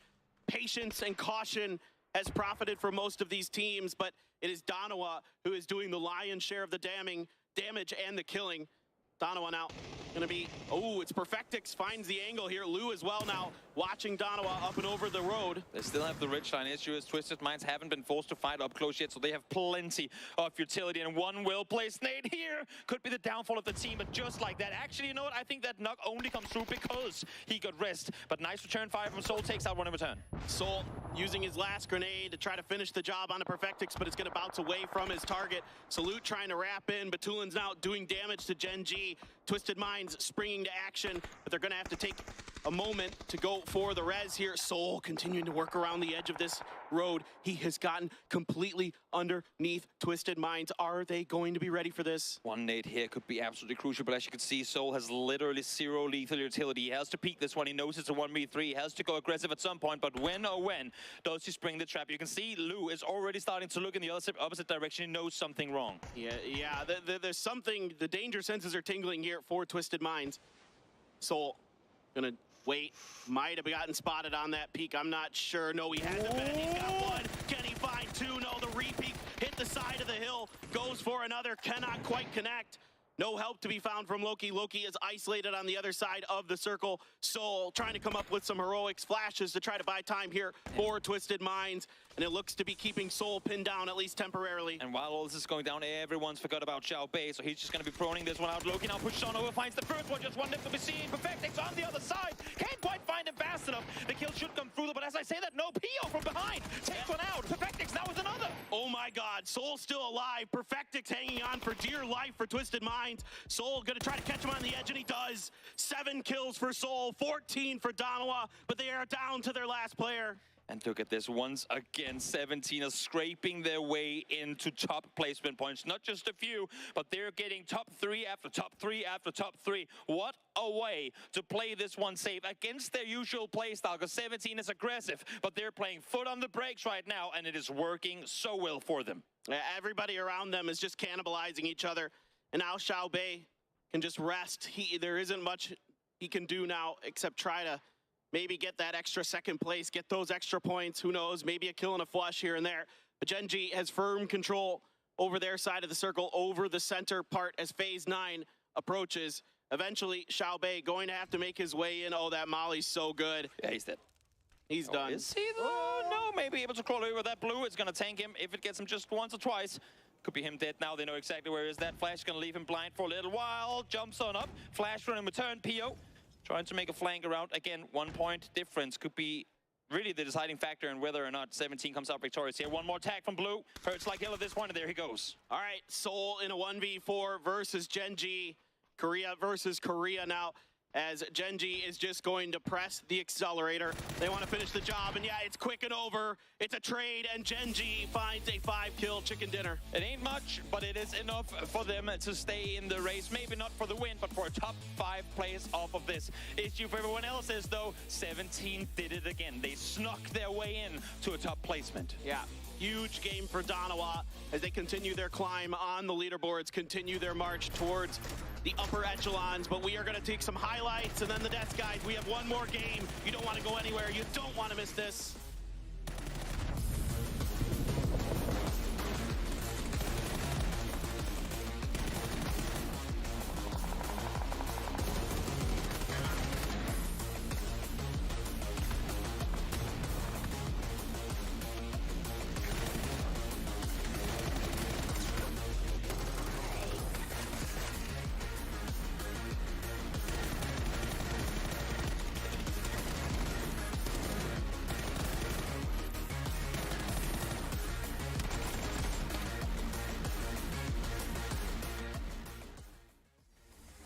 Two Gs, 4 players, and 3 chicken dinners as Gen G takes home a chicken dinner a little late.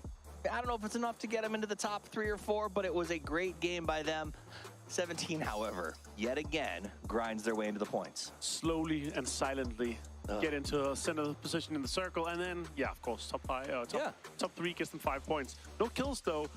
And Danawa had a fantastic game. If it wasn't for Danawa's rough day 1, they would actually have been #1 or close to #1 at this point here. I mean, it's official. I'm a Soul man because watching that game was incredible. Him and Loki going up over the hill to fight Twisted Minds was exciting and dynamic. But I think 17 in a good spot, and the reason that they are is you saw that they sort of had to send to a weird spot. Sonics had a great camp on them in the cave. They jumped out of the car. Gen G knew where they were and started using those nades, and they had the wherewithal to get in a vehicle and fake leave. They drove one player off while the other two just didn't even move.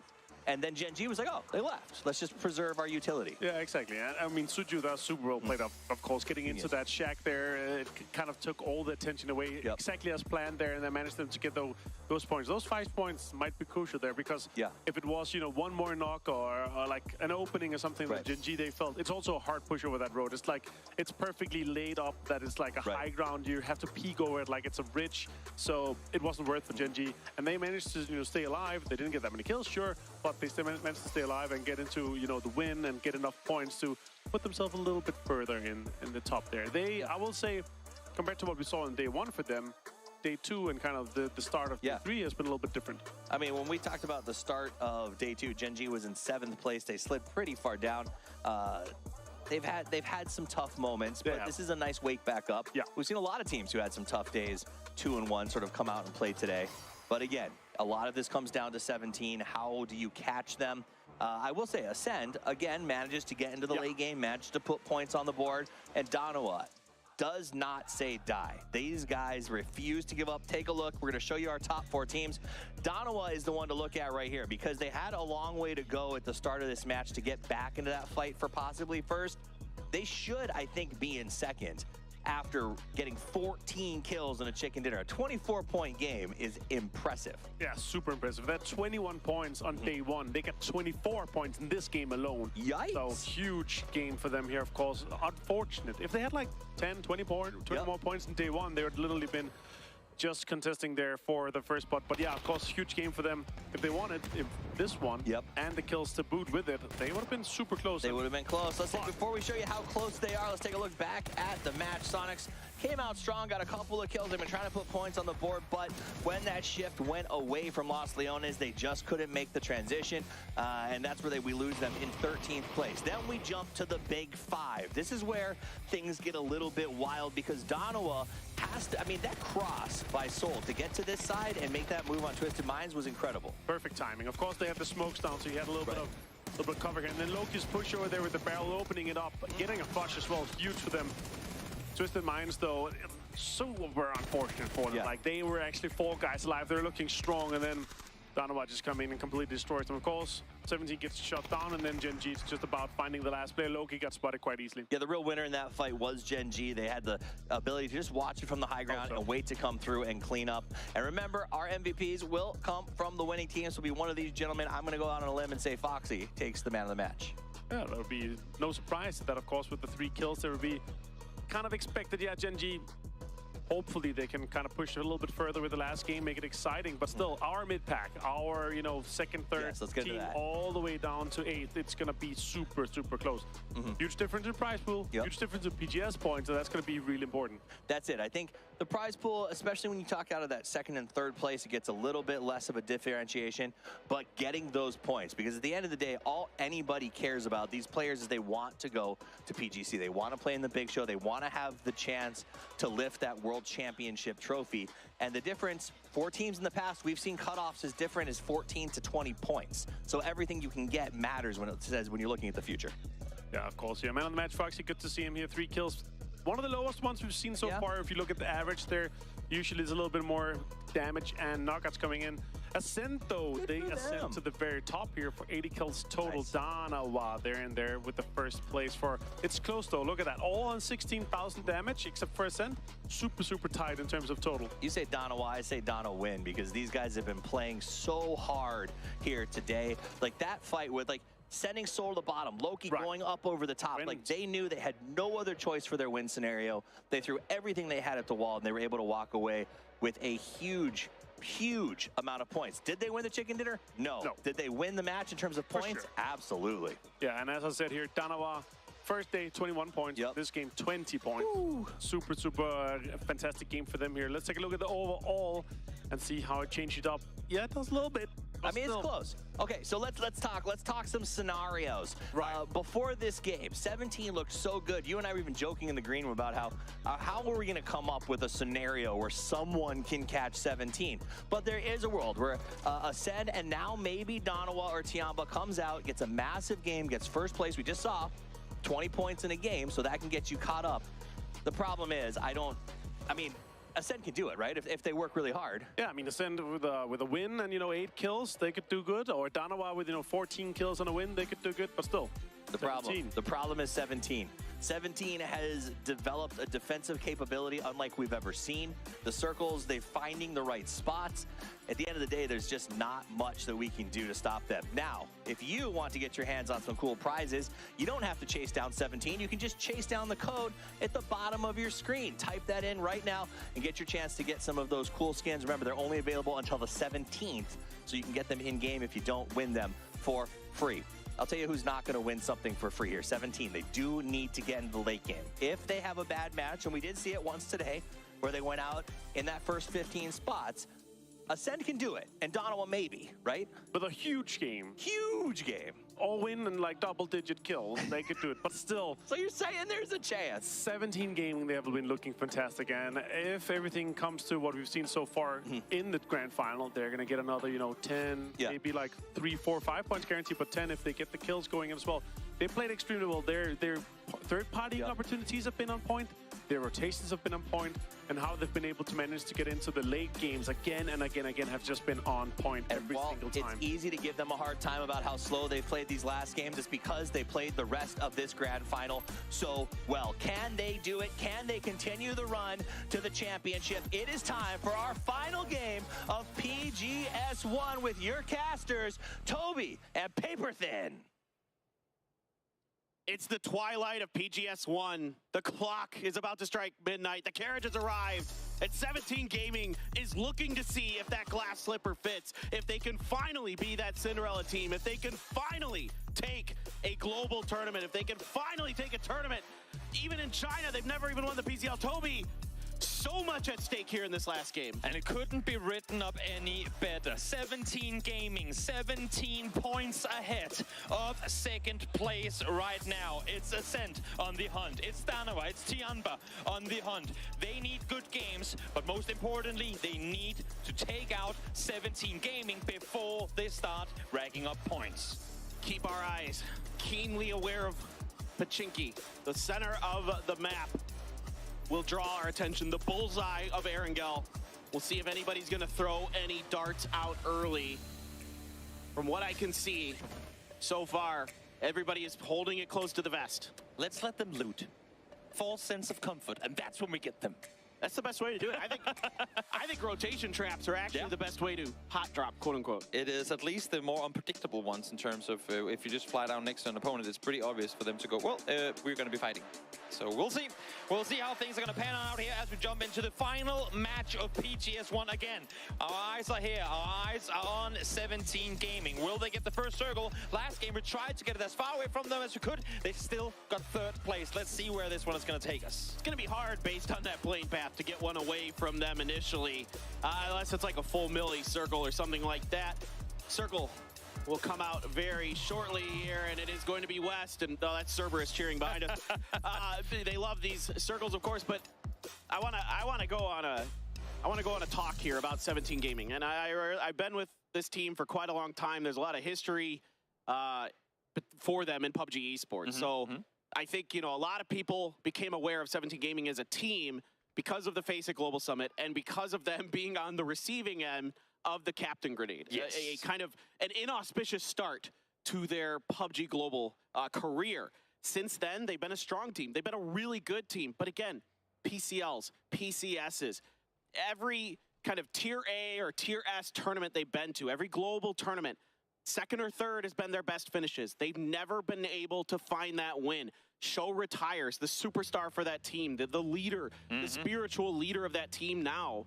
And here today at PGS1, they may very well find themselves claiming a title. And what better way to do it than doing it in the grand finals where the two candidates, the two that we thought would be the victors, Petrico alongside New Happy, aren't even here to do anything to try and prevent it from happening, because they are two of those teams that have time and time again been that stone in the shoe for 17, the ones to take the wins away from them in the very last moment. Yeah, I mean, you think about, they've been in the shadow of those teams, 4AM and others as well, and even 4AM here taking some shots, Xiao Lu just saying, we see you, we see what you're doing, we know. And I mean, think about the way this tournament went, even for 17 Gaming. I mean, just crazy, not good to start. Crazy bad. I'm just going to call it what it was. It was bad. It was a yet another case of if you keep hot dropping, either you come out really victorious or everything goes against you. And they got the worst side of that coin flip, no doubt about it. But again, that is in the past. They've bounced up, or they've turned things around, I should say, and they've gotten things going for them. And now, not only do they have a 17-point lead, but they're also sat, should they stick around here, dead center, phase one. An epic journey, to be certain. And already moving in towards the middle of the circle. Cerberus still kind of in looting phase, so kind of got to be careful with these positionings. You never know where Cerberus is going to pop up. They are a tricky team to kind of understand what they're going to do game to game. Now, as we saw 17 jump into their 2-2 split, as much as it's dead center and it's good for them, as we see Vox just doing third eye things, this is pretty interesting because while it's dead center, it's also one of those spots where you know there's not going to be a full team in either of these two spots early on. So this is one of those spots that even if shots are fired towards you, teams still tend to commit to a push on because they know even if we pull up fast enough, we will have a 4v2 at least for the first 10 seconds until the cavalry arrives. So look for any of these teams coming in from the east, especially looking at Howl right now, to be one of those teams potentially to full on collapse on the compound, potentially taking out 2 from 17 early on. I like what you're saying. I'm going to keep my eyes on it for sure. Our observers are definitely going to be keen on anything that happens with 17 in this game. Rightly so. We need to know every little moment that occurs in this, every slice of time that we can find, can break it down to the well, it's called the plank length of time, which is the shortest amount of time theoretically possible. We need to see every bit and piece of it. This is a perfect camera angle. Just keep it here, where we can see all of them running around. No, I'm kidding. There's, of course, plenty of highlights, plenty of moments to unfold in this match. The first one might be around the corner as Billman spots one, spotted the second as well. Doesn't want to take the shot initially. Mime now, though. If only he knew. Now seen, no tree for cover. Love the fact that he waited with that shot, but H went instantly there in return. Wow, Flash got shut down. He was waiting with open arms, but somehow H-Win able to recover and kind of expect the trap play here by Daytrade. Belmoth now gonna let loose of the grenade. It looks pretty darn good, but it just bounces too far. H-Win doesn't even take any damage from it. That molly should be good. Those should force H-Win off the tree. Good thing for him is that his teammates have already deployed smokes, allowing for him to cross on over. And Sonics right now, while first place might be out of reach, they are in the midst of the big bunch of teams here. There are so many placement points, so many PGS points, so much prize pool money that could potentially go with or against them depending on how this match unfolds. Well, this match could get bloody because there's going to be a lot of teams hungry for every point they can get to try to climb that leaderboard, to try to get into, again, those top 8 positions. Na'Vi, one of those teams we're looking at to see if they can recover from what has been a lackluster last couple of days. Daytrade now going to mount up in their vehicles, have a little bit of a kiss, and then move on with life. Donawa wrapping around North George. Well, just Soul and Salute, as I call them, the dynamic duo for Donawa. Alia taken down by H-Win. Yeah, that's a good knock. Mel is in the nearby vicinity, but can't fully commit to that rest just yet. The remaining 2 Na'Vi players, again, in a 2-2 split, they now have to fortify. You have a player that has to go for the rest. He needs protection while that happens. So they're giving up, not that it's prime real estate, but a pretty good compound down towards that southeast. And if the next circle swings down here and somebody takes that away from them, that is a huge loss off of simply one knocked player. 4 AM had to stop up short of going any further. I think crossing paths with Howl a bit. Apocalypse with an M24, and a dangerous gun if he can connect, of course, can change a round instantly for a team if you get headshotted by it. While the game quiets down, as I say that, of course, Howl just says, you know what, let me just check out 4 AM. Can I join their team? Nah, crazy, don't want any of that. While we're now having a brief moment of quiet, 17's position right now tells me that they're not playing scared. Just because they play center, just because they play quiet, doesn't mean they play scared. They play with so much courage and confidence. They're ahead right now. They know that everyone is gunning for them. They're in a wide 2-1-1 split. They just want to play smart PUBG. And if smart PUBG right now for them is not playing aggressive, just playing placement points, then that is what they're going to do. So do not for a second, do not for a moment think that just because they're passive means that they're playing worried. They're playing incredibly smart PUBG, understanding their spot in the leaderboard, understanding the circle, and the situation that they're in. Yeah, precisely. I have been very impressed with the way they've been handling themselves today. SDK right into Tianba, a team that maybe has hopes of trying to do something on this 7-7 with the opener on to Vegas. Purdy, Curdy, and Penta trying to wrap around into the house, but 7-7 having absolutely none of it. Alo down as well. 7-7 needs one more piece to complete the puzzle. Pow Pow here out in the open. Penta's up there, and it's going to be STK gone. In minds instantly take me back to Tempo Storm. Once tried to do a similar play, didn't happen. For the sake of STK, they stayed alive for longer than Tempo Storm did back then. But kudos to Chiamba for staying alive throughout all of that. Caught by surprise, able to rack up all four, and most importantly, 0 casualties on the side of Chiamba. They still need a good game. They need all four alive. Absolutely. LG now swinging in towards Ghibli. Crashes on. Tosi with some damage. Oh boy, that just parks itself up and creates a ramp on the outside. Tosi trying to get out of dodge, trying to stay safe, able to with the help of that fence line. Good awareness there by Tosi of the angles that he was going to be visible from. Really smart molly lob down as well, denying them the entry initially, able to now fall back towards his teammates too. They did manage to find Heaven up on the hillside, so they know it's a split. Now with Glass getting the rest on through, Luminosity has to be very smart about this one, because if the next circle goes anywhere near them, and even with Genji creeping in here as well, any team visible from behind, that's them out. Tosi here. Whoops. Happens. Happens to the best of us. We've seen it throughout this tournament. Genji getting involved. There was a knock on to Glass. Heaven as well, knocked by Uba. It's Ghibli falling apart at the seams. Everybody is looking at them from multiple different angles. There is no safety to be found. Not at all. And for Na'Vi, getting 3 points here is huge too. Look at the leaderboard. They're currently set down in 10th, but look at how close they are. All the way up to 5th place is just 13 points. Could be huge if they can get some more 3 points over this. Well, the first one didn't exactly get to them. Only the knock was found. No flush confirmed just yet. 3 points here could be game winning. You may be asking yourself, why is everybody at this compound on the southeastern edge? Well, people want points. As soon as these fights kick off, everybody starts turning their attention towards them to see if they can find anything. But Genji realizing there is not much profit to be found, they're going to leave players there. Circle is going to hard shift up to the northeast.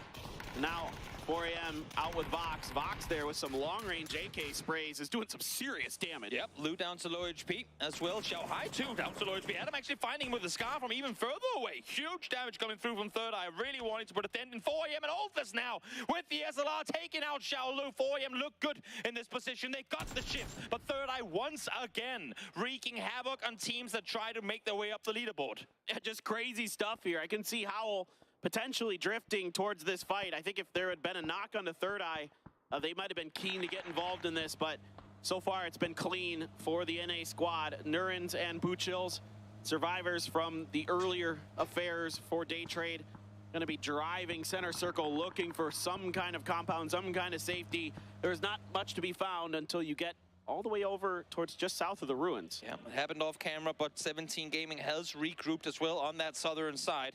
So look for them to try and stay put in that position for as long as possible. Towards the west we go as Howl in trouble. They found 2 onto Na'Vi, but taking casualty themselves as well. Cerberus instantly saw the rotation coming through. Howl falls 15th place. That is them out 11th for now. We'll see if they drop further down the leaderboard as this game unfolds. It's a big loss for Tiamba. They're losing Lin Shu. Mel with a good grenade finds the knock onto Flood. Another out from Uba. Is that going to get anything else? No, doesn't go far enough. LG mostly able to avert disaster here so far. Grenades up into the upper stories. A little bit of damage to Snakers and Relo. But so far, LG should be A-okay. That grenade not going to connect either. Navi just needs as many points as they can here. No reason to stick around, no reason to try and hide it out. Mika able to find Dano, and honestly with all these fights going on right now, 17 are laughing. They're enjoying everything they're seeing. Let these top teams, let the ones on the hunt take out one another. That is the play style they've been executing all day long. We don't have to fight. Let's just let these other ones wound one another. As long as we outlast them, as long as we outlive them, we will come out victorious. This fight for 17 Gaming fans, they are in joy. Soul, a huge moment here for Donawa. No escape route that I can see right now. He might just have to fight this out. Certainly he knows that there are other Ascend players coming. Gonna throw a smoke, try to buy a little bit of time.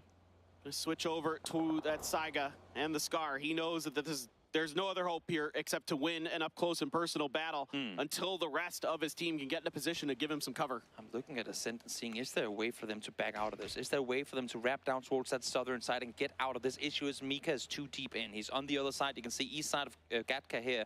Doesn't have his vehicle anywhere near. He is in trouble, and I think that's the issue for Ascent. They simply cannot leave him. Knowing how many points they need in this match, they cannot leave their fourth behind. They need to try and defend. They need to try and get him. But if he falls fast, expect to see Ascent try and get out of this position. See if Danawa is going to be mentally aware of the way that Ascend likes to position themselves, the way they like to play. It's spread out, it's ratty, no doubt about it. But that has been so successful for them. What a grenade from Mel. Finds a ton of damage onto LG. Footsteps are one. Oh, it's so good from Mel. Right on point. Takes down Stakers and Flood. Kickstart on the roof. Can do nothing but watch. We can't do the math, but Mel got all the geometry down in order to get that one through. Second ones will fall as well as Luminosity continue to take casualties. Ascent alongside Danawa. This fight has been brewing for a while now. Mika will fall. Loki able to fight one, so damage already done on both the two teams chasing. Now it's all into Soul. Ascend here trying to stun him up, trying to flush him out. Molly's in hand as they continue to push angles. Soul backed into a corner. Gonna use a stun of his own to buy a little bit of time, but Brex crossed. Soul here has to back up. He gets a little bit of damage. He's gonna push through the Molly. Is on fire, dodges the grenade. Some fancy footwork here trying to find the knock, but he can't find it. There's one, there's two. Soul, he needs one more, but it's a grenade from Brex. Sir, it takes down his teammate, but they do find the kill. And the collapse is coming there instantly here. Soul bought as much time as he could, and that is going to be Ascent in trouble. Brex go though somehow still alive, 7 HP to work with. Salute now wrapping around the corner. That's gonna be denied, and that is going to be Ascent down and out in the final match of PGS1. 17 Gaming can only watch the kill feed and smile now. The teams that were threatening them the most are beating each other up. Still Tianba with 3 alive. Still potentially a role to play in this perhaps, but it is looking all but over. Kickstart now. Taking a grenade to the face from Uba. Uba gonna launch another one there, but he is dealt with by Kick, and LG hangs on. Luminosity looked perfect in group stage. Navi did so in winners. Now both of them crumbling here in the final stage. Tianba able to find one more. That's Danawa out. We have one team on the hunt, currently sat 19 points behind our current first place team of 17 Gaming. Yeah, there's almost no way. It is a 9 kills and a win. It could happen. 9 more kills make that and a win. Yes, they need a lot more kills. 14 kill win, 3 players alive. Come on, Tianba, make it exciting. Hey, Tianba, if there's any team right now in this lobby who can get it done, it's them. They're playing out of their minds today. They sure are. On the very western edge of this circle, this next shift could be tournament deciding. 17, again, has been lucky with some of the circles going their way off of the positions they've been opting to commit to early on. So far, they're all in on that southern side. But let's see if maybe, for the sake of Tianba and all their fans, this next one can shift towards them. And maybe Luminosity, hearing shots in the compound. Are they committing to it? No, I think they're swinging around. Yeah, they're going to fan out and try to avoid this altogether. But Relo took the worst angle here, and he may be punished for it. Skirting around the side of 17, and yeah, the Xiao Bei is going to find another point, and that just makes things all the more difficult. Need another one. 10 kills from here on out. 14 kills, now make it 15 kill win for Tianba needed in order to best 17. It's looking impossible, but if there's a stage for it, if there's a time for a comeback history to be real, they started the day in 10th place. If Tianba pulls this off, that would be a comeback of a lifetime. No doubt about it. Sonics into Cerberus territory, 2 knocks, and well, the Sonics are gone. Snap your fingers, and Sonics will find themselves out in 11th place. Circle's gonna shift down to the southeast here. Oh, 17 is still in. They are still inside the circle, you guys. You had your chances to take them down early in the previous games. You didn't, and now they get to live to write home about it. Sonics will currently sit in 5th after being removed, so who knows? Maybe Ghibli with 2 players can find some success, can climb themselves. Cerberus, Twisted Minds as well. I mean, for Sonics as well, for Cerberus to get those kills, if there's a team you want to take out and get those points for, and on the flip side of that coin, for Sonics, if there's a team you do not want to give those points to right now, Cerberus 4 alive at just 6 points down. Huge for them to rack up so many points here. Now, that's 1 from 17 down. Tianba, when do you make the aggressive play? You need so many kills in order to win it, and you need to take out 17 in order to make that happen. Yeah, no doubt about it. That was a long range shot. Yep. That is, oh my God, that's like 600, 700 meter knock. And off of the knock, even though they're both inside, they just instantly fortify. They know, great, now they know where we are. Now we have to play it smart. Now we have to play it together. Again, do not mistake 17's patience for weakness. Absolutely not. Ghibli here, nothing to play but this kind of protection of foliage from the trees in this hillside. And that's about all they got. I'm really keen to see if Tianba is going to make a move towards 17. Shots from Imas. Taemin, very, very weak here is Genji trying to get into somewhere, to some kind of safety, maybe the edge of the field, but not much left in this circle to work with. No, and if there's one team we don't want to give the points to right now, that's Little Ghost finding the double spray with the barrel in hand from the other side. 1 point confirmed. One stolen away from Kickstart, but Genji falls in 10th. Instead, Tianba's going to try to fight Cerberus here. We've already seen Cerberus stalwart on their defense. Hisaki with the hip fire, taking down 7-7, but long skirt, good for the knock onto him.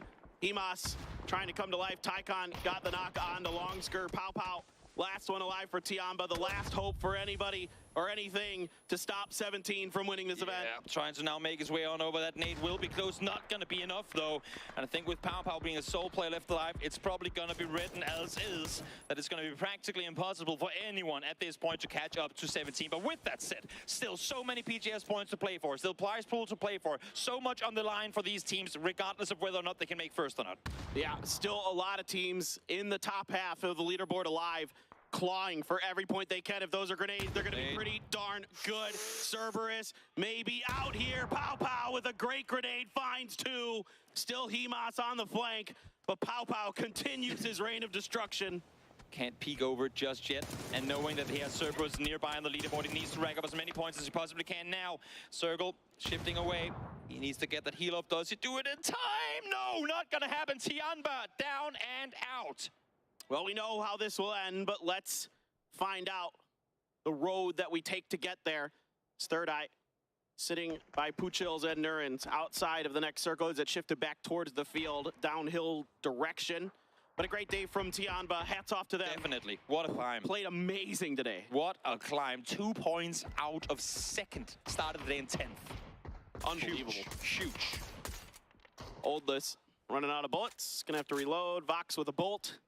Still some work to do here to get into the next circle, as Puchil's is just kind of plopping himself down, waiting to see if there's any movement in his direction. How is Third Eye going to take this? I mean, my assumption was Third Eye was just want to fight. Yeah.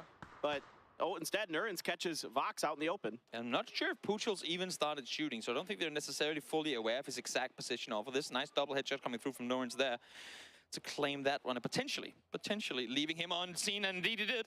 Adam falls. There you go.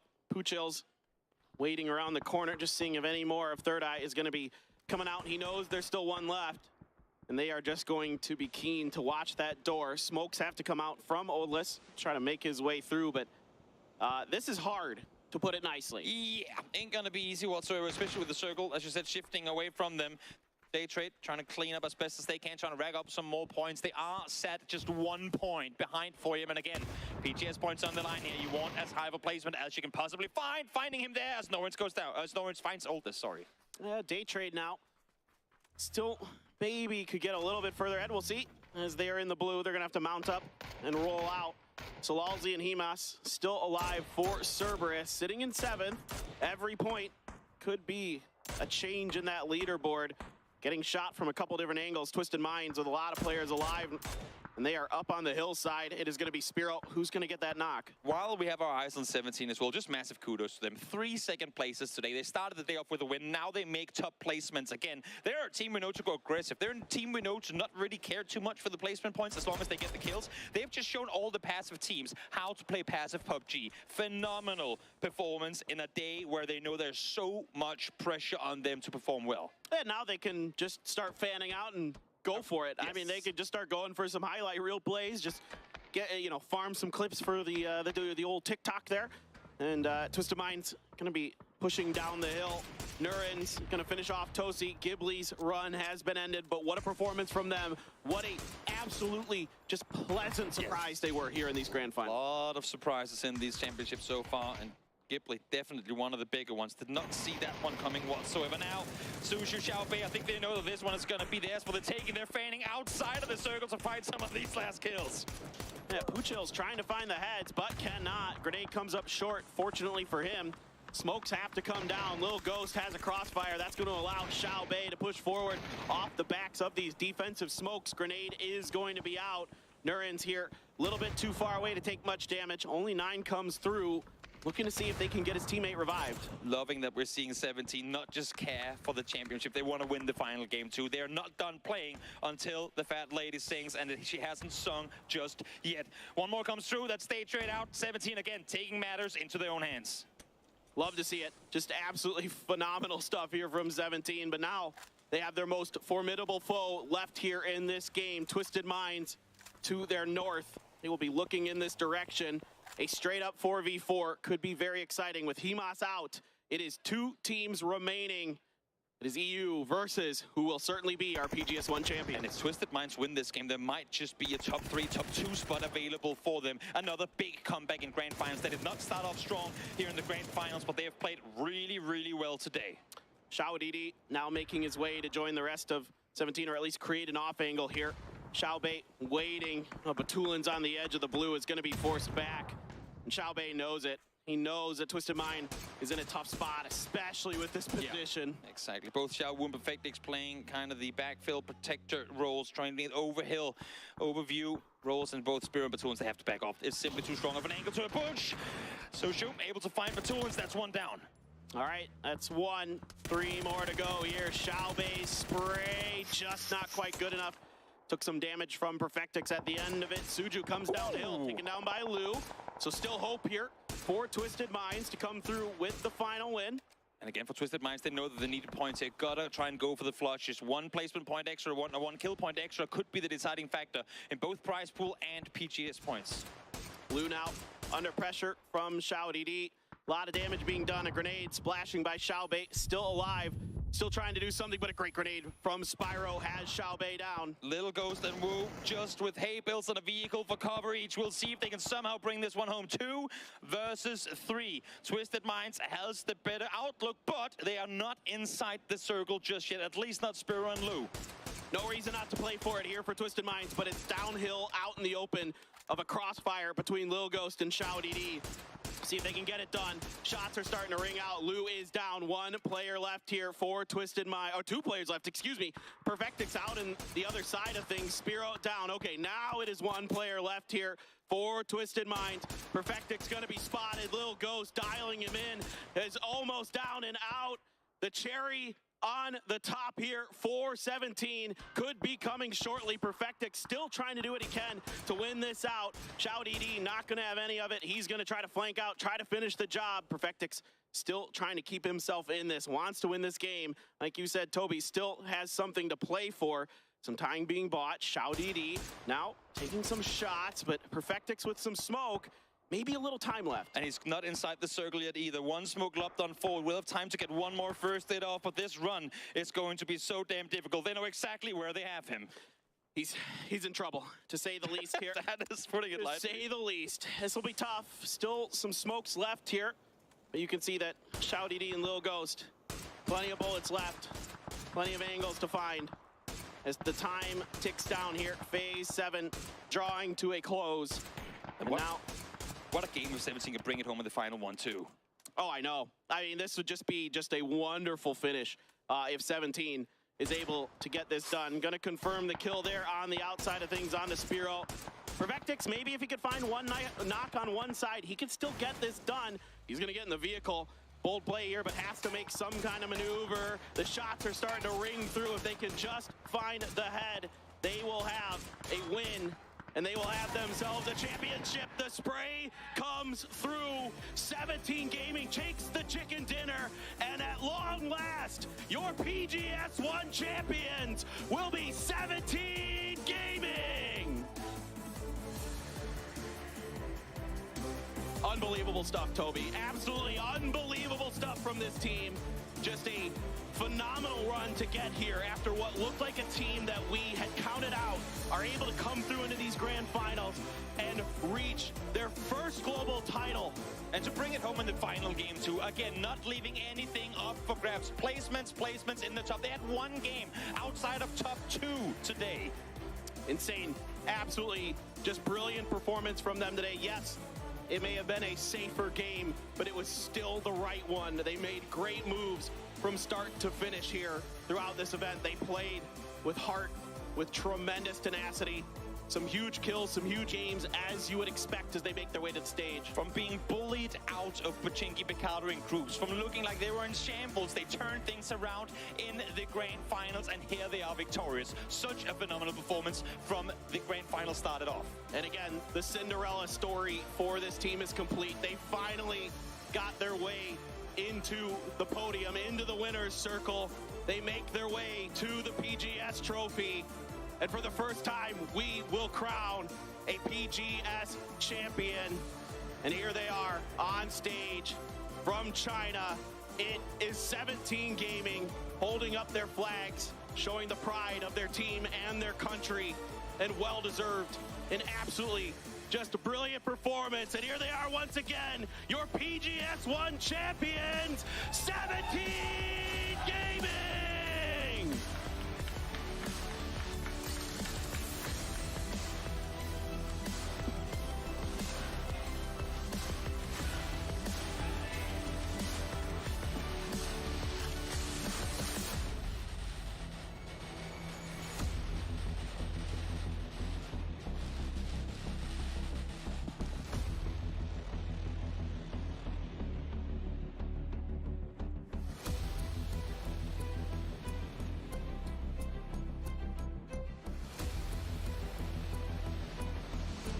What a night! This is why we all love PUBG.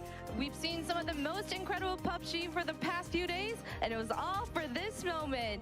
Ladies and gentlemen, please welcome our ever first PGS 1 champion, 17 Gaming. Congratulations, guys! 恭喜大家获得了胜利。 Alright, now, how does it feel to be the first ever PGS 1 champions? 请问这一次得到了首届 PGS 的冠军，有什么感想呢？ 我觉得这个意义重大嘛，因为我们一起等这个冠军等了太久了。这不仅是冠军，也是对我们选手，还有管理层、我们战队是一个很好的认可。在接下来的比赛呢，这个冠军只是我们一个起点，接下来的比赛我们也会全力冲刺。我们是有实力的，这个 PGS1，我们就是最强的。然后我还想说 ，P41的粉丝们、P41的兄弟姐妹们，名额冠军我们都拿回来了，谢谢。 It's a very meaningful championship to us. It's not about the winning itself. It's all about the confidence of ourselves, of our teams. And we really wanted to shout out to our fans, of our PCL fans, for supporting us during this time. Thank you very much. All right. Okay, I know it's a pretty lame question, but when did you guys realize that you were going to become the champions? 那请问一下，在哪一刻你们是意识到自己是冠军的呢？ 就最后一把看到那个 ACE 还有 GBL 在右上角出现的时候，我们就知道我们夺冠了。Probably will be the last match because we see GBL and ACE they had a fight, so we just realized, oh, we are winning and we gotta get the trophy. All right. How confident does the PGS win make you for the future tournaments? 那请问一下，这一次获胜会给你们在未来的赛事中带来更多的信心吗？这个是肯定会的，因为我们其实近2年的成绩一直都是第2、第3嘛居多，就我们其实非常需要这一个冠军来释放一下，相信这个冠军会让我们以后打得会更有自信，我们会拿更多的冠军。 Yeah, definitely, because we didn't perform very well in the previous tournaments. So we definitely need this trophy so that it gives us more confidence of the next tournaments. Okay, then let's give a big shout out to the fans that gave you the confidence to become this year's PGS 1 champions. 那最后对一直以来支持你们的粉丝说一句话吧。谢谢大家对于我们战队、对于我们每个选手这么久以来的支持。然后后面我们也会保持这个状态，给大伙儿更多的惊喜。 We want to say thank you to our fans, to our teams. We wouldn't let you down in the next tournaments, and we will definitely keep this performance in the next tournaments. All right, congratulations, guys, again. And now we're gonna send it back to the desk to find out who is the PGS1 MVP of the Grand Finals.